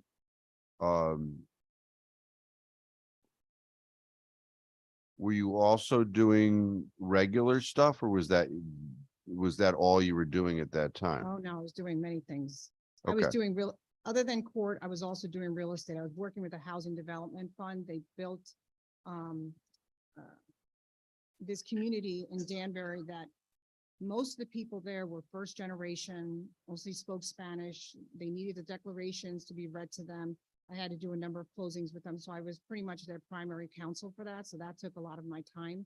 So I was doing that also while going to court at the same time. Okay, I just, and that's perhaps a gray area because I didn't glean that from your backup, Which was the juvenile? about the public defender, contract work, but Oh, it's called OCPD. That's how I put it in. yeah, it's the office of, Chief Public Defender. yes, chief public defender. So then the other thing is we got the investigative report as we have with other nominees here today. And it indicates that you two have a outstanding grievance. So, It was filed October 25th of 2022, and I filed a response immediately. And after filing the response, they normally take somewhere about 30 days to give a decision. Now, the person who was assigned, I can't recall her name right now, but who's assigned to that grievance panel has to make a decision if there's any probable cause to be found, once the responses are filed by both parties. And I don't know if she was assigned to do something else, if she retired, but it kind of just fell off the face of the earth. So then I got notified in January that someone else was appointed to do that type of work. And when I got this opportunity, I followed up and said, what's going on with the grievance? This really should be closed or at least reviewed before I come before the committee. And they indicated I think we haven't appointed someone or we're waiting to appoint someone. And to this day, I still don't have a response. okay, so as with one of the prior applicants, I take it that they did not dismiss on the papers. And it's your understanding that they are waiting to determine, they're waiting, you're waiting for a determination of probable cause. The first step, Yeah, the first step. yes. Okay. Well, it's unfortunate. The governor has selected you, but we've got this thing hanging out there, so. Yes, I have no control over that. I know, I got it. I mean, I just, did my due diligence.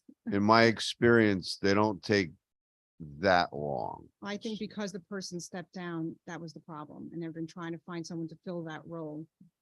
And as I sit here today, I don't know if it's been filled or not. Understood.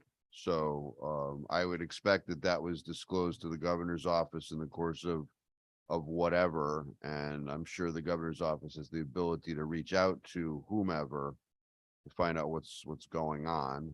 But I thank you. And once again, congratulations on your nomination. Thank you, Mr. Chairman. Representative Fishbein. Representative Callahan.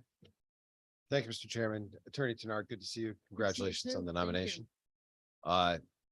As you know, we've done a lot of work together over the years.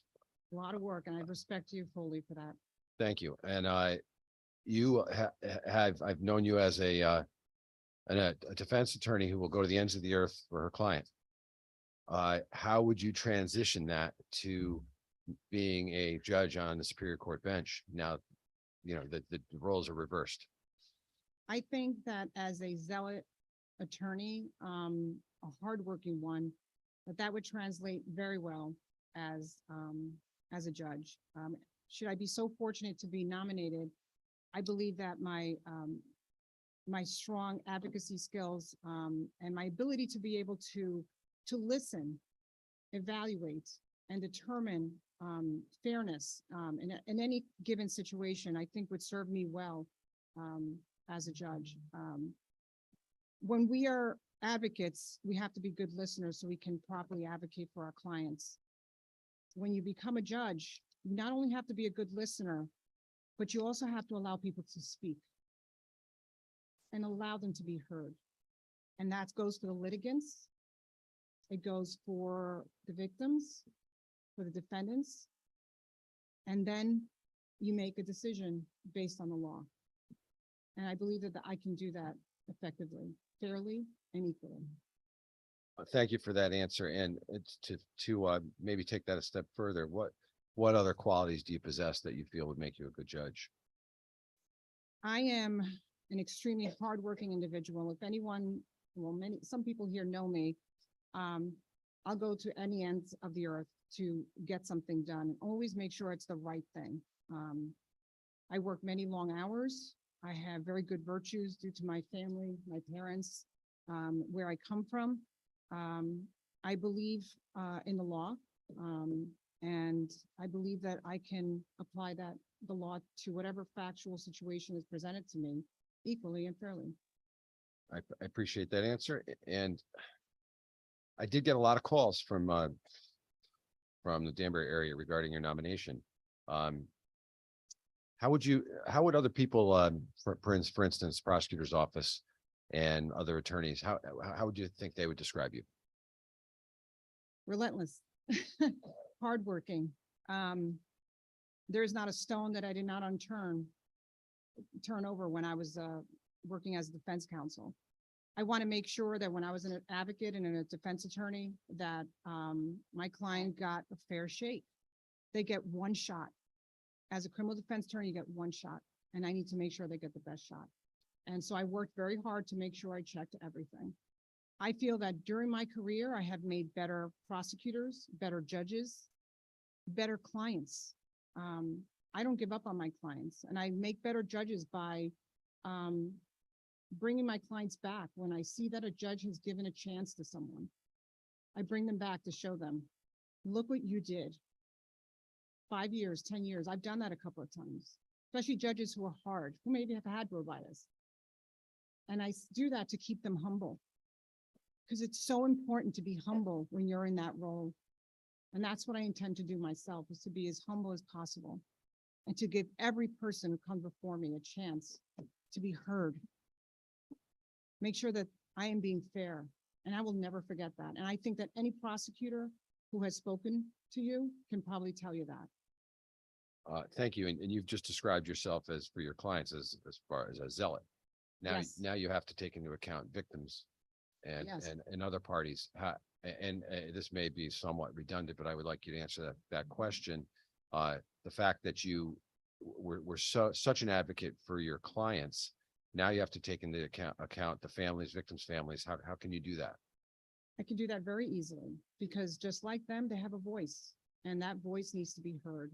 And as a judge, if I'm so lucky to become one and be confirmed today, I plan on listening to them also, because that voice is just so important. It's so important to know what their position would be in any case. And I'd have to take that into advisement when making a decision, whether it comes for sentencing, bail, or making a decision at a trial, if it's a courtside trial.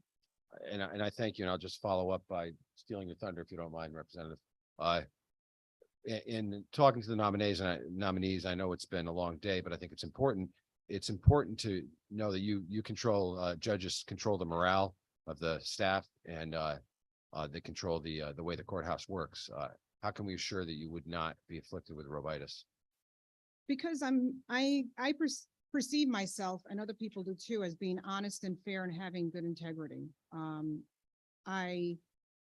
always open to listening to people, and I've always performed that way in court and with the staff. I have a very good relationship with almost all the marshals in Waterbury and Danbury, where I frequently appear. I have a good relationship with the clerks, with the prosecutors, the support staff. I know everybody by first name, and I don't see myself having an issue with respect to robitis. I'm not arrogant. I'm very grounded. I understand how difficult it is for people to be in the court system, whether it be as small as a small claims or a homicide. And I believe that I can be fair and honest and follow the law and keep any feelings or opinions aside to make a decision. Thank you. And would you be willing to work at minimally 9 to 5 in an assignment that the chief court administrator gives you? Of course. I work 70 hours a week now, so that's not a problem. Oh, I appreciate your answers and thank you, Mr. Chairman. Further questions, Representative O'Day? Thank you, Mr. Chair. Good afternoon. Good afternoon. Congratulations on your nomination. Thank you. A few follow-up questions, excuse me, if I may. Who's a judge that you would say was a role model for you that you would try to emulate?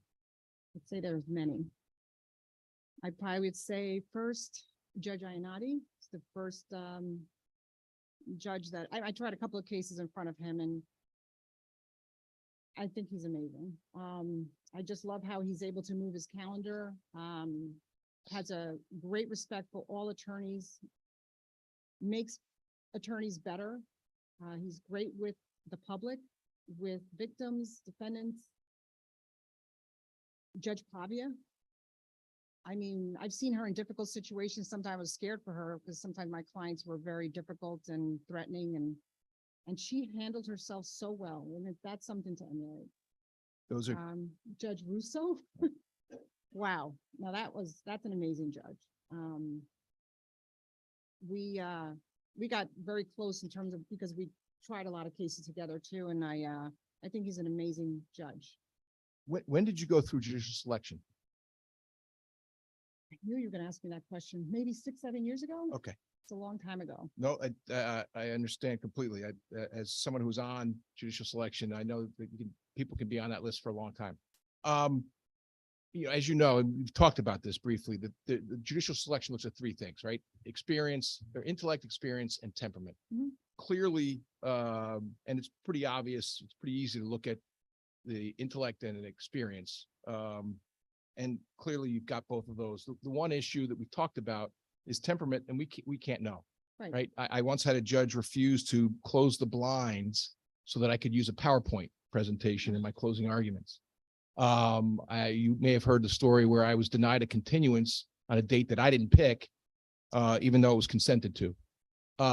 So I will be honest, as a litigator, my biggest concern is having a judge who's got temperament problems, because you can't control that. And it's very hard to pick out. So Mike, you've answered the Robitis question, and I do appreciate that. If you were faced with a consented to continuance request, is there a circumstance under which, knowing as a judge, you're supposed to move business? And I think you said that Judge Ionati was good at moving business. He was sometimes, and I think the world of a Judge Ionati. He did have a heavy hand at times. But my question to you is, can you foresee a circumstance under which a consented to continuance would be denied? I mean, I assume there would be, but how would you look at it? That situation, just like you many a times, and wondering why would the judge deny this? I don't know if I would take a different, I would, if there was a situation where it's a consent and I needed to move business, I wouldn't deny it. I probably would call the attorneys and have the clerk, can you please get the attorneys on the phone with me? I need to know what's going on. And even though I can't read through what's in black and white, I'd want to know a little bit more and call them first before denying something or granting. That's Because great. if I am stuck with, hey, we've moved this trial a number of times, maybe it's a personal injury case where a person's badly injured and they want that day in court, and defense counsel keeps moving it. Well, I need to know what is going on. Is it an expert issue? Maybe they didn't clear it. I just would call first before denying or granting. Appreciate that, and I think that's the best answer. I will say, your 10 grievances are the most that we've had of any of the now, and I get it. It comes with, there's a reason why I never did family and a reason why I never did criminal. There's very few clients that are happy after those when handling those cases. So I get it. But, having the most of those, what would you say you believe? Now, 9 of them were dropped. So, and we've already talked about the one pending, but if you were to characterize the majority of them, is there a common theme on why you think those happened, or are they each unique in their own right? I think on half of them, they were convicted but found not guilty on a number of the charges, and they just weren't happy. They wanted not guilty all across, but sometimes that happened because of their own actions. It wasn't mine.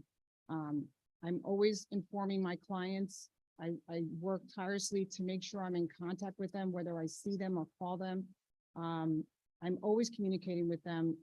Like I said to you, I do a very good job with all my clients. I know I only have one shot. And I believe that's why there was no basis found for them. In any of the grievances, was there anything about veracity or misrepresentation of any kind that was claimed? Not that I recall.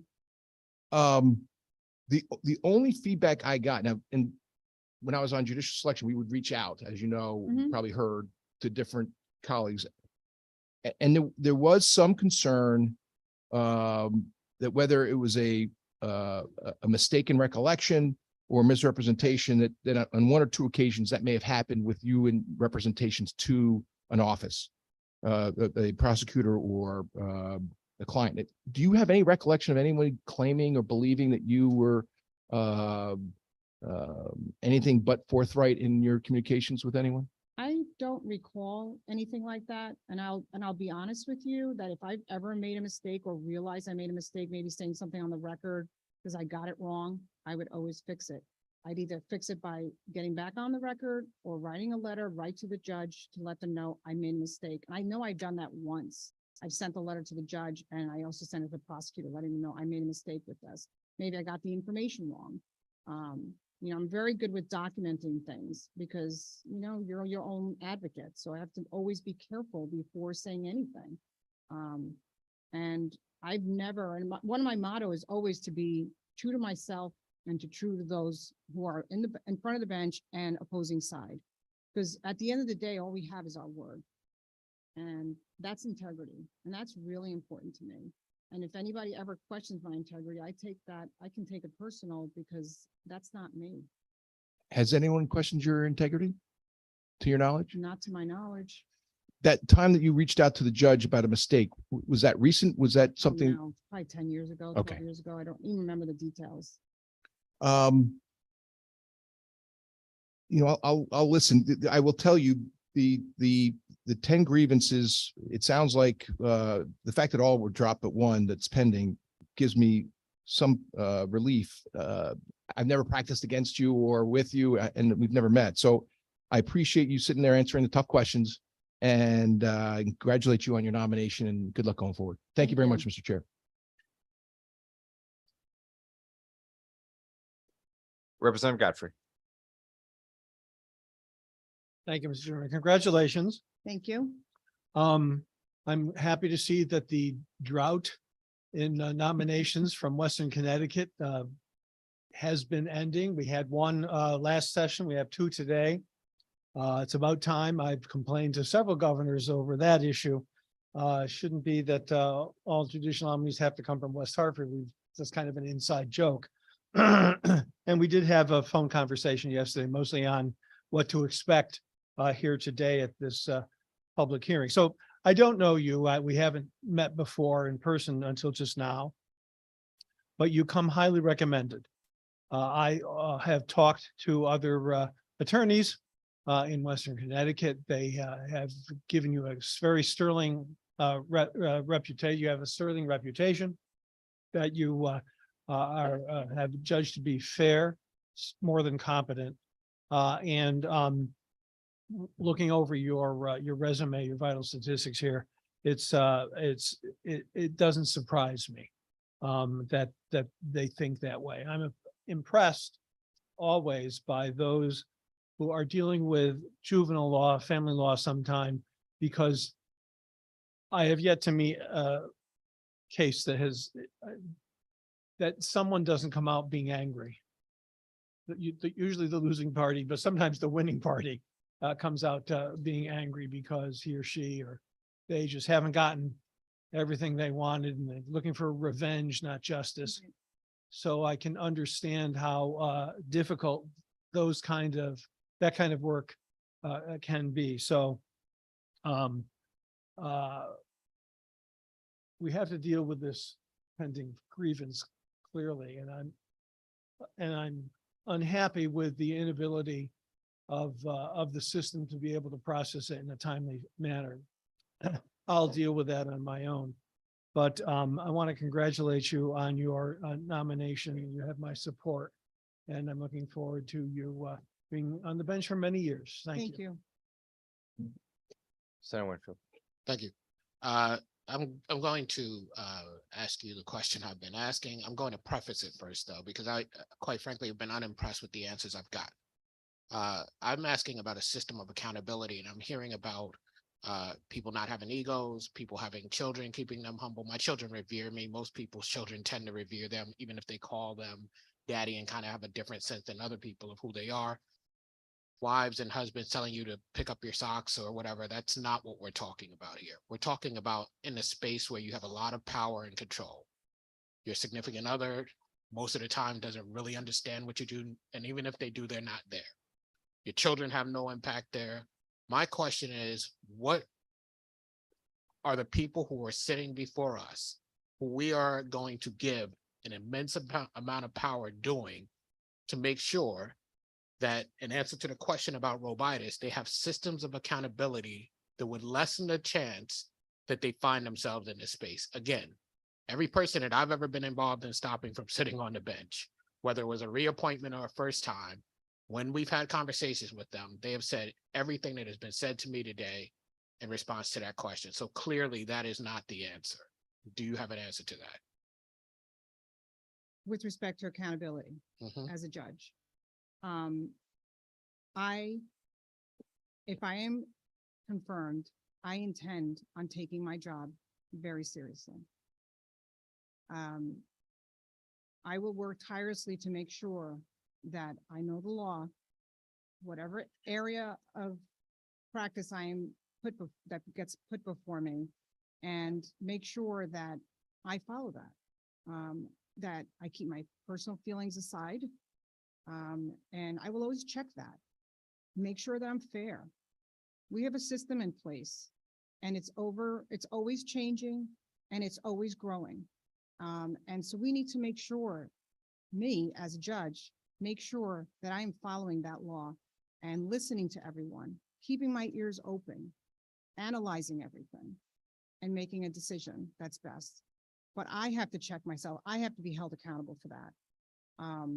It's not about, oh, I feel bad for this person, or I believe in that person. It's about the facts that's presented before me. And I have to determine the credibility of those people in front of me and determine whether I should apply the law one way or another. And the only person that can be held accountable is myself. I have to be able to sleep with myself. Every day I leave, and I just want to preface this way, as a defense counsel or as counsel, when I start my day, my thoughts in my head is, I got to do the right thing today. I got to follow through with everything. Always stay honest. Stay honest with yourself, because you're the one who has to look at yourself in the mirror. And as a judge, if I'm so lucky to be confirmed, I'll be doing the same thing, waking up every day, loving my job and saying, I'm going to do the right thing today. And that right thing is to follow the law. That's my job. And only I can hold myself accountable for that. And that's how I would do it. And make sure I take those core values that I have all my life and follow the law, and let people speak. Let them be heard, and determine how am I going to apply the law to those facts. It's a very difficult job. Thank you. Representative Labriola. Thank you, Mr. Chairman. Congratulations, Attorney Tunnard. Thank you. I wanted to make a comment and then see what your reaction is to it. I'm one of the lawyers who's in court all the time, like you. Mostly I'm in Waterbury doing criminal defense like you. I see you there sometimes. I occasionally go to the Danbury court and I see you there also. One of the questioners asked about your reputation as somebody who goes to the ends of the earth. And I think you yourself used a similar phrase, that on behalf of your clients, you go to the ends of the earth. And I certainly understand being zealous for your clients, how important that is. But I also, sitting here today, I'm a legislator. I represent my constituents, and we members of the Judiciary Committee, we want to make sure that not only will you go to the ends of the earth for people, but that there's a limit to that it's within the bounds of ethics, and that it's within the canons of ethics, and that you wouldn't do anything on behalf of your client. You would do whatever is required to advocate on behalf of your clients within the bounds of ethics, because that is the very backbone of our justice system, of our criminal courts and our entire judicial system. And so I just noted that was a very powerful phrase to use about you, and that you yourself used. And I just wanted to hear your reaction to the fact that there are limits to that phrase. Sure. So when those words are used, it means that I've come across many defense attorneys who have, they're defending their clients zealotly, but maybe they don't do anything more beyond, let's say, receiving the police reports, and they develop their defense on that. So I like to see the whole file. Whether you're charged with a larceny or you're charged with a murder, I'm going to look at the entire file. Like I said, it's your only time. How am I supposed to evaluate and determine whether that person is eligible for a program or not? How is that person, if I don't speak to that person closely and find out, does he have a mental health problem or a substance abuse problem? How can I help that person? I'm talking as an advocate right now. And so I look into everything.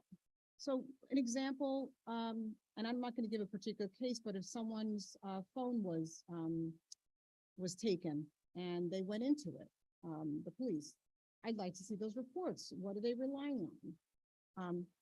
I have seen situations when I reviewed the evidence more deeply, find out that certain representations made to the prosecutor's office wasn't correct, and I would bring it to their attention. That's what I mean by holding people accountable. I've held people accountable like police officers, witnesses, and things of that nature. I've had situations in the last probably 4 years, I've probably had convinced the prosecutors to drop charges because the victim lied. Because I found the evidence that shows that he lied. There was video evidence. That's what I mean. It's not talking about doing something unethical, because I won't do that. I stay within the bounds of the law. That's what I do. And so I look into things. And so when prosecutors see me coming, they're like, we better make sure we have our ducks in a row, because Jen's going to find everything if there's something inappropriate. I'm not saying that every attorney is inappropriate, but that's what I do. Now, as a judge, I have a different role. It's going to be up to the litigants, the witnesses, and things of that nature, people who come before me to give the facts. And I'll have to make a decision based on that. I appreciate that answer. Thank you, Mr. Chairman. You're welcome. Further questions or comments? Representative Osborne. Thank you, Mr. Chair. And thank you very much for being here today. Congratulations on your nomination. Thank you. I have a few questions about the process. And I heard you say an answer, I believe it was to Representative O'Day, perhaps, that that your interview with judicial selection was maybe 7 years ago. Is that correct? Yeah, I don't remember the exact date. A while apologize. back. It was a while back. Pre-COVID. That's fair to Way say? pre-COVID. Okay, way pre-COVID. So I'm curious, once you're sitting on that judicial selection, that approved list, once you're selected, is there any kind of re-screening that takes place before your nomination occurs? Pre-screening? I don't think so. Were you just simply notified, hey, we just picked you off the list and get ready to go? Well, I was interviewed last year.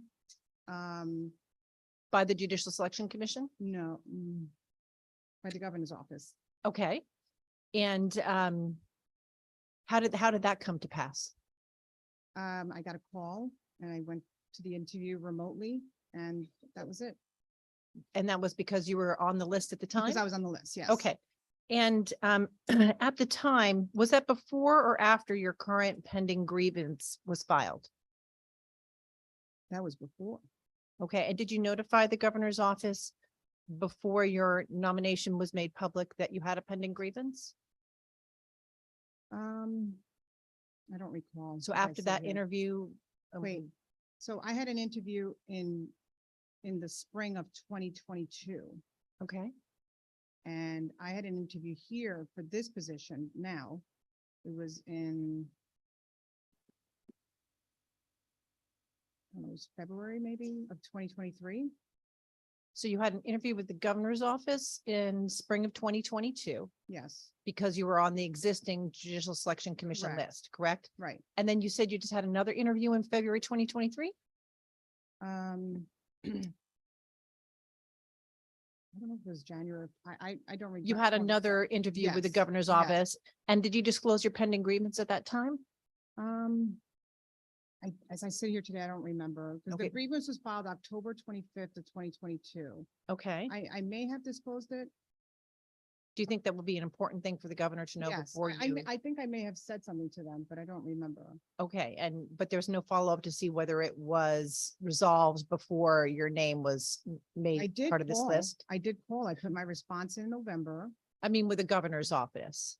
There was no follow-up from the governor's office or from you to the governor's office before your name was included on the list about the resolution or lack thereof of your grievance, correct?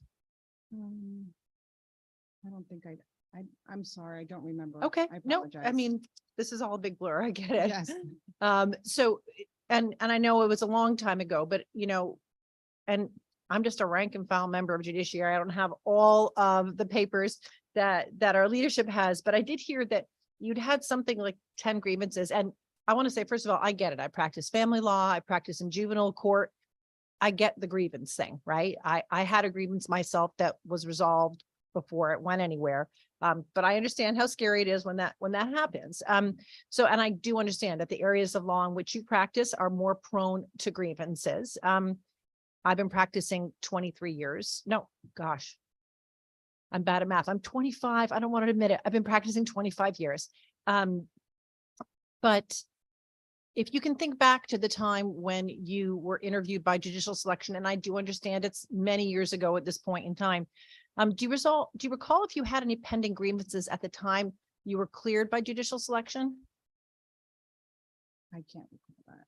Or whether they asked you about grievances or anything at that They time? could have. Wait, they did ask me, and I think I brought all of the everything, all of my responses to them. I think they Okay. did. I think I Okay. gave that to them. And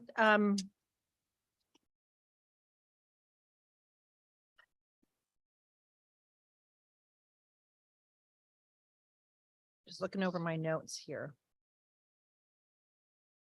I think that's the bulk of my questions. Thank you very much for being here before us today. Congratulations on, first of all, making it through Judicial Selection at any time. I know that's no small feat. And congratulations on your nomination. Thank you very much, and I apologize for not having the most recent answer. I just cannot. No, thank recall you at this very time. much. Any Thank further you, Mr. Chair. questions from the committee? Senator Harding. Thank you, Mr. Chair, and good to see you, Attorney Tunnard. You too. Congratulations. Thank you. So just a little bit, and I think we've all been discussing this tonight in some capacity, because it is a problem. I think if you hear from litigants and attorneys throughout the state, judges and the power the judge is given, and sometimes the judge taking advantage of that power, so to say, is a significant problem that we want to ensure that the individuals that we're putting on the bench are going to do whatever they can to ensure that doesn't happen, that everyone is treated fairly in a courtroom, et cetera. So, the question that I have is taking responsibility, right? And having a level of humility in terms of what goes on in your courtroom. That's, I think, one issue where if you talk to litigants like yourself, they will tell you that some judges, I would say most do not, but unfortunately some we've seen have an issue with ever accepting the fact that maybe they may have done something incorrect or improper, et cetera. What assurances, can the committee have in your career as a litigant? And you've said, a zealous litigant for your client. There's no doubt about you have been, that you could step away from that as a judge and be able to accept responsibility at times when it's necessary to accept responsibility, even if it puts you in a particular situation where you may not want to be in as a judge, accepting responsibility of the decisions that you make, maybe sometimes when those decisions may have not been exactly proper or correct. Can you enlighten us Sure. about that in your career and maybe some examples of where you have stepped in and said, no, I'm going to take responsibility for this? Yeah, sure. I've, as you know, I was a prosecutor and now I work as defense counsel. we did a lot of lateral prosecution in the city of New York, and I had to take responsibilities for all the decisions that I made. And it was a difficult thing. As defense counsel, I have to do the same thing. And if I'm so lucky to be selected as the judge, I know that I have to take my role very seriously and make sure that I listen, interpret the law, and apply it fairly and impartially to everyone that comes before me. I will treat everyone with dignity and respect because everyone deserves that. When you come into a courtroom, that's what everyone deserves, and I intend to give everyone, like I said, the victims, the defendants, the applicants, the plaintiffs, that dignity and respect because it warrants that. You know, our job is a very difficult one, you know, once you're selected to become a judge. And as you indicated, we need to remain humble and have integrity and be honest and fair and not have any opinions or feelings one way or the other with whoever is coming before you. Because at the end of the day, you need to be able to pay attention and listen. If you allow your opinions or your feelings to come into play, what happens is that you're getting distracted. And I won't allow that to happen. I understand the role is very important, and I will take it so important when I take that oath, if I'm so lucky to do so. Thank you. And thank you, Attorney Tunnard, for your answer on that. Just to follow up on that, I think you had mentioned that there was a moment where you had written a letter to the court to advise the court. I believe that maybe your client had misrepresented something. I don't know if I got the exact facts. Yeah, correct. I don't remember the details of it, but Okay. I do remember writing something just to clarify, Okay. you know, because I think it's important to Right, have I think integrity.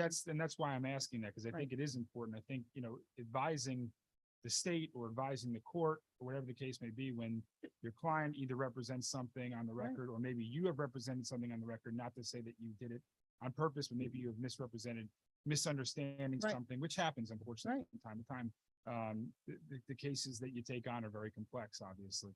So do you have any other examples of situations in which, and that's what I was kind of asking, in which you've stepped up to the court and have advised the court that, look, sure. you know, I should have brought this in, or I should have done that, either with evidence or with a client representing something to the court?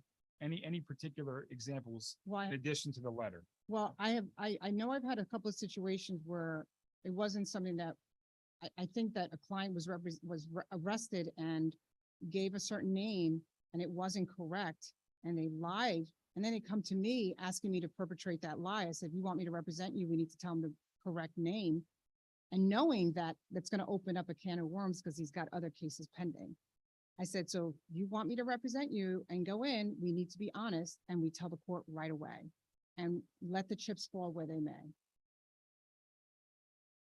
Thank you, Attorney Tunnard, for your answers. It's nice to see you. Congratulations. Thank you. Representative O'Day. Thank you for the second time. I'll be brief. Thank you very much for your answers. Just a couple of things as a follow-up. What's the toughest ethical dilemma you faced as an attorney, and how did you resolve, without using any names, and how did you resolve it, if you can remember? Toughest ethical.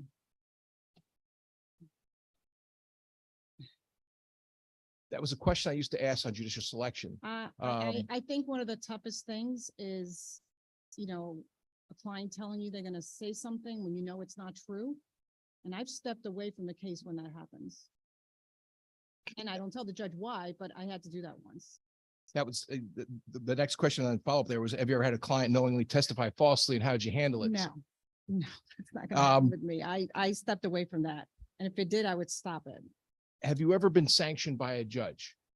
And I asked that only because I was back in 1992 or 3, Judge Dorsey. I didn't cite any case law in a brief I submitted with another attorney, and he sanctioned me $200, and I never asked for sanctions against attorney again. No, I don't. Because I had to put that on my malpractice insurance for the next 25 years. So I learned my lesson the hard way with Judge Dorsey. But so I'm just asking, have you ever been sanctioned? No. Okay. And then have you ever had a client improperly seek AR twice with different names, to your knowledge? Not to my knowledge. Okay. All right. Thank you very much. Thank you, Mr. Chair. Appreciate it. Representative Fishbein for the second time. Thank you, Mr. Chairman. So I expect Judge Dorsey, because I think Judge Dorsey swore me into federal court years ago, because I know there is no state rule in the practice book that requires you to have any case sites in a memorandum. It can be merely be narrative rambling, but I just, the comment about the power of a judge, I just want to briefly, because a lot of people don't understand that. Judges impact people's lives every day. I know a lot of us appreciate that. You have the housing case, or somebody's going to be displaced from their home. Judge renders an order. Those orders are appealable. So judge makes a mistake or does something wrong, the higher court can correct that. But in a family case, that's not the case. So, and let me just briefly, on a custody dispute, mom and dad are sharing kids and they, are fighting over visitation. And, mom is concerned because dad's new significant other is improper around the home and says, presents that evidence, and the judge says, I don't care, and issues a visitation order. It's not appealable. Parties have to live with that. And, that's where we talk about the power of a judge, the ability to, the unchecked power, actually, on a custody or visitation order on a pendenti lati basis is very important to look at the individuals who are sitting in that. So I just wanted to mention that. So I thank you, agree. Mr. I Chairman. agree with you. Yeah. Thank you, Mr. Chairman. Further questions or comments? Further questions, comments? If not, thanks for being with us. Emily, Thank you. thank you. Emily Wanger? Emily Wagner, sorry, Emily Wagner. The questionnaire says nine. Yeah. If you might raise your right hand for me, do you swear or affirm, as the case may be, the information provided this committee will be the truth, the whole truth, and nothing but the truth, so help you God or under penalty of perjury? I do. Great. I'm sorry about the pronunciation. I think your questionnaire, your name is inversed on the questionnaire, so sorry about that. Okay.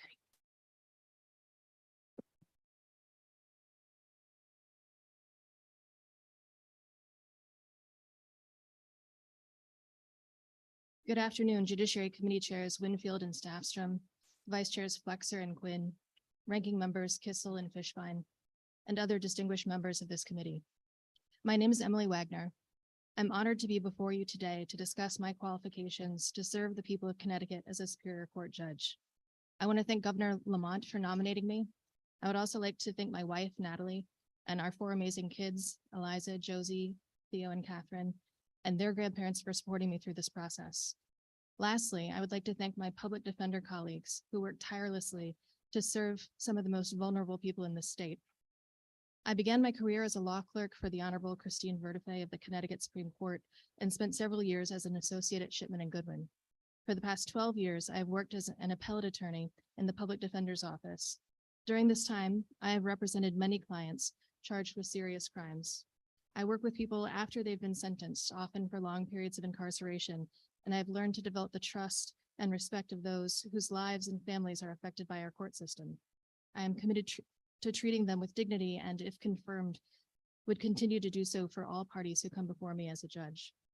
I've found the rigorous work we do as public defenders and appellate advocates for the people of the state meaningful and rewarding, and I'm dedicated to continuing my career in public service. Public trust in the judiciary is crucial to a healthy and strong democracy.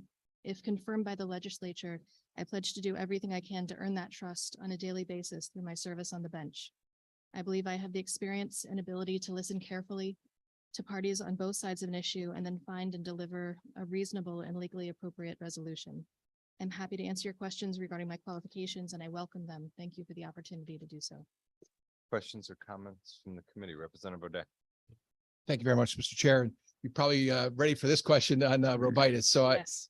having read through your application and just hearing your opening remarks, I think I know the answer, but how can you assure members of this committee and the governor that you won't suffer from the affliction Robitis if you were elevated to the bench? Thank you for the question. I think that if you were to ask my public defender colleagues, and even my colleagues in the state's attorney's office, I think they would describe me as even-tempered, and diligent. And I think they would, even my colleagues on the state's side would say that I handle my cases with integrity. And in terms of accountability, to Senator Winfield's question, you know, I think that if I were to have a complete personality change on the bench, that my public defender colleagues would let me know. What I've also noticed just in the short time since I've been nominated is that handfuls of judges have reached out to me to offer me their help and support. And I think those judges would also let me know if I were to have a complete personality transplant. Thank you for that response. And as you also heard me ask most of the individuals in your seat, are you willing to work anywhere in the state? You're assigned at least 9 to 5, Monday through Friday? Absolutely.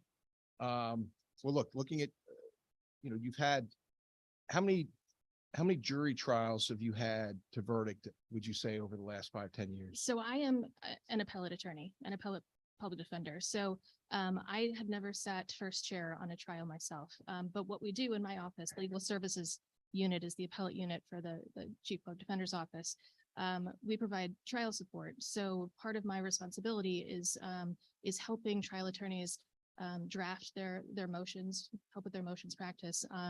So for example, a motion to suppress, or also we also help them brainstorm their cases in anticipation of trial, or if something pops up that's unexpected in the midst of trial.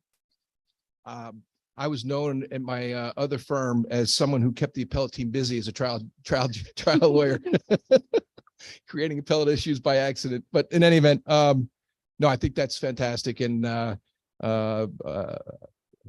congratulate again the governor on your nomination, and good luck to you going forward. Thank you, Mr. Chair. Further questions or comments? Further questions or comments? If not, want to congratulate you on your nomination. I know Senator Winfield had to step out for a vote in another committee, but I think he would say you probably answered the accountability question the best of anybody today. I think the right answer is, you know, you're not afflicted by rubitis if your colleagues are the first ones to be able to tell you you're acting like a jerk. And I think you nailed that. So congratulations. Thank you. Mr. Chairman. Oh, I'm sorry. I missed Representative Howard on Zoom. Thank you, Mr. Chairman. I just wanted to, good afternoon, Attorney Wagner. You know, I hate to admit this publicly. I spent an awful lot of time reading Supreme Court cases, especially around criminal aspects. And I had read a case, and I think that you had argued it back in October of 2022. It was relevant to a narcotics case in Waterbury where officers went into a home under an emergency. Well, it was argued emergency and exigency, but I think everybody's in agreement that exigency didn't apply. The emergency doctrine. Do you remember that case? Yes, I do. State So, versus- I'm sorry? the name of the case is State versus Currit. Yes, correct. That's correct. So the reason I bring it up today is because the Supreme Court so she was convicted, the appellate court overturned that based on the original search. The Supreme Court then overturned the appellate court's decision. And the reason I ask is because one of the main factors in that was that the facts of the case that were confirmed at trial, presented at trial, were seemingly misrepresented in the appellate process. And two things in particular was the proximity of the laundry room to that apartment, as well as the statements of the witness as to how many individuals entered the building and left. And when I read that, and then I actually went back when I saw your name come up here, because I remember noting it, thinking it was a little unusual. I went back and watched the Supreme Court thing the best I could. As you'll recall, that Supreme Court hearing was actually at Eastern Connecticut, so it was difficult to hear. But I'm not accusing you of misrepresenting the facts of the trial at the appellate process, but I'm asking, how did those facts get misrepresented to the appellate judges, so much so that the Supreme Court, when they ruled, I believe unanimously, to overturn the appellate decision, noted that the appellate court the facts were misrepresented to them when they made their decision. It became, it should be an argument about the rule of law based on the actual facts from trial. Can you just speak to that so I can clear that up for me? Sure. And bring everybody else in the room up to speed. So this was a case about a woman who lived in an 8-unit apartment building in Waterbury. And there was an altercation. There was somebody broke into the apartment complex. There was some banging on her door, and then an altercation spilled around the corner and into a laundry room. And one of the witnesses had seen, so the question is about how many people were involved. And one of the witnesses reported to 911 and to the responding officer that he had seen one person come in and then 2 people leave, one out the front door and one out the back. And there was no other evidence that anybody else was involved in the altercation. The police respond, and an hour later, they break down the door to the defendant's home and enter pursuant to the emergency exception to the warrant requirement. And the confusion comes, I think, from the trial court's factual findings that are a little bit garbled. And so it appears as though the trial court is saying that 2 people entered and then 2 people left. And it's really that one person entered and 2 people left. And that was confusing in part because the main witness ultimately testified that he didn't see the person himself. He was reporting what he had heard from somebody else in the building. And I think that's the confusion. All right, thank you. Yeah, so I actually went back and read the original case, again, and I don't know where the confusion came from, because it seemed like everybody else was in agreement that the original report was that one person entered and he saw 2 leave, but at some point it was represented to the appellate court that there was some evidence presented to the officers that 2 people came in and 2 people left. And I don't know where the assertion that a second person entered came from. I'm in agreement with your assessment of the facts of that case. And filed a motion for reconsideration, making that same argument. Okay, thank you. Thank you, Mr. Chairman. Further questions or comments? Seeing none, thanks for being with us. Congratulations. Jason Welch.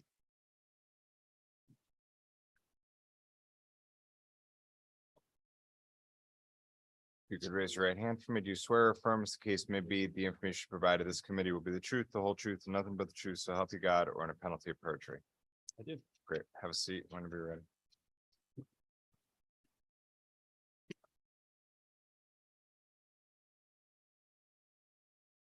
Good afternoon, Judiciary Committee Chairman Winfield, Staffstrom, Vice Chairpersons Flexer and Quinn, Ranking Members Kissel and Fishbein, and the distinguished members of the Judiciary Committee. My name is Jason Welch, and I would like to thank you for taking the time to consider appointing me to the Superior Court. I would also like to thank Governor Lamont for his nomination, my wife Elizabeth, who was with me, and our children, 4 of them are here as well, for their support, and the many lawyers and legal professionals that have invested in my professional life over the past 22 years. I'm grateful to them all. By way of background, I grew up primarily in Torrington in a single-parent home. I attended Hamilton College, graduating in 1994. And after a stint in the advertising industry in Connecticut, I attended Quinnipiac University School of Law, along with some familiar faces in this building, including Representative Fishbein, Vinnie Morrow, and others. While at Quinnipiac, I was the executive managing editor of the Law Review and interned with United States Magistrate Judge Smith. Upon completing the summer associate program with Cummings and Lockwood, I joined the firm full-time in 2001 in the Hartford office. There, I practiced within the business litigation practice group, focusing on business, construction, and real estate disputes. In 2003, the office realigned with the law firm of McCarter and English, where I continued private practice until joining Beasley Group, an insurance company syndicated with Lloyd's of London, at the end of 2006. There, I drafted policy wordings, offered coverage advice, and managed professional liability litigation, as well as litigation against the company. It was also during that time I served as the state senator for the 31st District and had the pleasure of serving with a number of you on this committee. In 2019, I returned to this building under Senator Fasano as chief legal counsel to the Senate Republican office, where I'm currently employed. Thank you for your time, and I respectfully ask for your support. I'm happy to take any questions. Senator Kissel. Thank you very much, Chairman Staffstrom. Well, Jason, it's great to see you. And thank you to your wife, Elizabeth, for being a fan of my long-winded speeches on the Senate floor. Appreciate that. So here we Glad go. somebody is Senator. Yeah, I'm the only one in the building. And so, first I lose Attorney Caffarelli, and now he's Commissioner of Consumer Protection. Now we're going to lose you because I have no doubt that you'll be confirmed. First of all, I can state for my colleagues' edification that as counsel to our caucus, you are patient to a farthing and just extraordinarily well-versed in all aspects of the law. I know that your practice experience hasn't brought you a lot of time in the GAs or, as a special public defender like I was back in the day or things like that. But certainly I don't have any doubts at all that you have the capacity, as my friend and colleague Representative O'Day talks about, the mental acumen to be an outstanding judge. But your patience, your wisdom and thoughtfulness while you were a state senator is out there for anybody to examine. We were lucky to be able to serve with you in that capacity. I've been very lucky to have you as the general counsel to our caucus. And the fact that you have so many children is built-in proof that you're very patient as a human being as well. And how you juggle it all, I've never understood. And you don't bat an eye. So I'm not going to ask you a lot of tough questions. I think you heard the gold standard in as far as Senator Winfield's question. If your colleagues come out of the woodwork and say you're being a jerk, then that's a good sign that you've got rubitis. But I don't think that that would ever befall you as well. And so I'm happy to see you here this afternoon, and I congratulate you and wish you the very best of luck. Thank you, Chairman Stafford. Thank you. Representative O'Day. Thank you very much, Mr. Chair. Good to see you up there. Thank you. Representative. Congratulations on your nomination, and thank you for your service, obviously to the state of Connecticut and to our military. Just to be consistent throughout the day, I'm going to ask you the rubitis question. I know the answer, but for the sake of other members of the committee, the public that don't know you, how would you assure them that you would not suffer from the affliction of rubitis that we've been talking about all day? I appreciate the question, and I appreciate Senator Winfield's challenge too, because it has matured my thoughts on this. But at a base level, I did spend a lot of time in the area of professional malpractice, and in particular, attorney malpractice. And it doesn't take long in that area to realize, but by the grace of God, go I. And so I think that is a thread that I will carry with me as long as I live. Secondly, I do perceive this to be a role of public service. The legal profession and the people of the state of Connecticut have been just so good to me, and this is a way that I can return that favor. And I think with that brings a perspective that the courtroom is about everybody but me, as a matter of fact. And thirdly, life has kind of taught me that everybody's always dealing with something else. We all have stuff in our lives that are eating away at us, are gnawing at us, are challenging us. And oftentimes they have nothing to do with what you're presenting in a courtroom or presenting somewhere else. And so I think the empathy of understanding that we're all going through stuff will help me. And I think lastly, to Senator Winfield's point, probably the most important thing I can do is to reach out and find a mentor of a jurist in whichever courthouse I would find myself in, should I be appointed by the General Assembly, and have that person to be accountable to throughout my career. Thank you for that response. And then the last question I have, are you willing to serve anywhere in the state at least 9 to 5, Monday through Friday? Yes. Excellent. Well, looking at you and seeing your family in the background there, it's quite a day.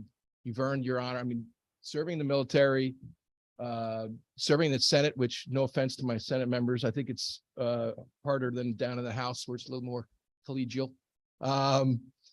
The service to the state of Connecticut in our country is quite outstanding and very appreciative. And again, I want to thank the governor for the nomination and congratulate you and your Thank you. family.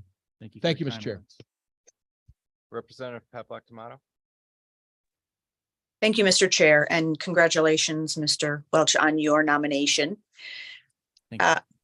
I just wanted to, well, first of all, thank you. I have had obviously personal interactions with you through various different departments and through different activities in Bristol and through the legislature. So I have actually discussed different legal topics with you, and I do appreciate your input, your patience, your wisdom on just how to handle a situation.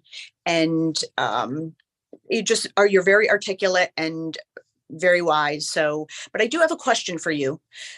And I have asked my ranking member of this question. So it's not necessarily just you're the only person I was wondering this about. And he did provide an explanation, but I just want to hear it from you. The questionnaire asked about courtroom experience in the last 5 years. And I know on yours, I think it said 0. And I'm pretty sure you do have courtroom experience prior to that. So I was wondering if you could go into that a little bit, what your courtroom experience was prior to 5 years and, whether it was civil, criminal, and if you could just explain that a little bit further for me. Sure, gladly. So the first 5 to 6 years of my career was at a business litigation practice group, both in the firms of Cummings and Lockwood and McCarter and English. There, I was fortunate enough to actually first chair a trial as a young associate, second chaired a number of trials, and then also second chaired arbitrations as well. Not quite the same as being in court, obviously. The kind of scope of the practice had to do with disputes between businesses, a lot of property tax appeals as well, and a lot of construction litigation. I do not have any criminal experience to speak of. Okay.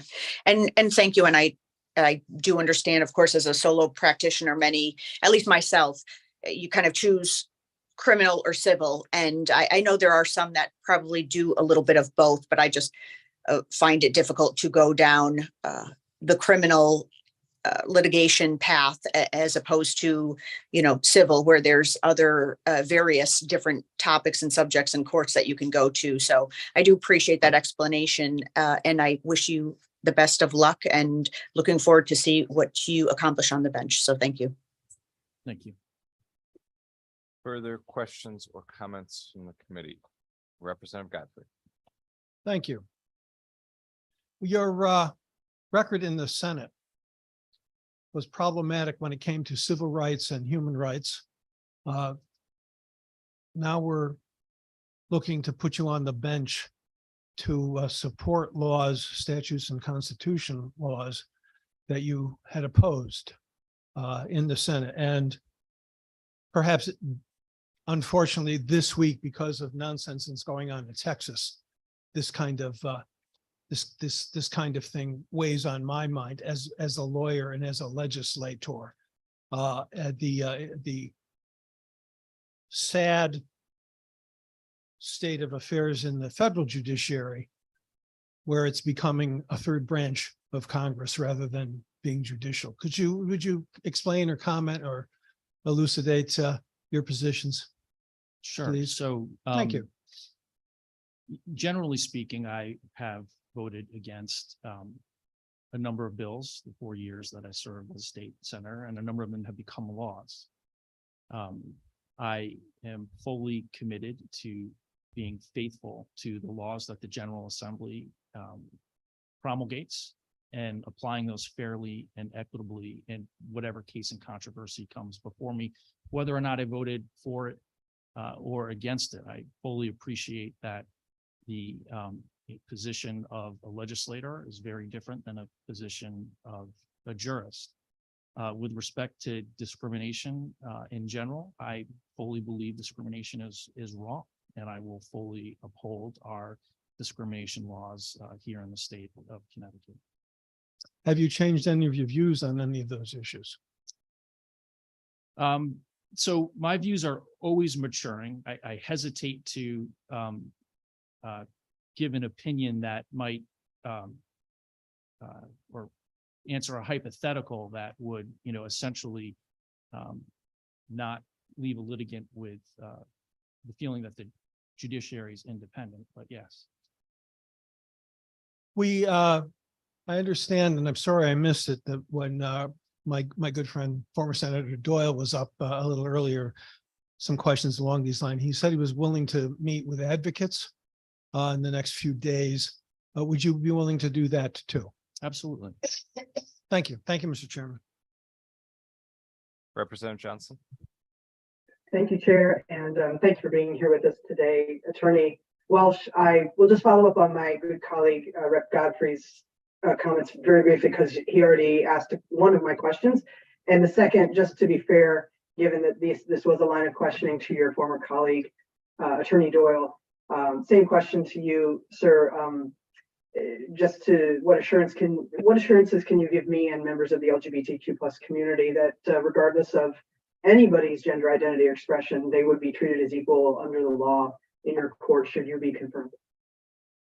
So I, without hesitation, will apply the discrimination laws of the state of Connecticut equally and fairly. I mean, it's not a question in my mind. Thank you, sir. So they, as individuals, would also be treated as equally as litigants in your court. I presume I'm implied, it's implied in what you said, but just to be explicit. Every person, yes.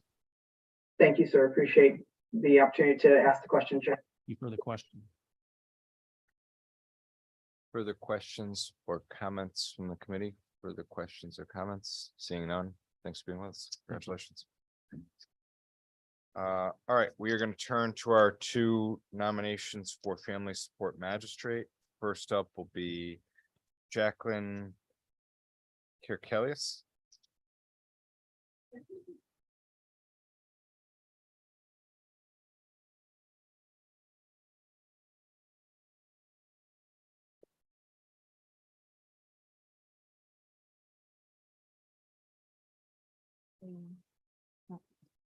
I'm sorry, if you could raise your right hand for me. Do you swear? It's been a long day.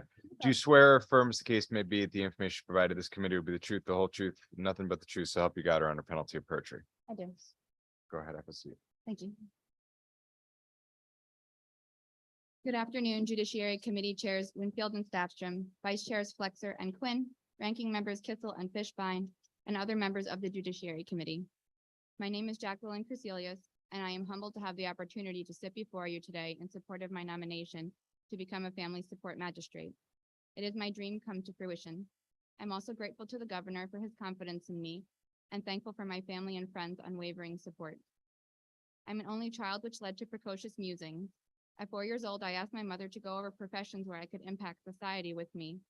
Though I don't remember her exact explanations, it was there that I fell in love with becoming an attorney.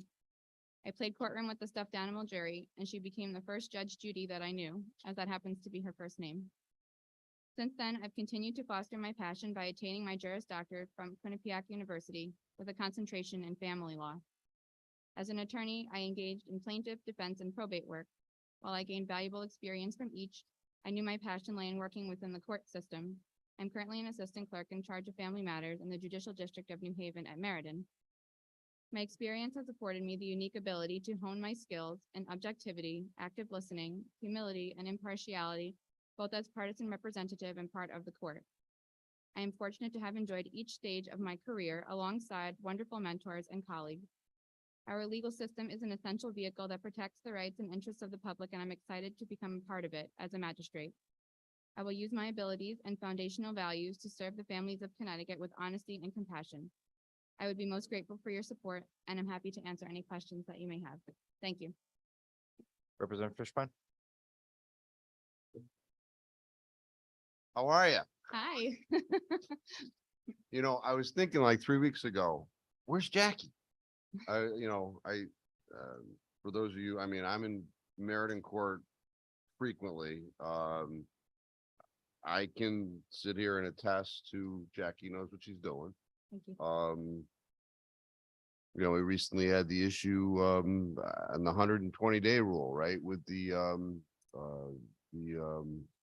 new civil orders regarding restraining orders and how long the court can issue those, right? And, you know, and the judge is looking to you and we're trying to figure it out, you know, and that's, and I'm sure you can probably do child support guidelines by hand. I mean, I'm one of those few people that can still do that too. And, you know, that's what magistrates do, right? I mean, it's all part of the job. And I know that Magistrate Ferguson is here. I hear, you know, to support you. So, you know, if anybody's asking whether or not Jackie should be doing this, I'm just come and talk to me. So I very much appreciate you being here. All of our workings together have been excellent. You're cordial. I can't say enough. So congratulations. Thank you. I appreciate your confidence. Representative Osborne.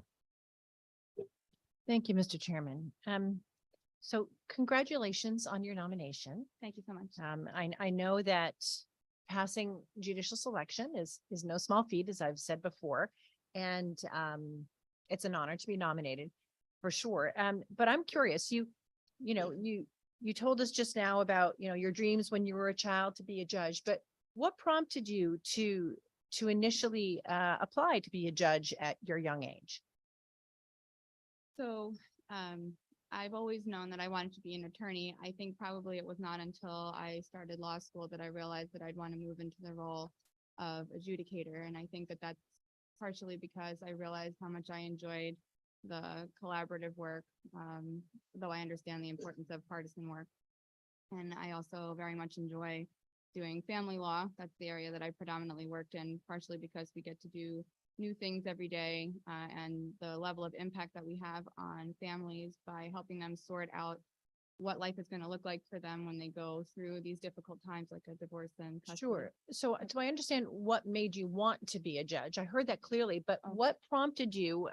You know, you've only been out of law school for 10 years, Sure. and to be frank, I don't see an extensive resume of experience at this time. And I was wondering, what prompted you to make that initial first of all, when did you make your application to be a judge, and what prompted you to do it at this point in your career? Oh, okay, sure. So I put the application in, I think it was 2 years ago. So when you had been practicing for 8 years, you applied to be a judge? I had submitted a letter of interest, yes. Okay. And what prompted you to think that 8 years into practicing law? And so that would have been in the middle of the pandemic, right? And 2020-ish. And just taking a look at this in 2020, were you working at the judicial branch at the time? I was. Okay, so you had been working in the branch in your current capacity as I'm sorry, is that an assistant clerk? Yes. For 2 years. So what prompted you at that point to think that to feel that you were ready to go take on the responsibilities of becoming a judge? And did you apply specifically as a family magistrate or as a judge? As a magistrate. Okay, so what prompted you to think that this was the right time for you to do that? I feel that I have developed extensive experience by being put in a supervisory role with the judicial branch from working in Meriden. I oversee not just family support magistrate proceedings, but also family court. I have basically taken over being in charge of all of the proceedings that happen in our court, and I feel that I've developed a good repository of knowledge, a good understanding of what it takes to be a successful judge, a successful magistrate, and I understand how to work with pro se parties. I understand how to work with litigants. I've worked with a lot of different judges, so I understand the temperament and disposition that's necessary. So I think I've developed a good amount of both substantive and procedural experience that made it appropriate for me to put in my application. So when you put your application in 2020, that means that you'd had approximately 2 years working in as an assistant clerk in the court at that time in person, right? And then obviously COVID hit and nobody was in anywhere. But let's go back to the beginning, because you graduated from law school in, is it 2012? Yeah. And you took the guardian ad litem training, which you did that in law school still, correct? Yeah.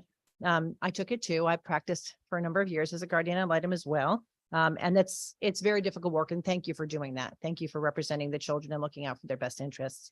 But so you graduated in 2012 and you haven't done anything for continuing education, but the required continuing legal education. And you spent 2 years working at Gould, Killian and Wynn. Can you describe your work there? So I did paralegal work there, in both real estate and personal injury, a little bit of trust and estates as well. So you were a para for that firm? Yeah. Had you not passed the bar yet at that time? Correct. When did you pass the bar? 2000. Oh no, I had passed the bar already by then. I was, I passed the bar in New Jersey and New York. In New Jersey in 2012, I was admitted, and then I was admitted in New York and Connecticut in 2013. But you continued to work as a paralegal through 2014, correct? I was seeking employment as an attorney at that time, yeah. All right. And then you went to work for the law office of Martin Philpott? Martin Philpott, yeah. Martin Philpott for, was that for a full year? You said from 2014 to 2015? I believe it was a little bit less than a year. Okay. And what was the work you did there? It was general practice, so I did a little bit of everything. I did some employment law, civil, personal injury. We did housing. We represented the housing authority and nuisance evictions. I did. And how many times did you go to court in that little under a year that you worked for Attorney Philpott? I argued some cases in family court. You mean in Superior Court? Any court? So I went to probate court, probably 10 or so times, with him. I also did, housing court. I was in housing court probably every week. Did you practice in family court in front of a judge? A little bit, yes. I had a couple of family cases. Anything in civil court or criminal court in that time? I went to criminal court only one time, and I did a couple of civil cases. And were you lead counsel on those appearances? They were specific motions that I had been arguing. Okay. And did you have senior counsel with you at the time, or were you lead counsel on that? Okay. Then you went to work for Meehan. I'm sorry, I can't quite read all of the next. And Rosenbaum. The next firm, just says 2015. So you ended up at Philpott's in 2015 and for some period of time in 2015. How long did you work at that next firm? I believe I was there for 7 months. And what did you do there? They're the captive firm for Liberty Mutual, so just personal injury. So when you say just personal injury, did you argue any motions in court? Yes, And were you in court frequently? I was in court frequently. And what types of motions were you arguing? I didn't argue a lot of motions in court. I was mostly in court doing probably pretrial work, if you want to call it that. And then What does that entail? Does it entail standing in front of a judge, knowing the rules of evidence and arguing your case? I did a couple of, I don't recall the specific motions that I did. I did do a court trial with them that I did as lead counsel. And You know how for long the that- pretrial, I'm sorry, How long did that last? the court trial? Yes, It was just one day. you completed an entire trial in one day? Yeah. What was the subject matter of that? I don't specifically recall the details. Okay.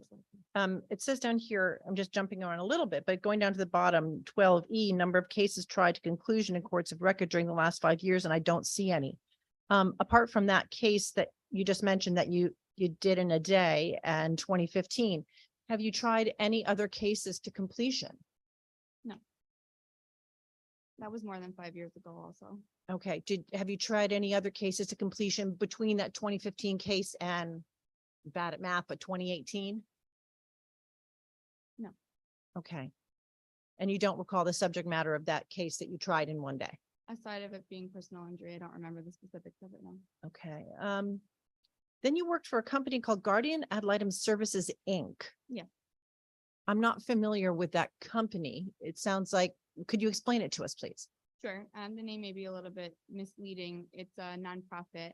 And they don't do guardian ad litem work. They do conservatorships for parties with chronic and persistent mental illnesses.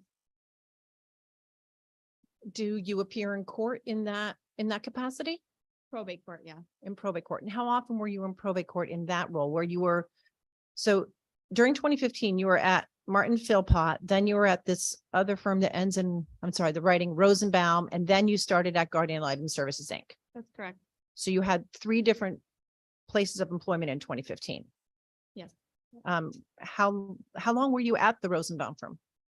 7 months, I believe.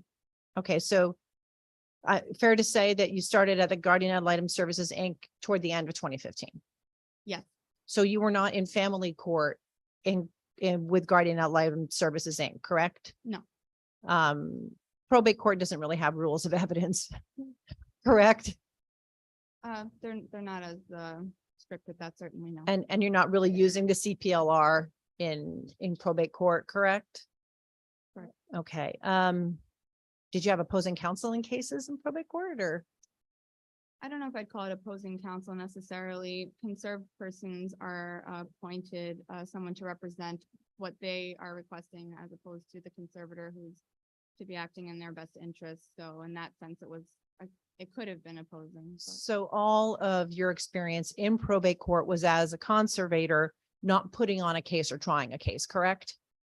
I wouldn't say I put on or tried a case in probate court. That's true there. The only other thing is that I did go to court with some of the social work staff that we had where I was not the conservator to kind of monitor.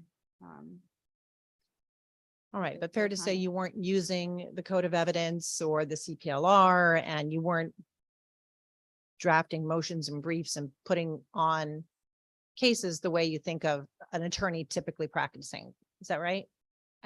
Correct. I didn't have to draft many motions. Okay. But skipping to your next one says Connecticut Judicial, you were there in 2014 as well. So in 2014, you were at Gould, Killiam and Wynn, and then you went to Judicial, and then you went to the office of Morton Philpott.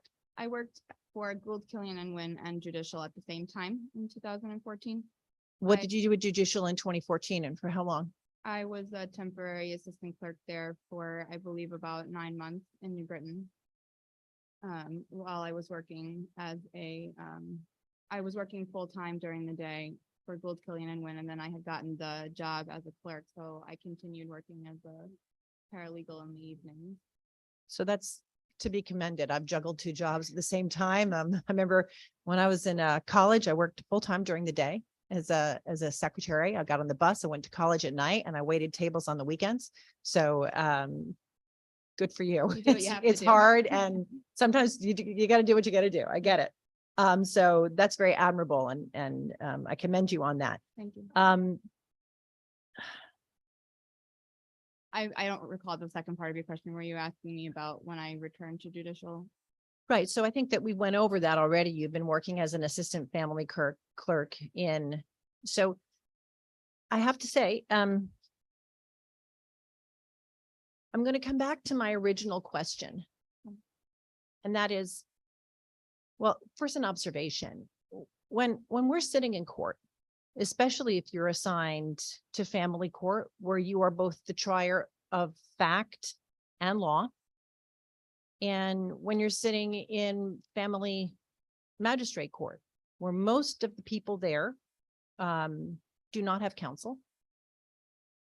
Nonetheless, you do have to observe the rules of evidence. Correct. You still have to run your court as a court of law, not as a court of, well, I'll just say anything else. Sure. So I'm going to come back to my original question, and that is given the experience that you've outlined in your application, and given the experience that you and I have discussed, Mhm.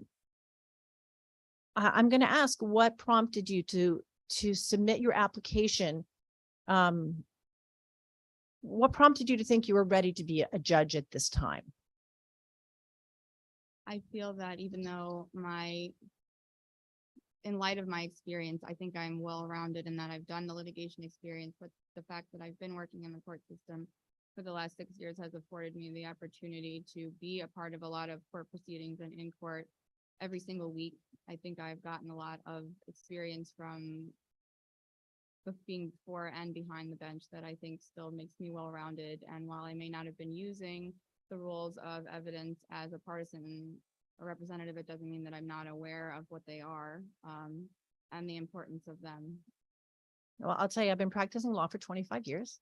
I clerked at the New York State Court of Appeals. I worked in a number of private practice firms, and I've been practicing for 10 years before I ever set foot in a courtroom. I was very experienced and I had pretty decent credentials, academically speaking. And I started to litigate by taking a contract in juvenile court.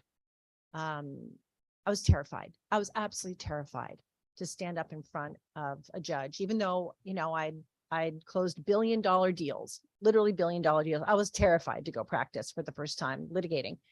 And it's a very different experience to, you know, read that code of evidence. I had to take the bar 10 years again after I took it the first time because Connecticut had no reciprocity with New York at that time. And I got to tell you, having not used the code of evidence on a day-to-day basis from law school to the next time I took the bar, I took Barbary all over again. And even having taken Barbary in the fairly recent past and having been through law school and having been a pro bono guardian ad litem through Lawyers for Children America, there is nothing to prepare you to rule on the rules of evidence or on proper adherence to procedure. There's nothing that can prepare you for that like doing it. Observing it is not the same as doing it. And to this day, I've been practicing 25 years. I'm not as facile with the code of evidence or the civil procedure rules as colleagues of mine who have been litigating exclusively for 25 years. So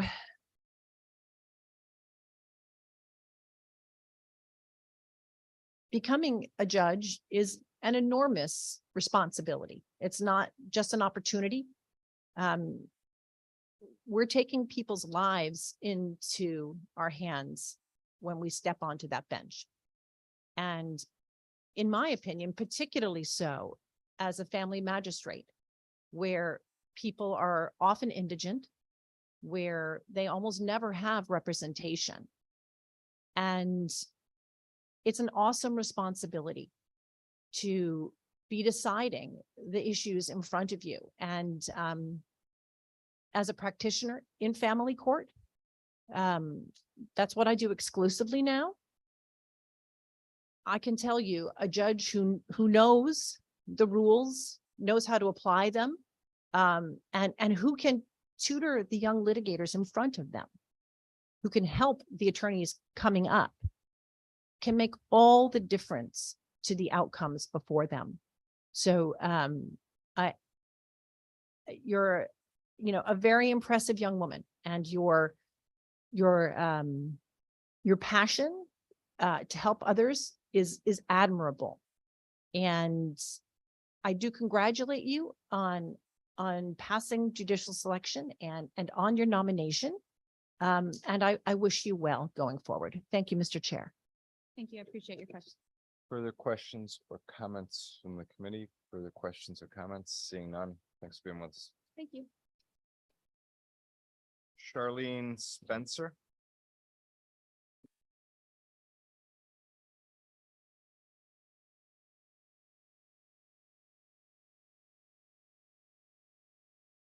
If you could raise your right hand for me. Do you swear or affirm as the case may be, the information provided to this committee will be the truth, the whole truth, and nothing but the truth, so help you God, or under penalty of perjury? I do. Great. Have a seat, and whenever you're ready. Thank you.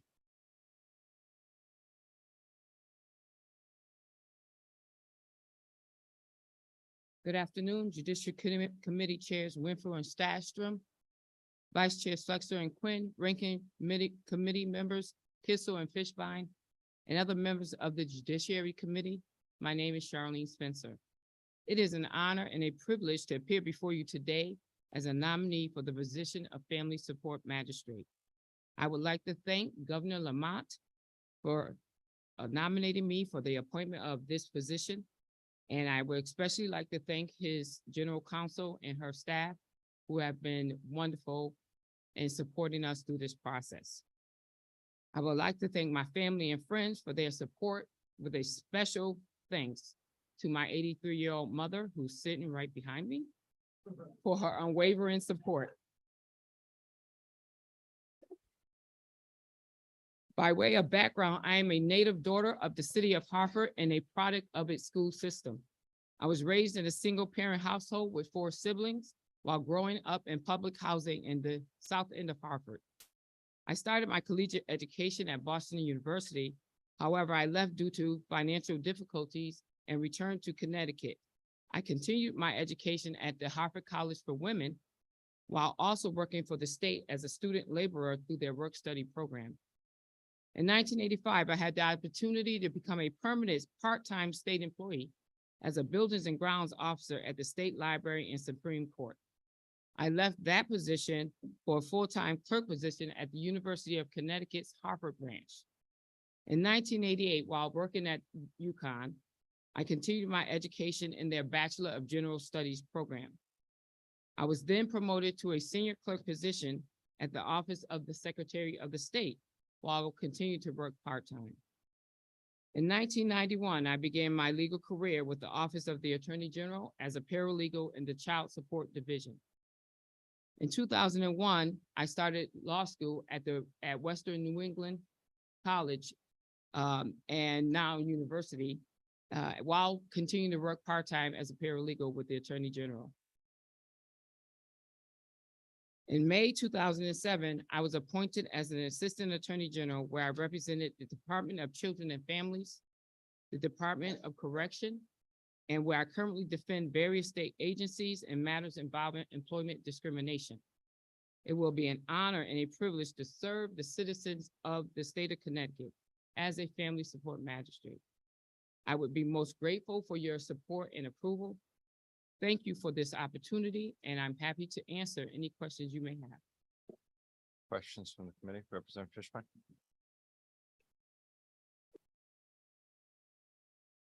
So good afternoon. Congratulations on your nomination. Good afternoon, Representative. Thank you. We've had a lot of people before us today, and looking at the backup, it appears that you, at least in my review, would be an appropriate candidate to be a judge as opposed to a magistrate. And I'm not diminishing magistrates, right? They do vital service, all that stuff. So can you, if you know, why are you before us in that capacity as opposed to some other? Sometimes, Representative, the job chooses you. I was approached to see if I would express interest, and I'm very interested in this position. Having spent 16 years as a paralegal in that court, I think that I could help the citizens of this state through my service as a family support magistrate. Notwithstanding that, I would be interested in a judicial appointment as a judge. However, I think that I could very much help the citizens of the state through that position. And I would also tell you that I wanted to be an Assistant Attorney General representing the state in child support matters, and was told by someone who's now a judge that as a support person, it would be difficult to make the transition to an Assistant Attorney General, and that maybe should go and do something else and come back. And in thinking about that question, I think this is my comeback to as a family support magistrate, and I would be happy to serve in that capacity. Well, I hope, you sitting here today and watching the many people that have come before us, perhaps you would have learned that advice was perhaps misguided. I appreciate you being here today, right? So I appreciate you wanting to do stuff for our state. And, I'm not saying that if some other application came before us, I'm not prejudging it, but I'm just looking at the panel that we have. So that being said, I do want to ask about one aspect of your backup. In question 9, been all over 9, and that's that I wear number 9 when I play hockey, so it's very appropriate. Anyway, question 9 asks about where you work, right? Since you graduated from law school. Yes, sir. And your answer was Office of the Attorney General, 1991 to the present. But I'm looking at when you got your Juris Doctor, which was 2005, based upon page 1. Mhm. So can you just link those two up? Well, in 2005, I, after graduating, I, took the bar exam. And, I missed the first bar exam by 20 points. And, it wasn't until I took the second bar exam, which I missed by 7 points. And I've shared this story with many people because I think it's empowering to help other people know that you have had some struggle. I missed it by 7 points, and that's when I found out that I was diabetic. I did not know that I was diabetic and was eating lunch, and my blood sugar would, pretty much go up and my energy would go down. Once I learned that I was diabetic, I handled it so differently. I had lost 25 pounds by the time I took the bar exam again. I worked out each day that I took the exam, and I felt differently in the afternoon than I did in the morning. So I knew that I would pass the bar at that point. And so between 2005 and 2006, that's what I did. And that's why it took me until 2006 to pass the bar. And I was fortunate in 2007 to be appointed to be an assistant attorney general. So I appreciate it. And I can understand, because the bar exam is a grueling thing. I'll tell you, I made sure I stayed at the hotel where it was the Omni in New Haven, right? Yeah. I stayed there. The next morning, I wrapped my fingers in Band-Aids so that I wouldn't get like writer's cramp. Mhm. And then I got in the shower and I listened to the Rocky theme song. And then I went downstairs and took the bar exam. And I passed the first time, but I'm not, so I understand. But my question was, since 1991, you've been working for the AG's office, but you weren't a lawyer until 2006. So the period of 1991 to 2006, what were you doing at the AG's office? I was a paralegal, sir. Okay. I was a paralegal in the child support division.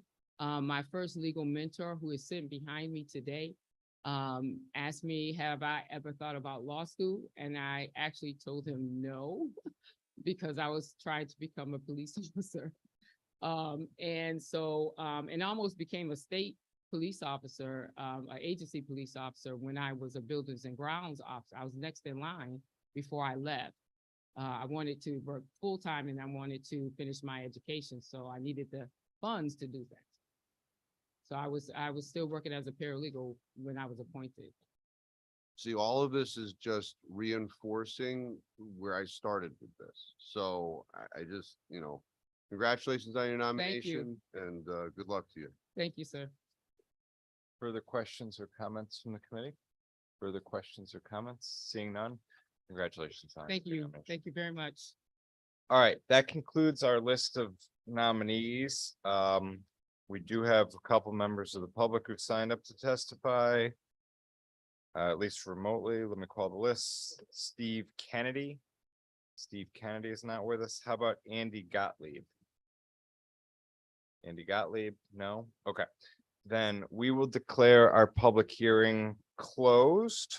I will convene the Judiciary Committee meeting for Friday, April 21st, 2023, and we will recess for caucuses. Members, be on the lookout. I think the Republicans are going to be in 2600 and the Democrats will be. The Democrats will look for a an email or text for Democrats on caucus. All right. With that, we stand in recess.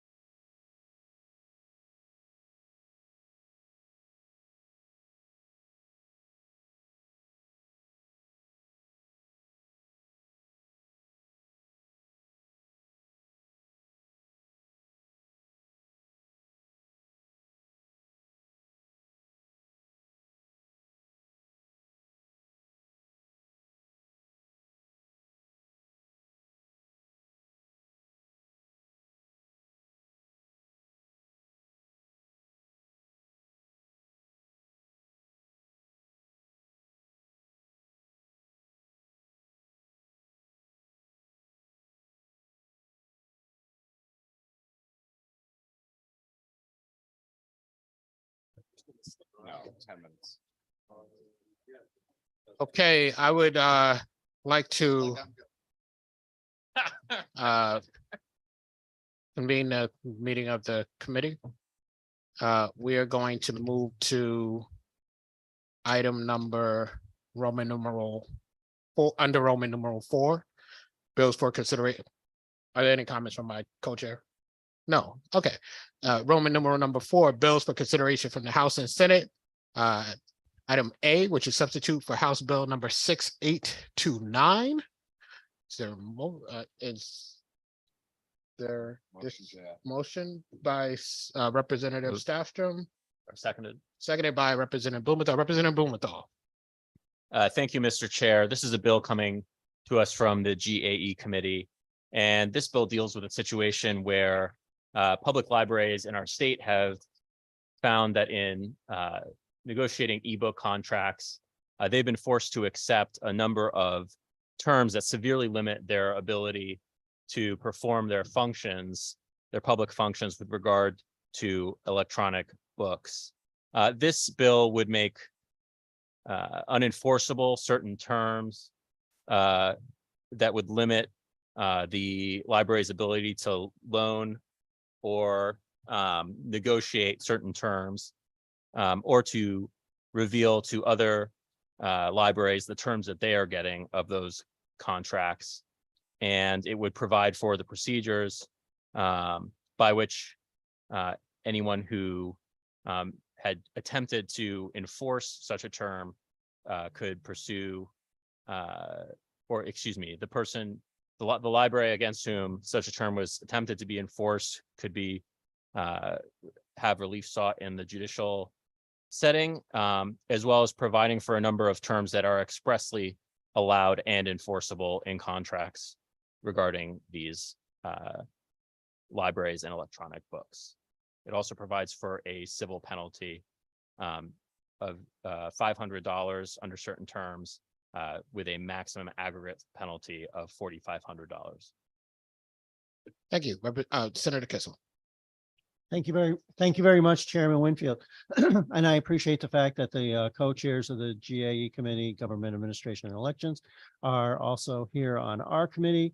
And while I guess the goals of this are laudable, certainly want the distribution of information through our library system, I just have concerns when I hear that we're going to, through statute, basically wipe out contractual terms that are apparently independently negotiated. So for that reason, I'll be voting no today to flag this bill. Thank you, sir.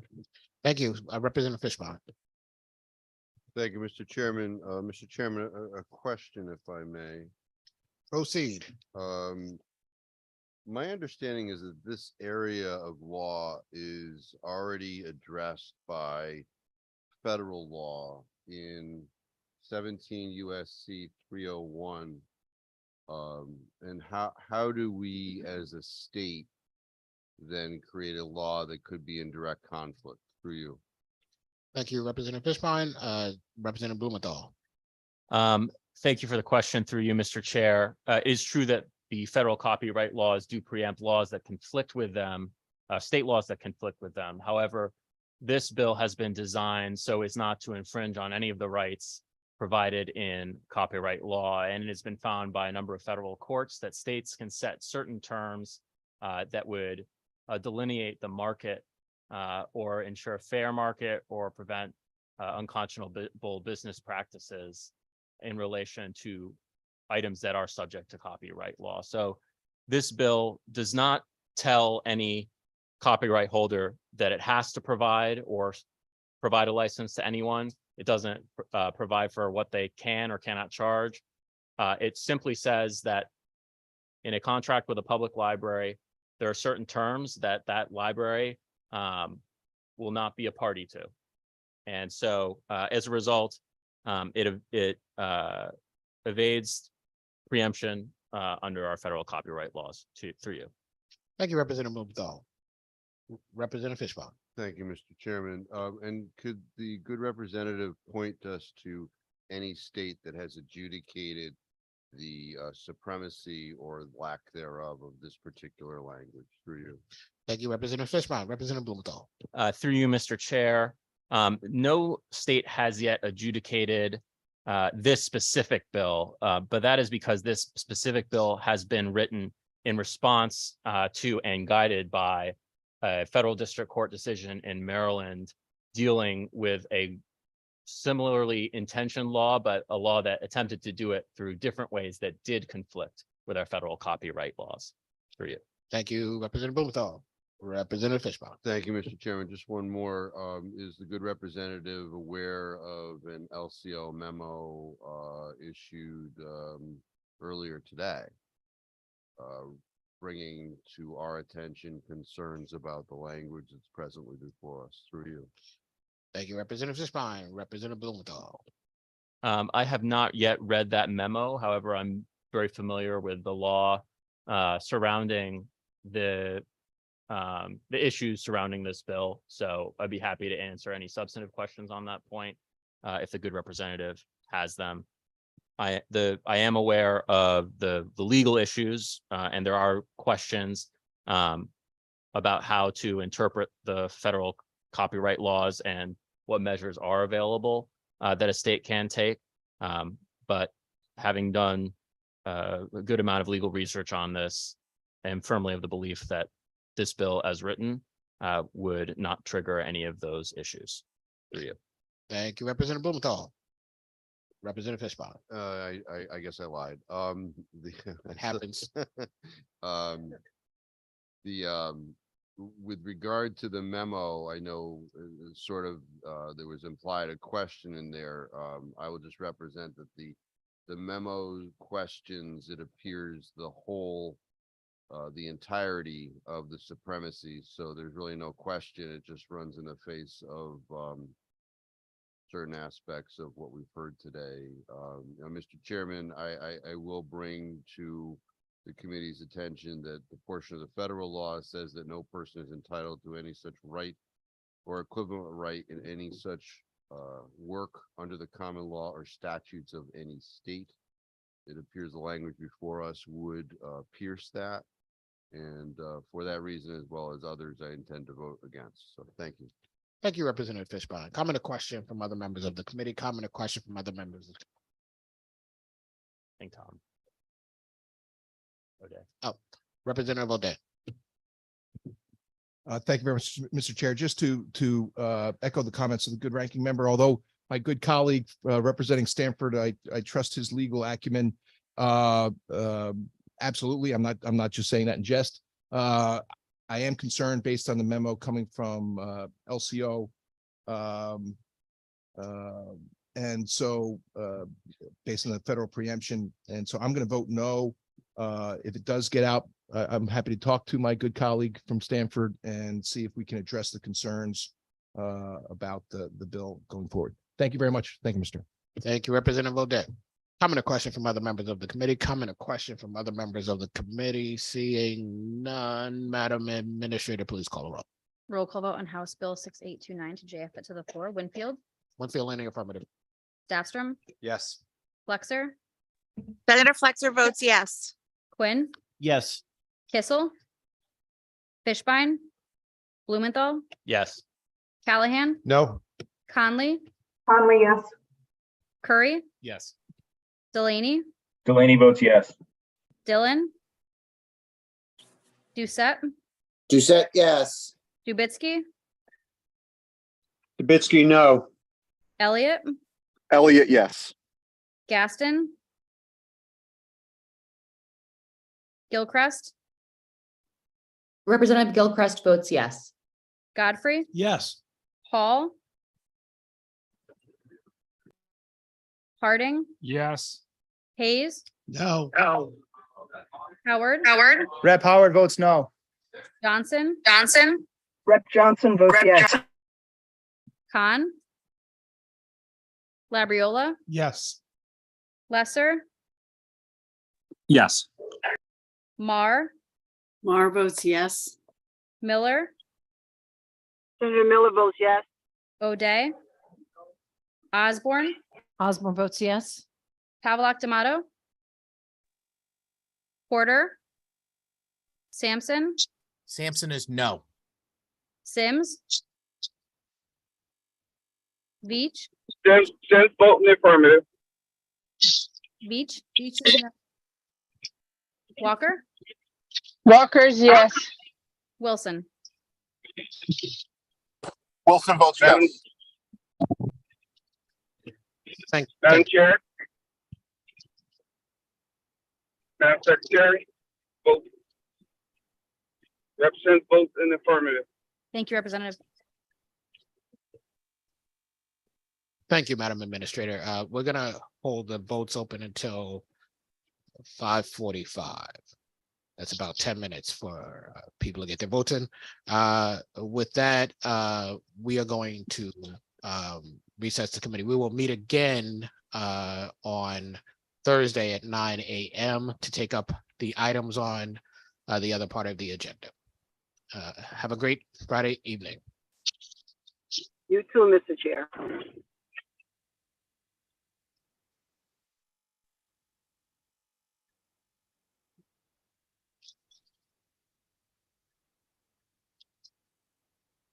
Madam Secretary.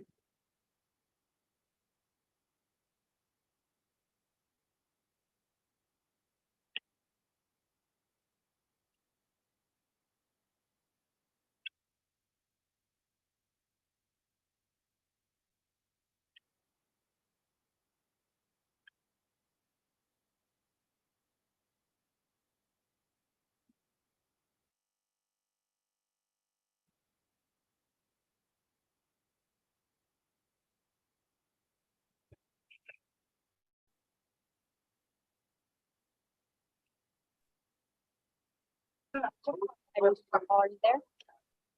Yep, Madam Secretary, did I miss any votes?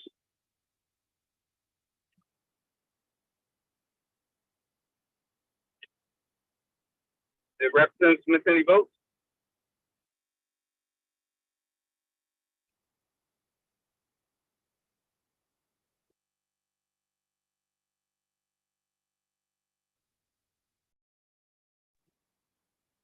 Madam Secretary, did representatives miss any votes?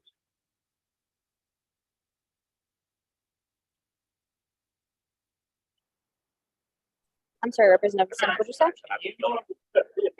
Did I miss any votes?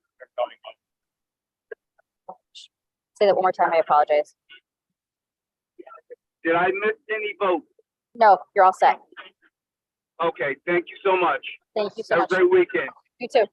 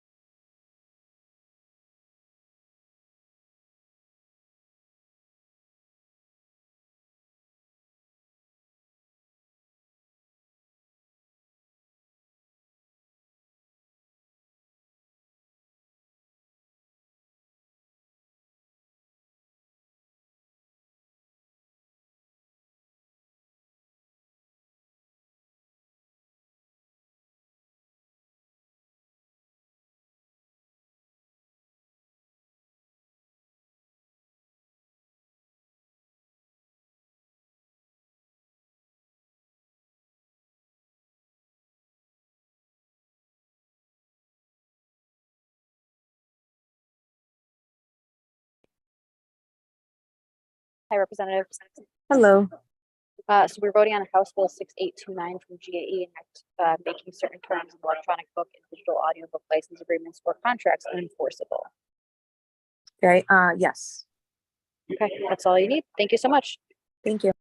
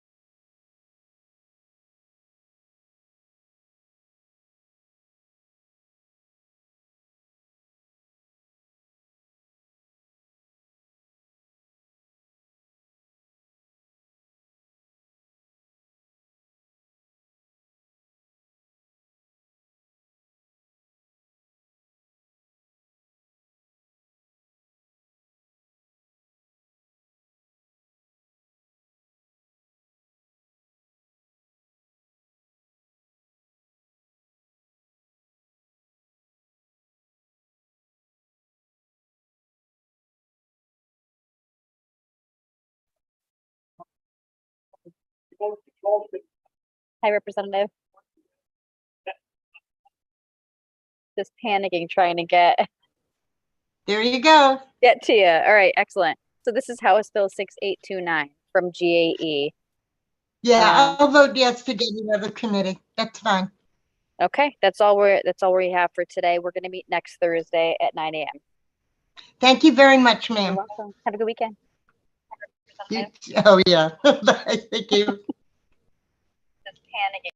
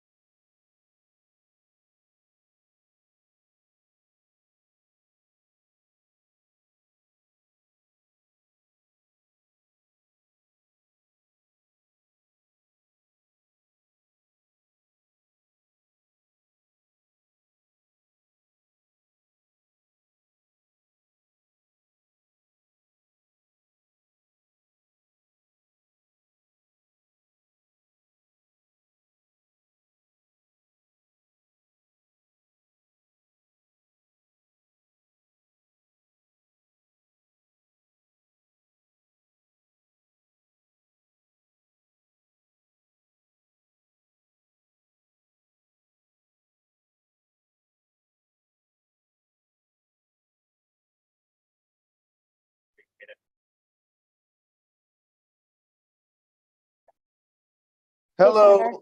Hello, how are you? Good, we're voting on House Bill 6829. I'm pretty good. You hear me? Yes, can you hear me okay? Yes. Yep, so House Bill 6829 we're voting on. Okay, I'm voting in the same way that the chairs are voting. They voted yes. Yes. All right, you're all set. Thank you so All right, much. thank you so much. Take care. Bye-bye. You too.